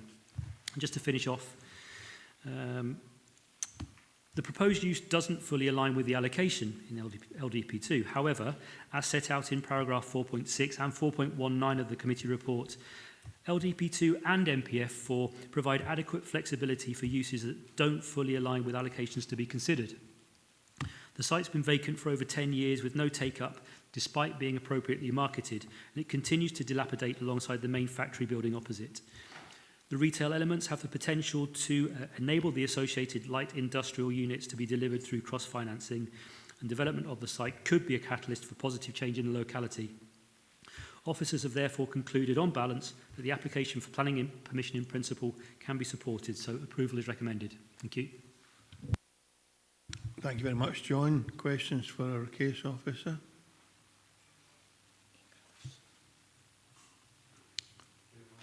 David Slater, please.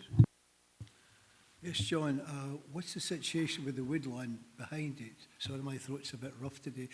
The trees that you were talking about there, will they be kept, or are they to be lost? Yeah, thank you, Councillor. The woodlands are not within the site as such. However, the location plan and the indicative layout plan show that the site boundary and potentially the footprints of some of the buildings were very close to that edge, and you do have overhangs from the canopies of the trees into the site, just because that's the way it works with trees.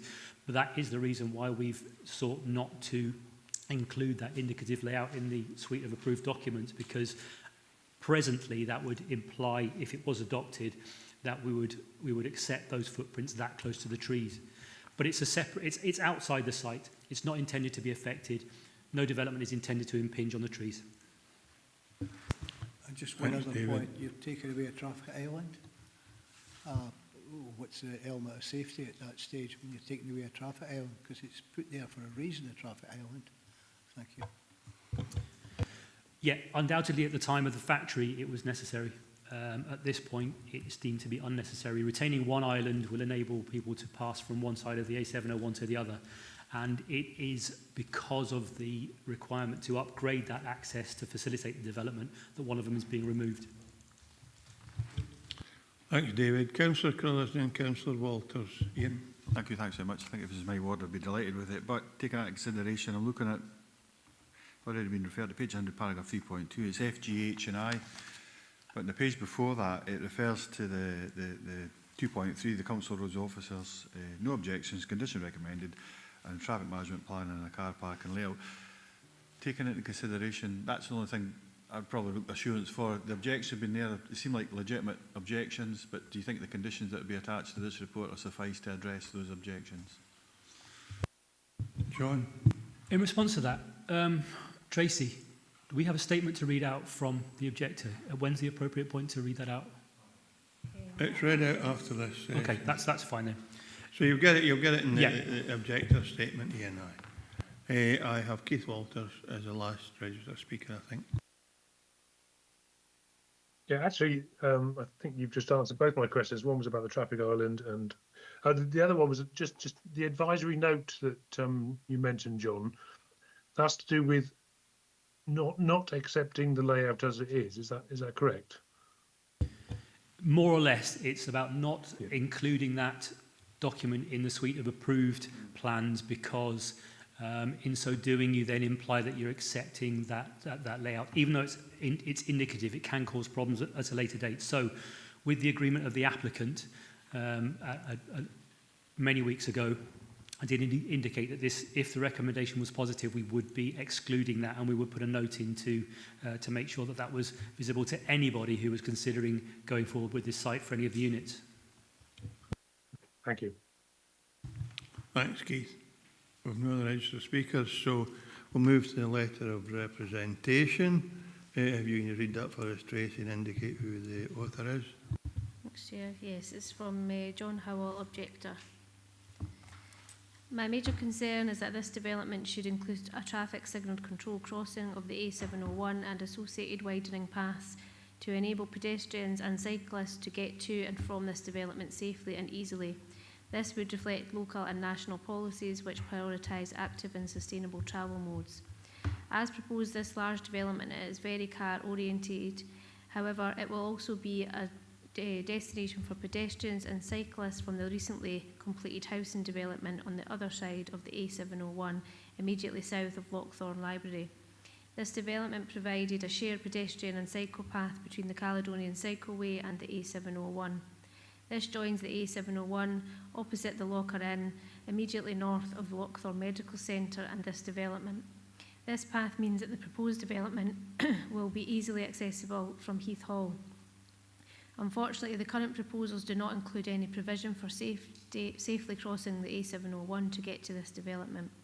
Indeed, they include the removal of one of the 2 existing pedestrian islands in the immediate vicinity. I would therefore suggest that members of this committee require that this development creates a continuous link from this proposed development to the recently completed housing development on the opposite side of the A701. For example, by providing a traffic signal control crossing of the A701 and associated widening paths. Creating such a link will enable pedestrians and cyclists to make their way safely and easily to and from the proposed development. This link would also help this application conform with the requirements of LDB2 for the identified site DFS B and 1266, which includes this application site. The LDB2 description of this site requires that links should be provided to local footpath and cycleway networks. No such links are currently proposed. Making it safer and easier to walk to this site will make it a more attractive development for customers and employees, and this will benefit the developers. I note that Transport Scotland's consultant's response to the transport assessment raised concerns about pedestrian and cycle access to the development, including crossing the A701. Unfortunately, there appears to be no further discussion of this and how these concerns could be addressed. For comparison, there is a nearby traffic signal controlled crossing of the A701 just south of its junction with Quarry Road. This just facilitates crossing to Lockerbriggs Village Hall. I would suggest that the likely crossing movements to and from this proposed development will be far greater than at that location. Finally, I am concerned that the transport assessment document was only submitted a year after the application was submitted. This assessment should have been available to members of the public prior to the end of the public consultation period. Thanks, Tracy. That concludes the representation and representations. So we're in session. Councillor Hislop. Chair, the objector raises some valid points. However, my understanding is the access that, if I was a resident in Heath Hall, that I would use to come down would be down through Lochthorne Library. And when you come to Lochthorne Library, there's a set of traffic lights with a pedestrian crossing at it. So why would they then require another one, another 200 yards along the road, when you're actually coming to the lights, you press the button, cross the road and walk along the pavement? So I think there isn't a reason for putting that in. So as it stands, I'm quite happy with the application. The only thing is, it's a pity it wasn't on the Gates side and the factory, and they could have knocked the factory down, and it would have tidied that site up as well. So you're happy to go with the recommendation as is in the papers? Everybody is happy with that? Move on. Confirm the decision, Tracy, please. Members have approved the application subject to the conditions in the report.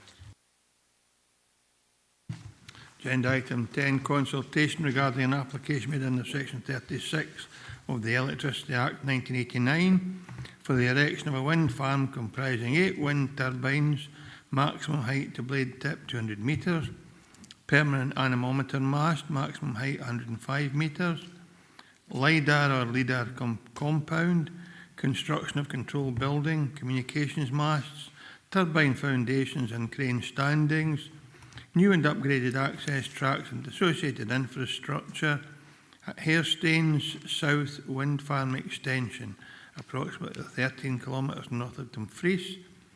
It's a section 36 consultation. Recommendation is to raise an objection, and the case officer is John Hiscox. So, John, take us through your presentation, please. Will do. Thank you, Chair. As you said, it's a consultation by Scottish Ministers for Development that would potentially provide up to 44.8 megawatts of generated electricity to add to the 136 megawatts already being generated at the existing Hairstains wind farm. The development requires the normal items to supplement the turbines, as included in the description and read out a moment ago by the Chair. The additional turbine development would connect into the existing wind farm's infrastructure and would be accessed via the existing main access off the A701, albeit with changes to the junction to allow the passage of abnormal load vehicles carrying turbine components, including blades of up to 75 metres in length. The development is within forestry and would make use of the existing forestry track network, albeit upgraded and extended. It's intended to create up to 3 borrow pits within the site so that rock can be excavated to facilitate elements of the construction. It's intended that 6 of the 8 turbines would have aviation lighting installed. Nacelle hub lighting only, no tower lighting. A reduced lighting scheme was submitted in July, a little over a month ago.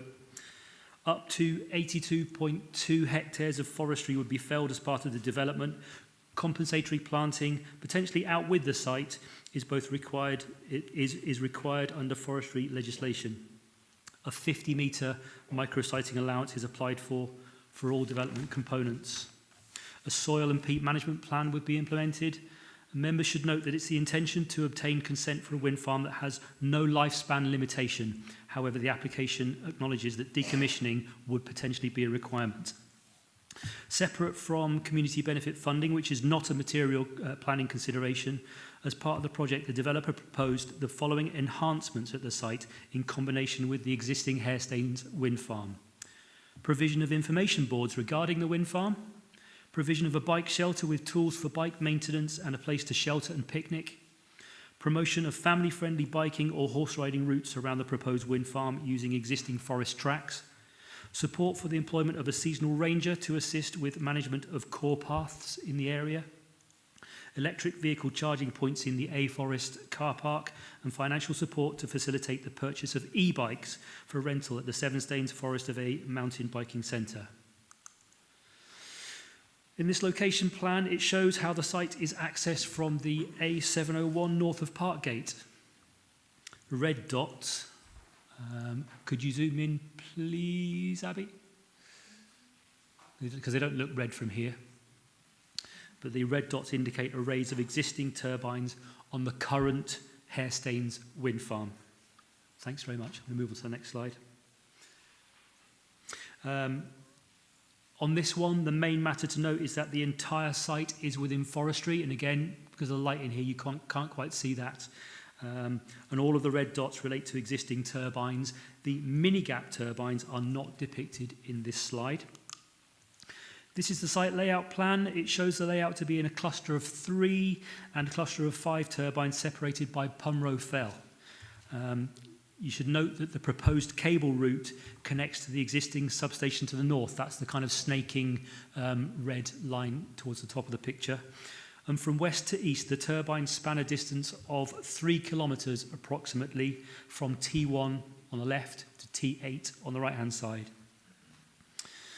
Okay, this slide's included just to give you an idea that there were earlier layout iterations. It started with 15 turbines, which is the top left map, reducing to 9 in the top right, and then to 8, with 7 turbines being removed from the western area of the overall site. This slide is just to give you an idea of the access point where some tree felling would take place. You can see the red hatched area in the left-hand side of the green shaded area. That green shaded area is ancient semi-natural woodland, and the red hatched area is proposed to be cleared of trees to allow for overrun and oversale of abnormal load vehicles. Not too easy to see, but I can give you an idea. This is the abnormal loads route, and what it indicates is that the site would be approached from the south on the A701, either from Glasgow via the M74, A75 and A701, or from England via the M6, A75 and A701.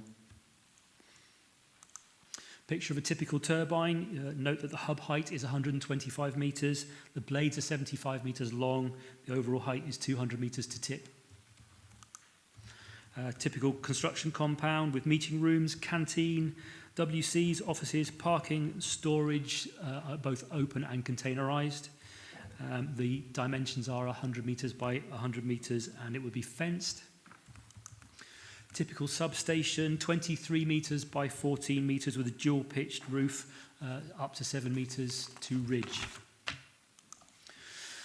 Okay, Abby, could you zoom this one in, please? This is the cumulative base plan.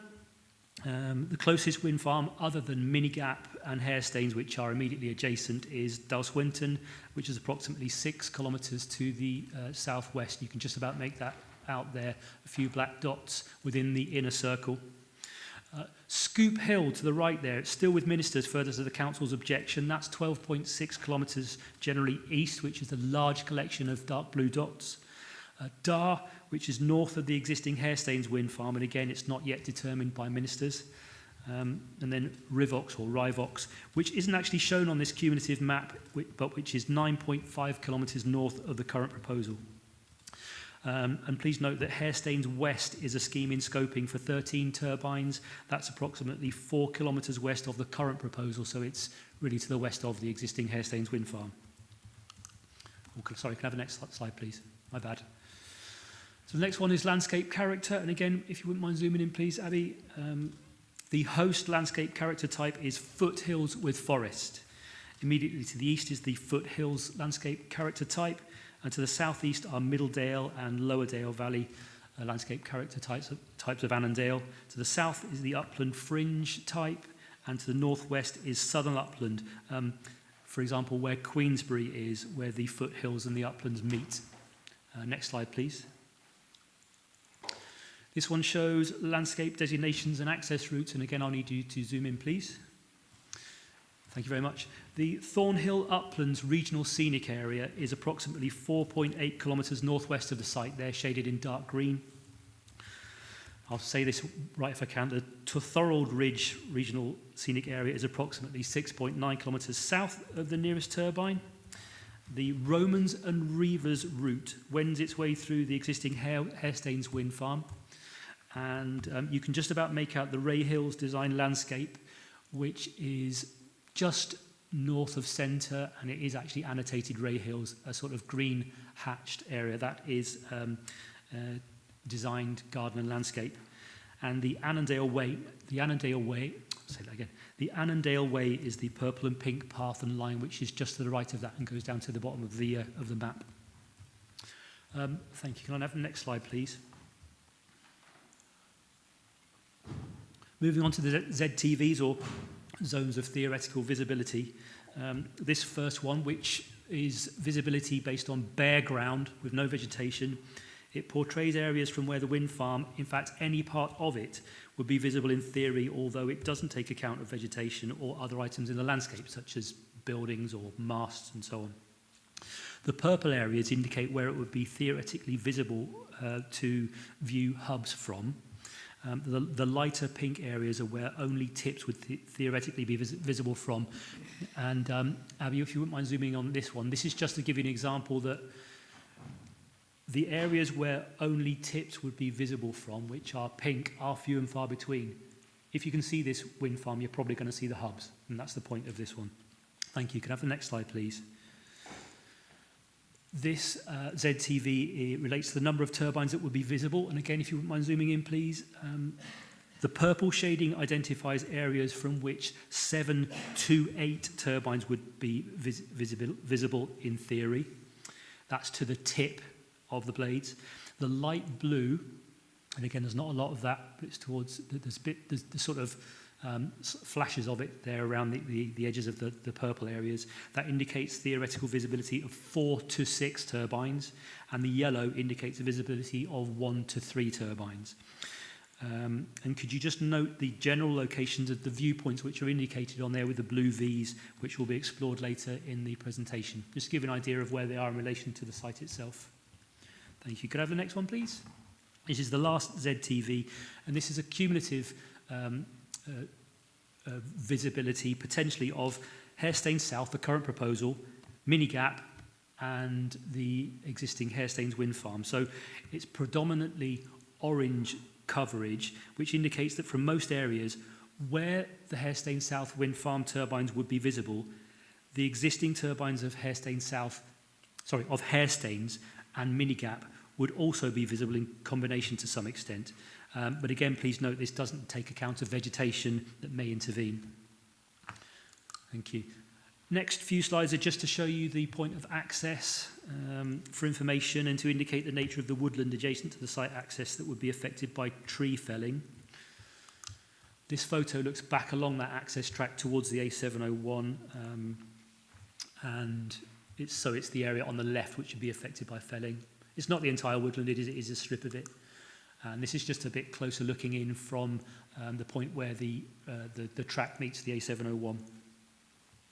We're moving on to viewpoints, and what I've done here is I've not included viewpoints which we would suggest don't show consequential effects. So we've concentrated on viewpoints which are perhaps more pertinent to your consideration. The first one is from the A play area, which is approximately 3.8 kilometres southwest of the nearest turbine. And the interesting thing about this is it shows absolutely no turbine visibility from this locality. The hills in this montage are Knoxpen and Wood Hill. Moving on to viewpoint 2, at the A701 near Kirkland, the nearest turbine is 3.5 kilometres north-northwest of this viewpoint. And you can't see it very well. As usual with these, they're not really fit for purpose in this hall. But Abby, if you wouldn't mind zooming in to the lower montage. T5 is the only turbine which is clearly visible. That's it. The only turbine that's clearly visible here, although the blade sweeps of T1, T6, T7 and T8 would potentially be visible. If you could zoom back out again, please. So T5 is inevitably the one which is most visible in that upper wire line there, the furthest left of the 4 red turbines that you can see quite clearly. Thank you. Moving on to viewpoint 3, this is on a minor road west of Parkgate and 4.3 kilometres south of the nearest turbine, tending to represent views experienced by inhabitants of this locality. In this view, T1, which you can clearly see there in both the wireline and the montage, would be clearly visible, while only the blades of other turbines may be seen. It may be possible to see existing turbines from this area, but if you look at the wireline behind the very visible Hairstane South turbine, you're perhaps just catching a glimpse of existing Hairstane's turbines behind it, very small. Viewpoint 4 is the view from the A701 looking west towards the site, and this is at Ray Hills near the Design Garden and Landscape, and it's approximately 4.1 kilometres to T8. The visualizations show clear visibility of T5, T6, T7 and T8 above the policy woodlands forming the backdrop to Ray Hill's house. And no existing turbines are visible from here. And Abby, would you mind zooming in please to the montage, just to make it a little bit clearer for people who are looking at this, just to see those policy woodlands. You can't see it in this because this is when the trees are in full leaf, but when it's in winter time, you're looking from the A701 here, you can catch glimpses of the listed Ray Hills house, and you're less likely to have as much vegetation in the front of this view. But it's a captured view from a particular point on the A701 where there is a gap where you can stop to have a look, rather than it being the sort of view you appreciate for a long time. Thank you very much. Can I have a next slide, please? Viewpoint 6 is from the Thornhill Uplands Regional Scenic Area. The nearest turbine is 8.5 kilometres from here. And this is going to need you to zoom in again, please, Abby. Now, this identifies clear visibility of many existing turbines in combination with the proposed Hairstane South wind farm turbines. So you've got there 125 metres to tip of existing turbines and 200 metres of the to tip of the proposed turbines. From this point, 8.5 kilometres away, it is fair to say that it's less obvious that there's a differential between the existing and the proposed turbines, just because of the topography and the distance. and the arrangement of the turbines. Thanks very much. Now for the next one, please. This is the viewpoint is at the summit of Queensberry on the outer edge of the regional scenic area and at the boundary with the southern uplands landscape character type units. The nearest new turbine would be just under 7 kilometres away, viewed through existing turbines. Fairly straightforward to see in the wireline and the montage. You're looking here through the existing wind farms towards the site of the new turbines on the edge of Hairstains. Okay, could you zoom in, please? And this is just to show you in the wireline in the bottom there. You can just about make out the red turbines, which are on the far edge, and underneath that red bar along the top, those are the 8 new Hairstains South turbines.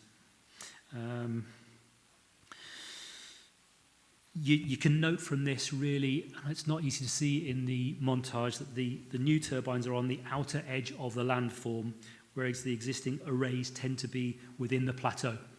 Many thanks. Can I have the next one, please?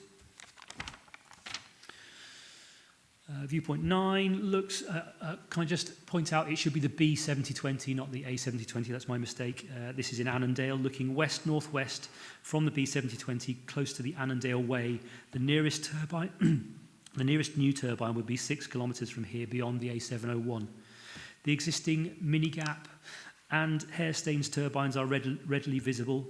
The new turbines would be much more visible and appear prominently on the horizon, that being T4, T5, T6, T7 and T8 in particular. You can note from this, just about in the bottom right corner here, that the mini-gap turbines are in front of Queensberry towards the right end of visualisations in front of the hill. But also please note from here that the scale differential of existing and proposed turbines is clear. This is where you begin to see that sort of difference between the further away 125 metre to tip turbines and the closer 200 metre to tip turbines. Viewpoint 10 in the upland fringe looks north from the A701. The nearest proposed turbine is approximately 5.8 kilometres away, whereas the visible Hairstains turbines are easily seen at 6.6 kilometres away in the plateau ground, which is flanked by Kirkmichael Fell and Brownmoor Hill. Could you zoom in, please? It's not easy to appreciate from the montage, but the wireline enables that scale differential to be between existing and proposed turbines to be appreciated, along with their relationships with the topography. Thank you. Next one, please. Viewpoint 12 in Lower Nisdale. Looking from a minor road representing the Heath Hall and Lockerbriggs locale. It's quite a long way away. The Dol-Swinton turbines are prominent in the view, although, unfortunately, this view cuts them off. But they are 10.1 kilometres away. But many of the Hairstains turbines are visible at 14 kilometres. If you could just please zoom in again, it might not be possible to see them in this montage again, just because it's not really, well, you can get an idea there that you can just about catch the larger new turbines which are surmounting the summits either side, and then the smaller Hairstains turbines which appear more recessive in this view. Actually, I will go back to that one, but just there. Can you note that Queensberry is distinguishable in this view, in the left half of the view, but it's not significantly impacted from this local area. And to be fair, this view really repeats viewpoint 10, the previous one, but from a greater distance away. We've only got a few to go, so this is viewpoint 16, looking northwest of the site, and the nearest turbine would be 8.1 kilometres away. This is in Middledale, but near Templand. So, again, if you wouldn't mind zooming in, please, Abby. Main points to note on this one is how prominent 5 of the turbines would be compared to existing turbines, and how Queensberry's setting, and again you can pick out Queensberry in the middle of this picture, is already impacted by Hairstains turbines, and it would be further affected by the Hairstains South proposed turbines. Thanks very much. The next one, please. Thank you. So viewpoint 17, south of Shield Hill, it looks north from an elevated position on a minor road 8.1 kilometres away on the Torthorald Ridge, on the edge of the Torthorald Ridge Regional Scenic Area. The existing Hairstains and mini-gap turbines can be seen, although again difficult to see in these montages. Queensbury is that the hill is already impacted by Hairstains turbines, and the proposed Hairstains South wind turbines would be prominent in the view, in particular T1, T2 and T3, which are on the left-hand side of the picture, plus T5 to 8 in the right-hand side, inclusive. So the last viewpoint I'm going to take you through today, viewpoint 19 on the Adamsdale Way. The nearest turbine is 15.4 kilometres away. And although you can't see it in the montage, the Hairstains turbines are visible. Could you zoom in, please? The Hairstains South new turbines would be more visible and are again seen in front of Queensbury, the mound of which you can just about make out in the middle of the montage there. Thank you very much indeed. That's the last one. So just to sum up for you, the committee will be aware that in addition to the consultation response provided by our own Wind Farms landscape architect, external landscape advice has also been obtained, and both indicate that mitigation is required to overcome unacceptably adverse daytime and nighttime landscape and visual impacts. I haven't shown you the nighttime visualizations because, frankly, you can't see any of the aviation lighting in them. It's just a dark picture repeating some of the scenes we've seen already, so I felt there wouldn't be a lot of point in showing you those. In July, we were notified of a reduced lighting scheme which is said to be acceptable to the Civil Aviation Authority.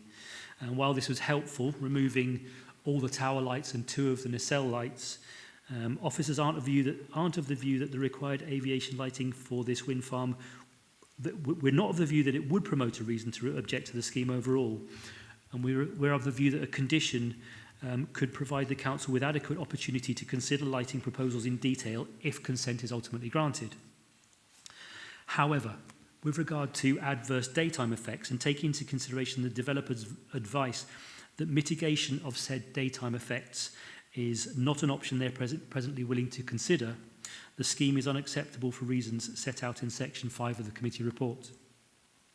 Benefits likely to arise from the renewable energy generation, enhancement of and relating to the Forest of A7 Staines site, plus socio-economic and employment benefits are significant and would be positively received in the light of an acceptable scheme. However, in the case of the Hairstains South Wind Farm, the adverse landscape and visual impacts are overridingly unacceptable, having particular regard to the incoherent combined appearance of existing and proposed turbines, but also to the topography and location of the site on the exposed outer edges of the foothills landscapes. The inability of the landscape to contain the landscape and visual effects is evident from the visualizations utilised in this presentation. Adverse effects are appreciable from the wider locale of the settled lowlands to the south and east, and the committee is aware of the impact of MPF4 on consideration of renewable energy developments. A greater level of impact must be tolerated to enable targets to be reached in the face of climate crises. However, this doesn't mean that all developments must be supported.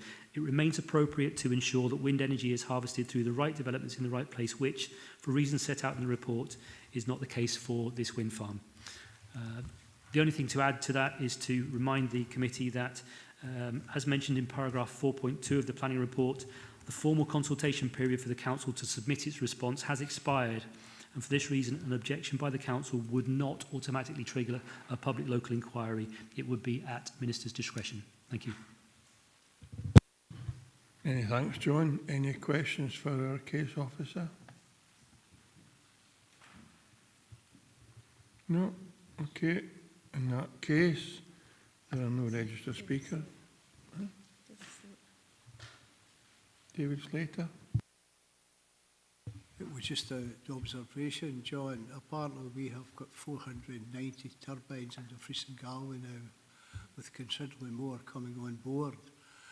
So we appear to be getting a lot more wind farms here than some other parts of the country.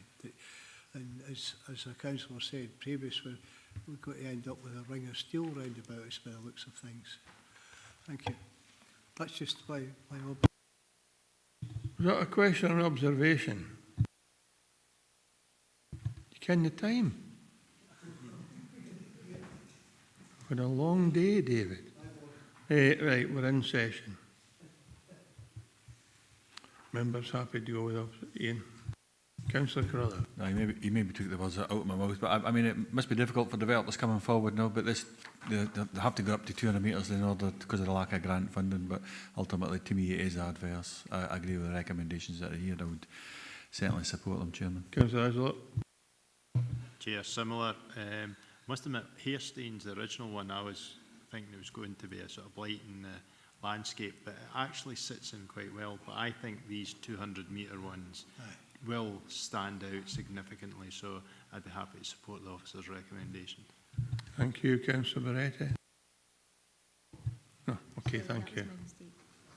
Fine, okay. If there are no alternative views, we'll go with the recommendation. Can you confirm the decision of the committee, please, Tracy? Chair, members have agreed to raise an objection to the application. Thank you.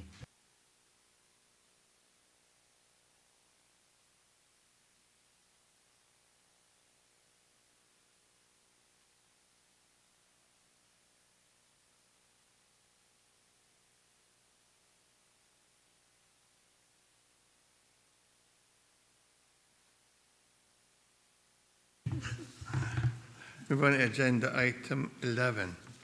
A consultation regarding an application made under section 36 of the Electricity Act 1989 for the erection of up to 12 wind turbines, maximum height 200 metres to blade tip, and associated works. An amended proposal at Hopsrig Wind Farm site, located approximately 7.5 kilometres northwest of Langham and 15 kilometres northeast of Lockerbie. It's a section 36 consultation. Reference number 21/2443/S36, Scottish Government Energy Consent Unit, reference ECU 000260.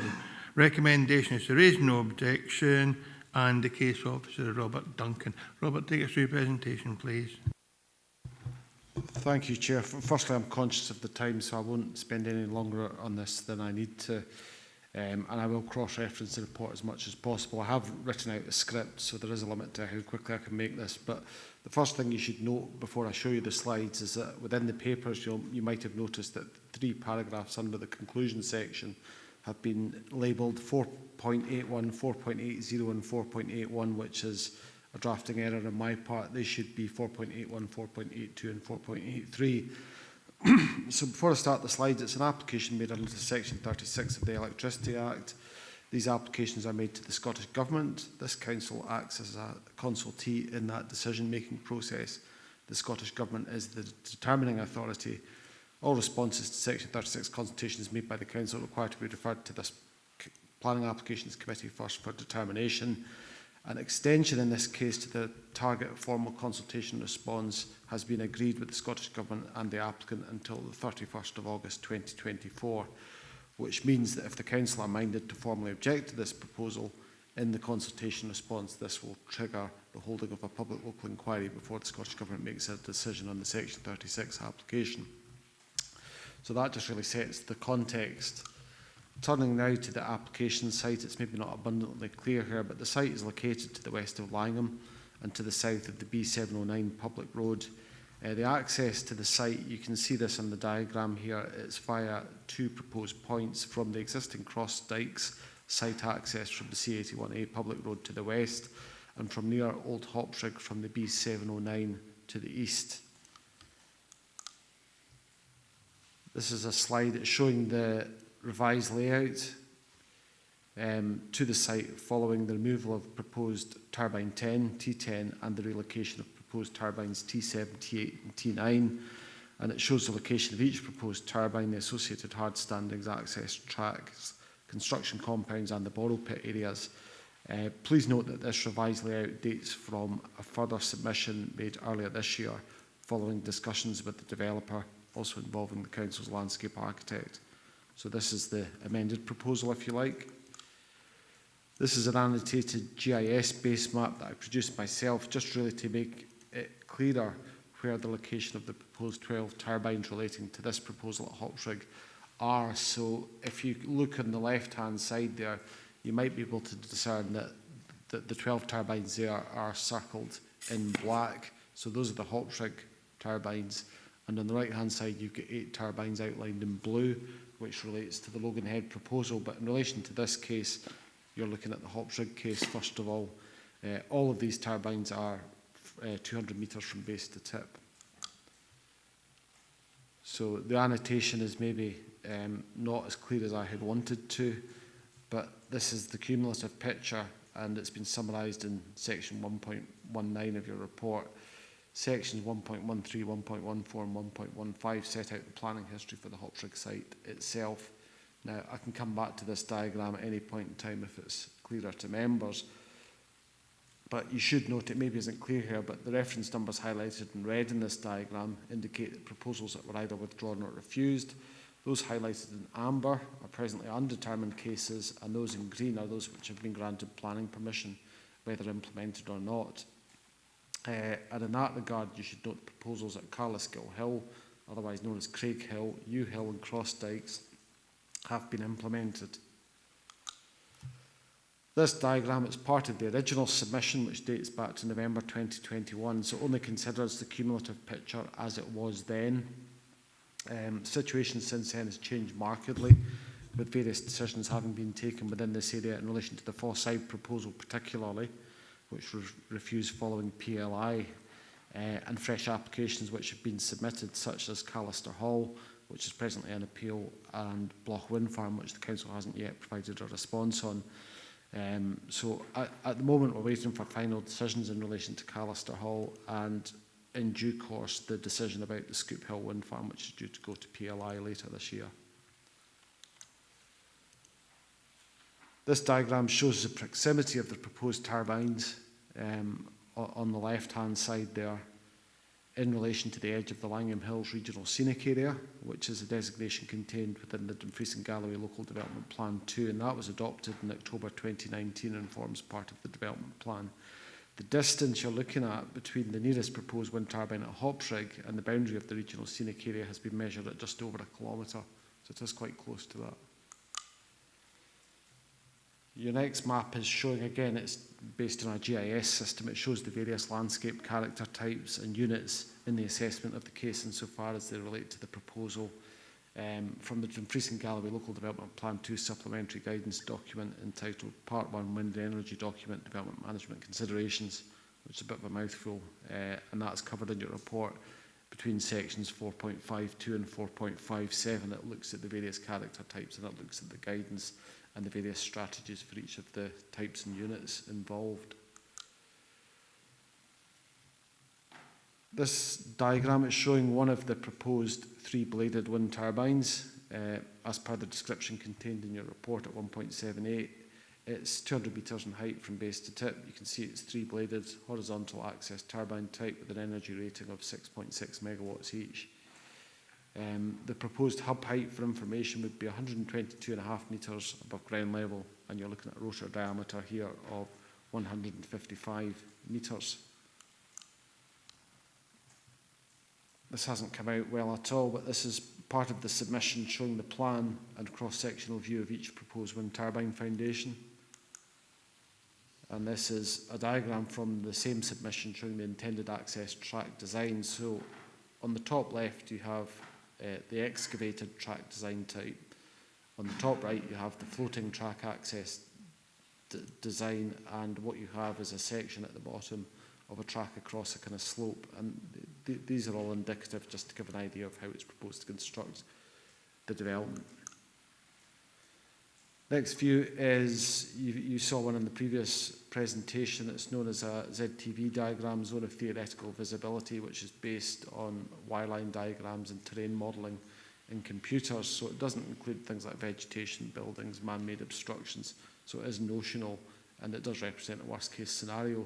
So you might be able to make out, if it can be zoomed in slightly, you might be able to make out the blue dots, which represent the proposed wind turbines at the centre of that diagram. There are residential properties located within 2 kilometres of the nearest wind turbines, and they're shown as red dots. So that's been used to try and help look at the potential impacts from a visual sense from the proposed development on the nearest properties. This is a submitted diagram. It's modelling the potential effects of shadow flicker that are arising from this proposal in relation to nearby residential properties, and that's considered within your report at section 4.65. You can see there that it's not expected that any residential receptors would be adversely affected by the proposed development as a result of shadow flicker.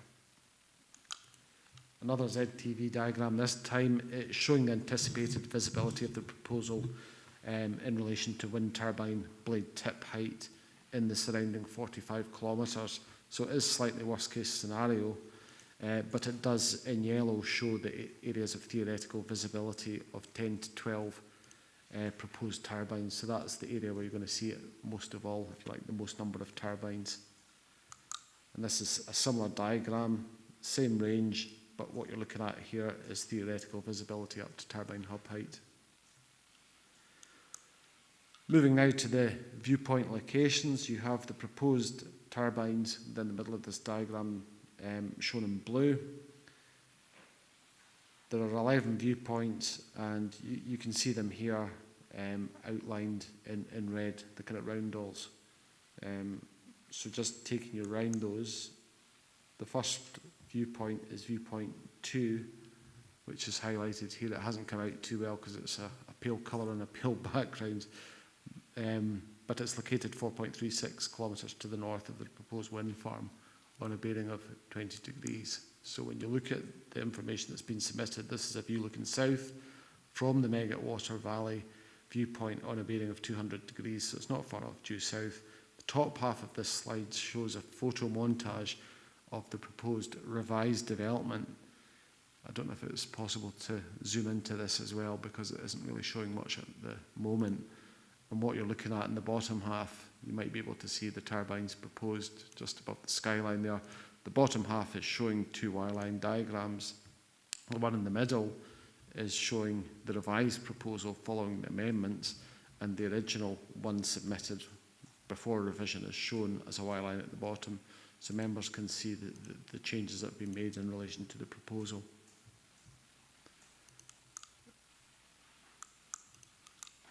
Next few points, I always just skip one too far. It's showing the location of the nighttime viewpoint of the proposal, and this is also from the Megwater Valley. And what you're seeing here is a photo montage of the nighttime visualisation. It shows the anticipated impact of the proposed revised nighttime aviation lighting when the lighting is at an intensity of 2,000 candelas, which would happen in adverse weather conditions. What you're looking at is similar to the previous proposal. This is a single nacelle light on certain turbines, and the detail of that is set out in your report at section 4.79. And this is a similar nighttime photo montage, the difference here being this is when the intensity of the lighting is at 200 candelas.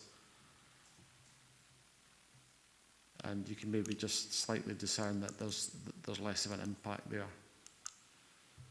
Viewpoint 3 is from the River Esk Valley. This is located 2.7 kilometres to the north of the proposed wind farm on a bearing of 16 degrees. And this is looking south from that viewpoint. The top half of the slide is showing a photo montage of the proposed revised development, and below you've got wirelines of the revised development in the middle, and below that the original is a wireline diagram. So particularly from this viewpoint you can see the improvements, if you like, in terms of visibility that have arisen after the changes have been made. And this is same viewpoint, nighttime perspective.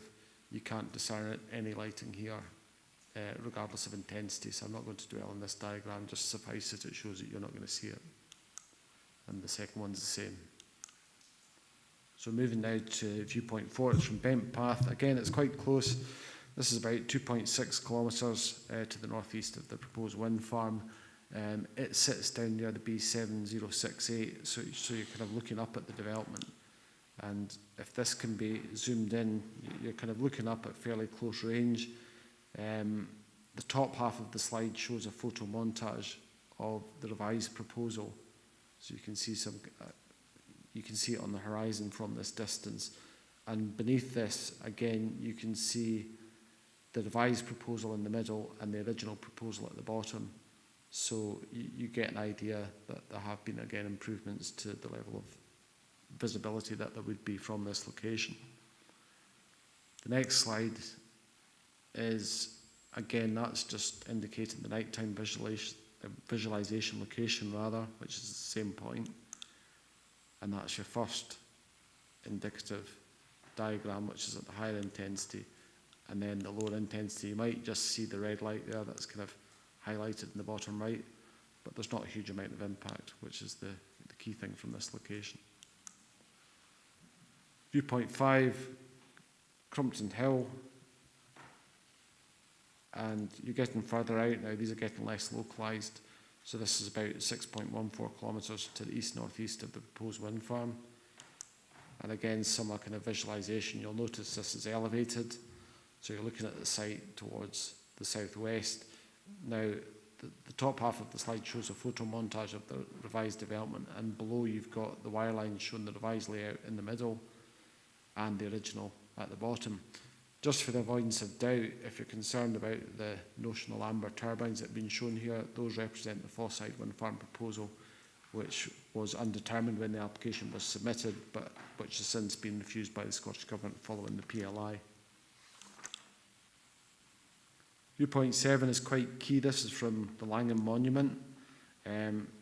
It's about 9.5 kilometres, 9.62 kilometres to the east of the proposed wind farm. So you're looking back from this elevated viewpoint, and this is looking west from that monument. Top half of the slide, again, it's shown a photo montage of the proposed revised development, and below you've got the wire lines, so you're starting to see a cumulative impact from this kind of range. Just for the avoidance of doubt, the turbines that you're looking at for the Hopsrig proposal are the ones that are in blue, and you've also got annotations as to which turbines they are, which are kind of the barcode effect things that you can see above the location of the turbines. Next viewpoint is a nighttime visualisation. This is N7, so this is from Langham Monument. And again, you're looking at a cumulative scenario here. So when the lighting is at 2000 candelas, you've got a greater intensity and visibility of the lighting on the distance there, particularly on the horizon. But that dissipates significantly when the operational visibility drops or the intensity drops to 200 candelas. Viewpoint 11 is from Corrie Common, and this is 6.4 kilometres to the west-southwest of the proposed wind farm. Again, similar format. Top half you've got a photo montage visualisation, and then you've got the wire lines of the proposed development in the middle of this slide. So it's the revisal in the middle and the original at the bottom. Again, you've got nighttime visualisation from here, which doesn't show a great deal of impact from this viewpoint. And then looking at the final viewpoints and rounding this up, we don't have too many to go. Viewpoint 12 is from Crossdykes Farm, in the water of Milk Valley. This is quite close range. This is only 2.37 kilometres to the southwest of the proposal.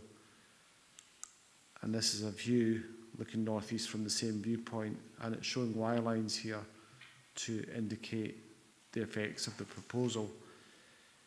Just for the avoidance of doubt, the Crossdykes development accounts for the large turbines in the foreground that are shown in black here, so the proposal is in the background highlighted in blue.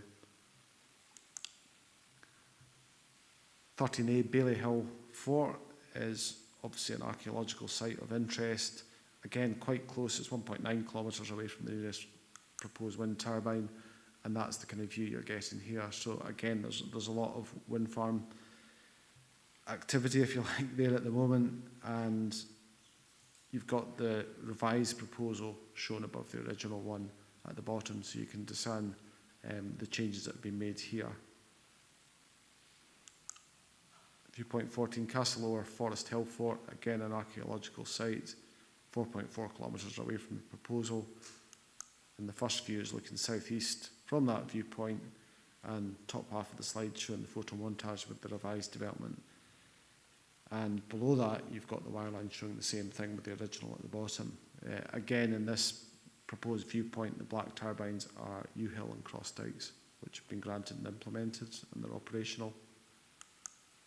Viewpoint 15 now from the Esk Valley, 2.95 kilometres to the north of the proposal, so again quite close by. This is if you're looking south from that viewpoint. It was one of the key viewpoints in the original. I remember going out on the site visit, whenever that was, many years ago, and looking at the proposal from this viewpoint. And I think what is key here is when you look at the original proposal and the revised proposal, there has been a shifting of turbines away from the edge of this larger scale landscape that you can see. The Esk Valley is, you can't see it directly from this viewpoint, but it intervenes between this viewpoint and the rising ground behind, and that's quite a small scale landscape. So pushing the turbines back actually does reduce impacts on the adjacent smaller scale landscapes, and that's beneficial. Nighttime viewpoint from the same location. Looking across that valley again, you can discern some red lights there. That's at maximum intensity, 2000 candelas, and then when it drops in intensity, the impact is less. The key issues in the report in arriving at a positive recommendation, I've set those out at paragraphs 4.81 and 4.83. I'm conscious of time, so I'm not going to reread that report that's in front of you, but I'm happy to answer any questions arising, Chair, at this stage. Thanks very much, Robert. Any questions for our case officer? We're in session. Councillor Crothers. Raise no objections, Chairman. Propose that we raise no objections. I thought you said raise objection. Raise no objection. Happy with that. Aye. If every member's happy with that, fine. Just confirm the decision of the committee, please, Tracy. So members have agreed to raise no objection.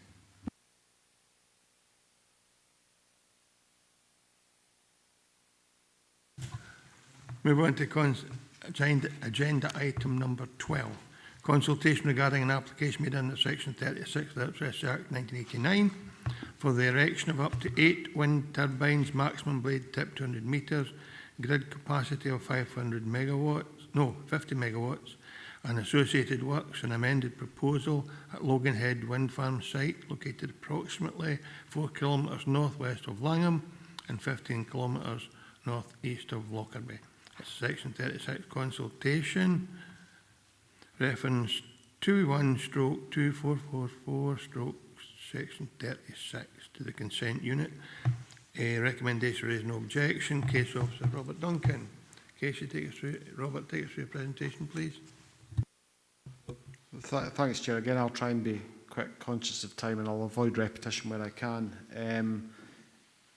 It's the same situation as previously in respect of the type of application. We have the same deadline extension until the 31st of August, and the implications are the same if the council are minded to object as it was for Hoptrig. So I don't think I need to repeat that. Moving on to the application site, it's located again to the west of Langham, south of the B709 public road. You've got a slight difference here in the sense that access to the site is proposed via 3 points. So you've got from existing cross-site site access from the west, from near Old Hoptrig from the B709 to the east, and then you've got the access corridor along the Logan Water, I think it is, to the south. It is obviously next to the proposal you've just considered at Hoptrig as well, but that will come out hopefully in the presentation. So this is a slide, again it's one where we've had a revised layout. So what you're looking at here is the removal of proposed turbine 1. It also shows the location of each proposed turbine, associated hard standings, access tracks, construction compounds, borrow pit areas, and so on and so forth. So the revision dates from a further submission made earlier this year following discussions with the developer, also involving the council's landscape architect. But please note that this is the submission before the revisal regarding the micro-siting of proposed turbine 2. So that's covered at 1.4 of the report. So essentially, I might come on to this further on, but the applicant is proposing, rather than amend the proposal at the 11th hour, they're suggesting that we revise the micro-siting condition that appears as a recommendation in your report, such that it allows the effective resiting of turbine 2. And that's been something I've been happy to endorse in my recommendation. So again, this is the same map you've seen previously, except the concentration now is on the 8 turbines on the right-hand side, which is the Logan Head proposal. Again, all turbines 200 metres from base to tip. cumulative picture, again, it's not come out as clearly as I had envisaged, but again, it's been summarised in your report in sections 1.16, 1.17 and 1.18. This is part of the original submission. As we saw at Hopsrig, it dates back to November 2021, so it looks at quite a historical cumulative picture, so I don't think I need to update you in relation to that. This proposal is even closer to the boundary of the regional scenic area, which you can see here cross-hatched in blue. It's probably, I think I measured it at just over 100 metres from the nearest proposed wind turbine, so that is a consideration when you're looking at this report. Again, this is a very similar diagram to the one you saw before. It shows the various landscape character types and units used in the assessment of the case, and that's from the relevant LDP2 supplementary guidance. In this report, you're looking at that being covered in sections 4.52 to 4.57. Your proposed turbine type is shown here. It's exactly the same, as far as I can see, as the one at Hopsrig. Certainly this figure is the same. You've got the same wind turbine foundation plan and cross-sectional detail. And you have similar intentions in relation to the access tracks. I won't dwell on that either. Zone of theoretical visibility, this is in relation to the 8 proposed wind turbines, which are shown as the blue dots. I don't know if we can zoom in slightly there, just to show that. And again, I would caution that this is without showing that. This next one is a diagram that's been submitted, and it's modelling again the potential effects of shadow flicker arising from this proposal in relation to nearby residential properties, and that's considered in your report at section 4.64. It can be seen that it's not expected that any residential receptors would be significantly adversely affected by the proposed development as a result of shadow flicker. There is some impact, but it's quite minimal in the grand scheme of things, so that's not been assessed as significant or problematic. ZTV diagram you've got in front of you, again it's showing the anticipated visibility of the proposal in a notional sense on a bare earth computer analysis, and this is to proposed wind turbine tip height, so that's up to 200 metres, and that shows the circle is a 45 kilometre diameter area. I think, or is it radius? It might be radius actually, I think. Yellow here is 78 proposed wind turbines, blue is 46, and green is 1 to 3. So this is moving, this is the same diagram, apologies, to hub height rather than tip height. So you can see a slight change there. With the hub height analysis, it's obviously got less visibility than you would have to tip height. Viewpoint locations, these are the red dots that you see on the screen in front of you in relation to the proposed 8 wind turbines in the centre, which form a kind of slightly curved line.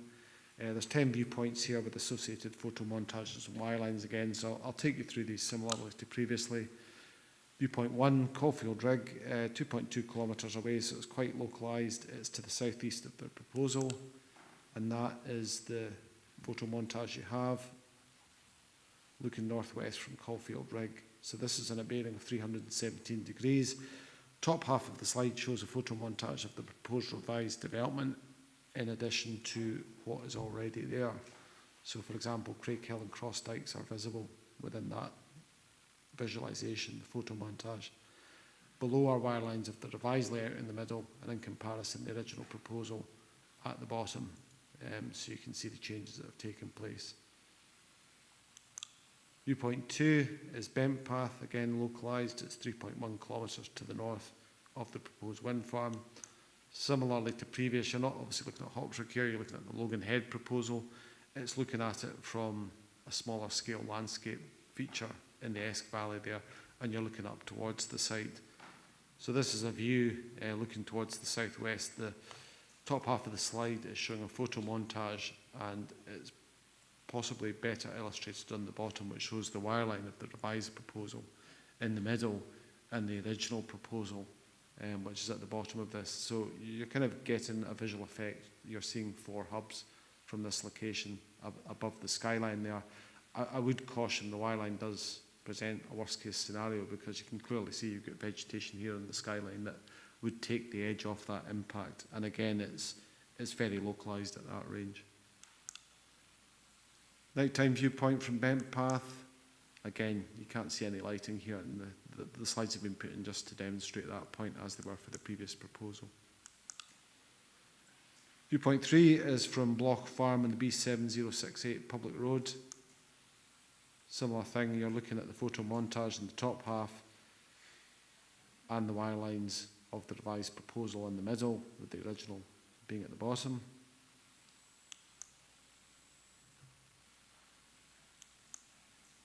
And that gives you a sense of what the impact is at night time. Again, very limited, if at all.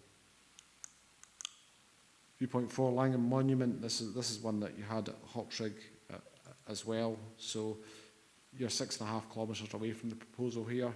It's almost entirely due east of the development on a bearing of 107 degrees. So again, you've got the top half photo montage. I don't know if it's possible to zoom into that, because it gives you a good idea of the cumulative picture. You maybe can't see it because the turbines are light against a light background, but the bottom half wire lines showing the revised proposal, so you can see the annotated turbines there in the middle, which are the proposal,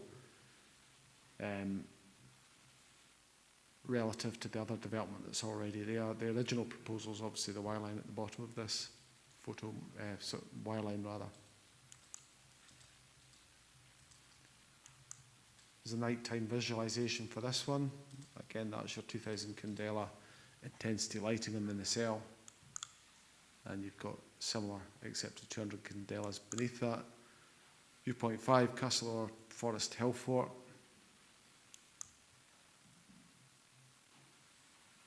And that's 7 kilometres to the northwest. So what you have here is you've got wire lines of the original proposal at the bottom of this, with the revised proposal in the middle.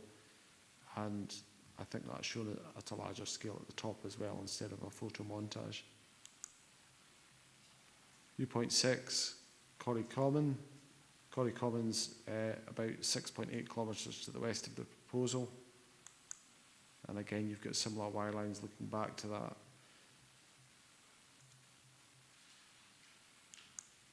Viewpoint 7, Kirkleton, and that's 8.2 kilometres to the south-southwest, so you're getting quite distant here. Just for information, I don't know if we can zoom into this, but if you look at the proposed turbines in orange on the Y-line diagram on the right-hand side, those relate to the proposed Callister Hall wind farm proposal, which is presently at appeal. It maybe doesn't come out here. You can see the annotated turbines in the middle there with the blue marks.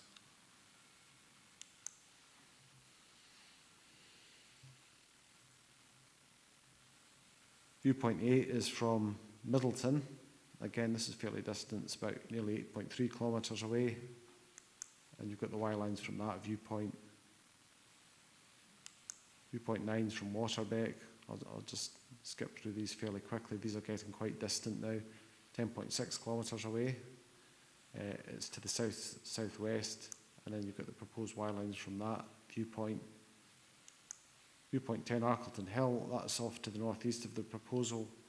So the Logan Head turbines in the wire line here are shown in the middle annotated. And to the right, you've got Hoptrig and Little Hartfell, which maybe don't come out in this image either. Final viewpoint I've got is from Banks Hill, which is located 10.8 kilometres to the west-southwest of the proposed development. And that's the view of the wire lines here. So, turning to the key issues in arriving at a recommendation for approval in your report, despite objections from the Council's landscape architect, there's a number of key points I think I'll go through at this stage, and we can come back to these if necessary. I've noted that 2 of the key viewpoints where significant visual and landscape impacts would arise are VPs 1, which is Caulfield Rig, and VP2 at Bent Path, but those are both located in close proximity to the site, within a range that we would consider to be local and therefore the impacts are considered to be localised, as the receptors don't actually contain anything above a local significance when we look at it.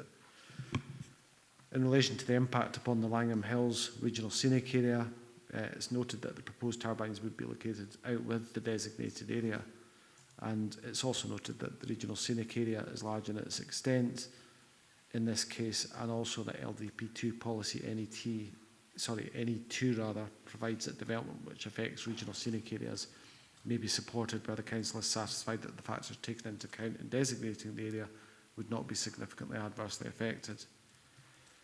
My thought here is that the additional impact arising in a cumulative sense from the revised Logan Head proposal is not substantially different in its impact from the baseline position provided by previous decisions in this area and the implemented permissions at Carlisle Hill, Craig Hill, U Hill, Cross Dykes, Little Hartfell, Logan Head, where you have a previous permission for 135 metres base to tip turbines, and now Hopsrig.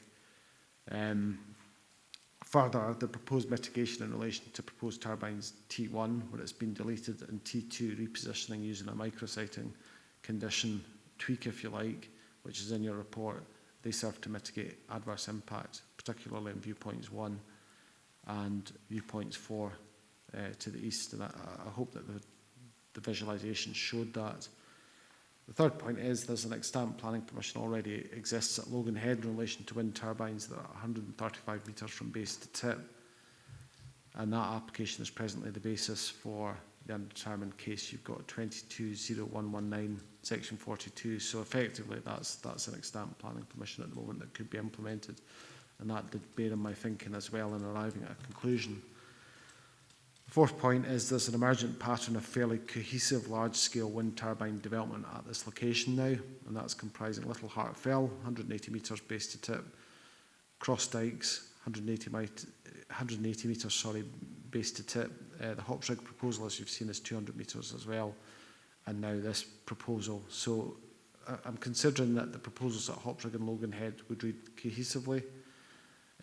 When I've looked at the visualisations, that's the kind of view I've taken.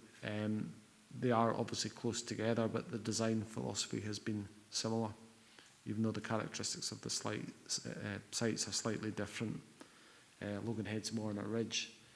It should also be noted that the smaller scale turbines you've got at the moment, which have been implemented at U Hill and Carlisle Hill, would also be viewed more on the margins of an emerging cluster of wind farm development, if you like. So there isn't the same difficulty in the way it's read within the wider landscape. The other thing is when you look at MPF 4 Policy 11, the impacts of this proposal have been mitigated by the deletions of proposed turbine T1 and then the proposed relocation of T2. MPF 4 generally promotes a balanced assessment of wind energy proposals, and it provides that significant landscape and visual impacts are to be expected for some forms of renewable energy. And where impacts are localised and appropriate design mitigation has been applied, they will generally be considered to be acceptable. The final 2 points really that have informed my recommendation is firstly the scope for further mitigation in relation to adverse aviation lighting impacts by virtue of suitably worded planning conditions, as well as scope for practical mitigation to take place on the ground as part of the proposal.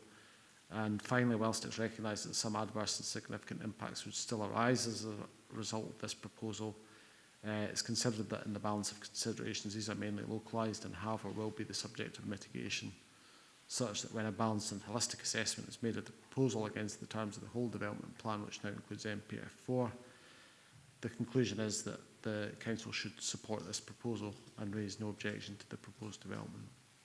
I'm happy to answer questions, Chair. Thanks very much, Robert. Questions for our case officer? We're in session. Councillor Carruthers. David Slater, want to your question?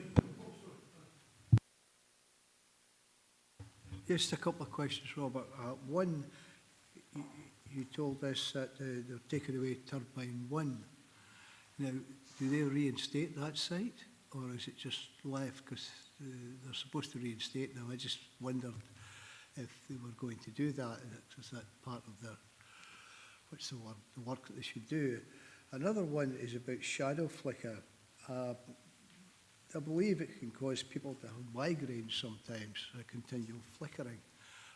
They don't probably notice it. It's like television and flashing lights. People get, either a migraine or worse sometimes. They can do that. I just wonder if these turbines can cause that. Maybe you can't answer that, but it's something that maybe should probably be looked into. One last point, I suppose. We've over 4,000 turbines in Scotland now, and there's 490 in Dumfries and Galway. A number of people now, more people are raising the issue now that people come to see Scotland's scenic ways, and they can't go in the right. It's estimated we need 19,000 of these windmills. I know maybe there should be a wee bit more thought about how many they're putting in or whatever, because the whole, you look at the hills there, they're virtually getting covered with them everywhere. So I think it's important for the council in the future to look at these, we're doing now, but to look at these things and say to the government, look, you can't just keep throwing windmills on top of us in Dumfries and Galway or anywhere. That's just my personal view. Thank you, David. Robert? Thanks, Chair. I'm happy to come back on those three questions. In relation to Turbine 1, it was something that was changed during the development. We had an assessment of the Hoptrig and the Logan Head cases, which are from the same proposed developer, involving a landscape architect, and she came back with advice and ways in which she felt the visual impact could be lessened, and as a result the development improved. We had quite a positive dialogue. The developer went away to think about it, and then they were agreeable to coming back to removing Turbine 1, at which point we got fresh views from the landscape architect, and she had suggested further mitigation in relation to Turbine 2, which I think came as a slight surprise to the developer because it hadn't really been the key part of the earlier discussion, but regardless, they have made efforts to mitigate that impact as well. So there were some issues with stacking, particularly from the Langham Monument viewpoint, which have now been satisfactorily mitigated, so I'm happy with that. But coming back to your question, Turbine 1 isn't now part of the proposal, so what you're looking at, instead of an application for 9 wind turbines, it's an application for 8. So you're not giving them any permission for anything at Turbine 1, if you like. That's not part of the proposal anymore. If they want to come back in future, I can't stop them making a planning application, but as far as I'm concerned, what we're saying is in relation to what we've been consulted on, that's off the table as part of the proposal now. I suppose if they came back, they could make a planning application for that, but that would have to be assessed in its own right. And there's basically no way that can happen without a further application being submitted. With the shadow flicker thing, it is captured in the report, and it is indicated that there is some effect on one of the residential properties, but it's not really of any significant degree, in addition to which it's very much a worst case scenario that's modelled. So it's theoretical. It's almost like the ZTV. You're modelling something in a worst case scenario. So basically there's not a significant impact there. The long-standing Scottish Government advice is as long as you have the receptor, the residence that's affected, at least 10 times rotor diameter distant from your turbine, then there really shouldn't be an issue with shadow flicker. But in cases where properties are affected on that basis, it's like an early warning system. Most developers will then do a more rigorous analysis of the impact of that house, considering the fenestration and their position in relation to the wind turbine as well. So that's quite well covered as well, and that it's quite well understood in the industry. As far as future applications go, I mean, the kind of strategic guidance in relation to renewable energy is positive, and the philosophy we take is we just have to determine what comes in front of us and make decisions as and when they come in. But I mean, we still have plenty of interest in the area for wind turbines, that's for sure. There's quite a few things that we're aware of that will become applications in due course, both from the Scottish Government and directly to ourselves. So I don't think we've seen the end of it, if that's an answer to the question. Thanks, Robert. Thank you, Councillor Slater. Councillor Carruthers? Propose to raise no objections this time, Chair. Thank you. Members are happy with that? Thank you. Just confirm the decision committee, please, Tracy. Thanks, Chair. Members have agreed to raise no objection. Thanks. Thank you. Agenda item number 13. Any other business deemed urgent by the Chair due to the need for a decision? I have no other business. Agenda item 14. Local Government Scotland Act, consider adoption of resolution to exclude the public from the meeting in terms of section 50A in brackets 1. Foot brackets, I'll start this again. Consider adoption of resolution to exclude the public from meeting in terms of section 50A in brackets 4 and paragraph 12 of part 1 of schedule 7A of the Local Government Scotland Act 1973. Are we agreed? Are the Agreed. members of the public gone?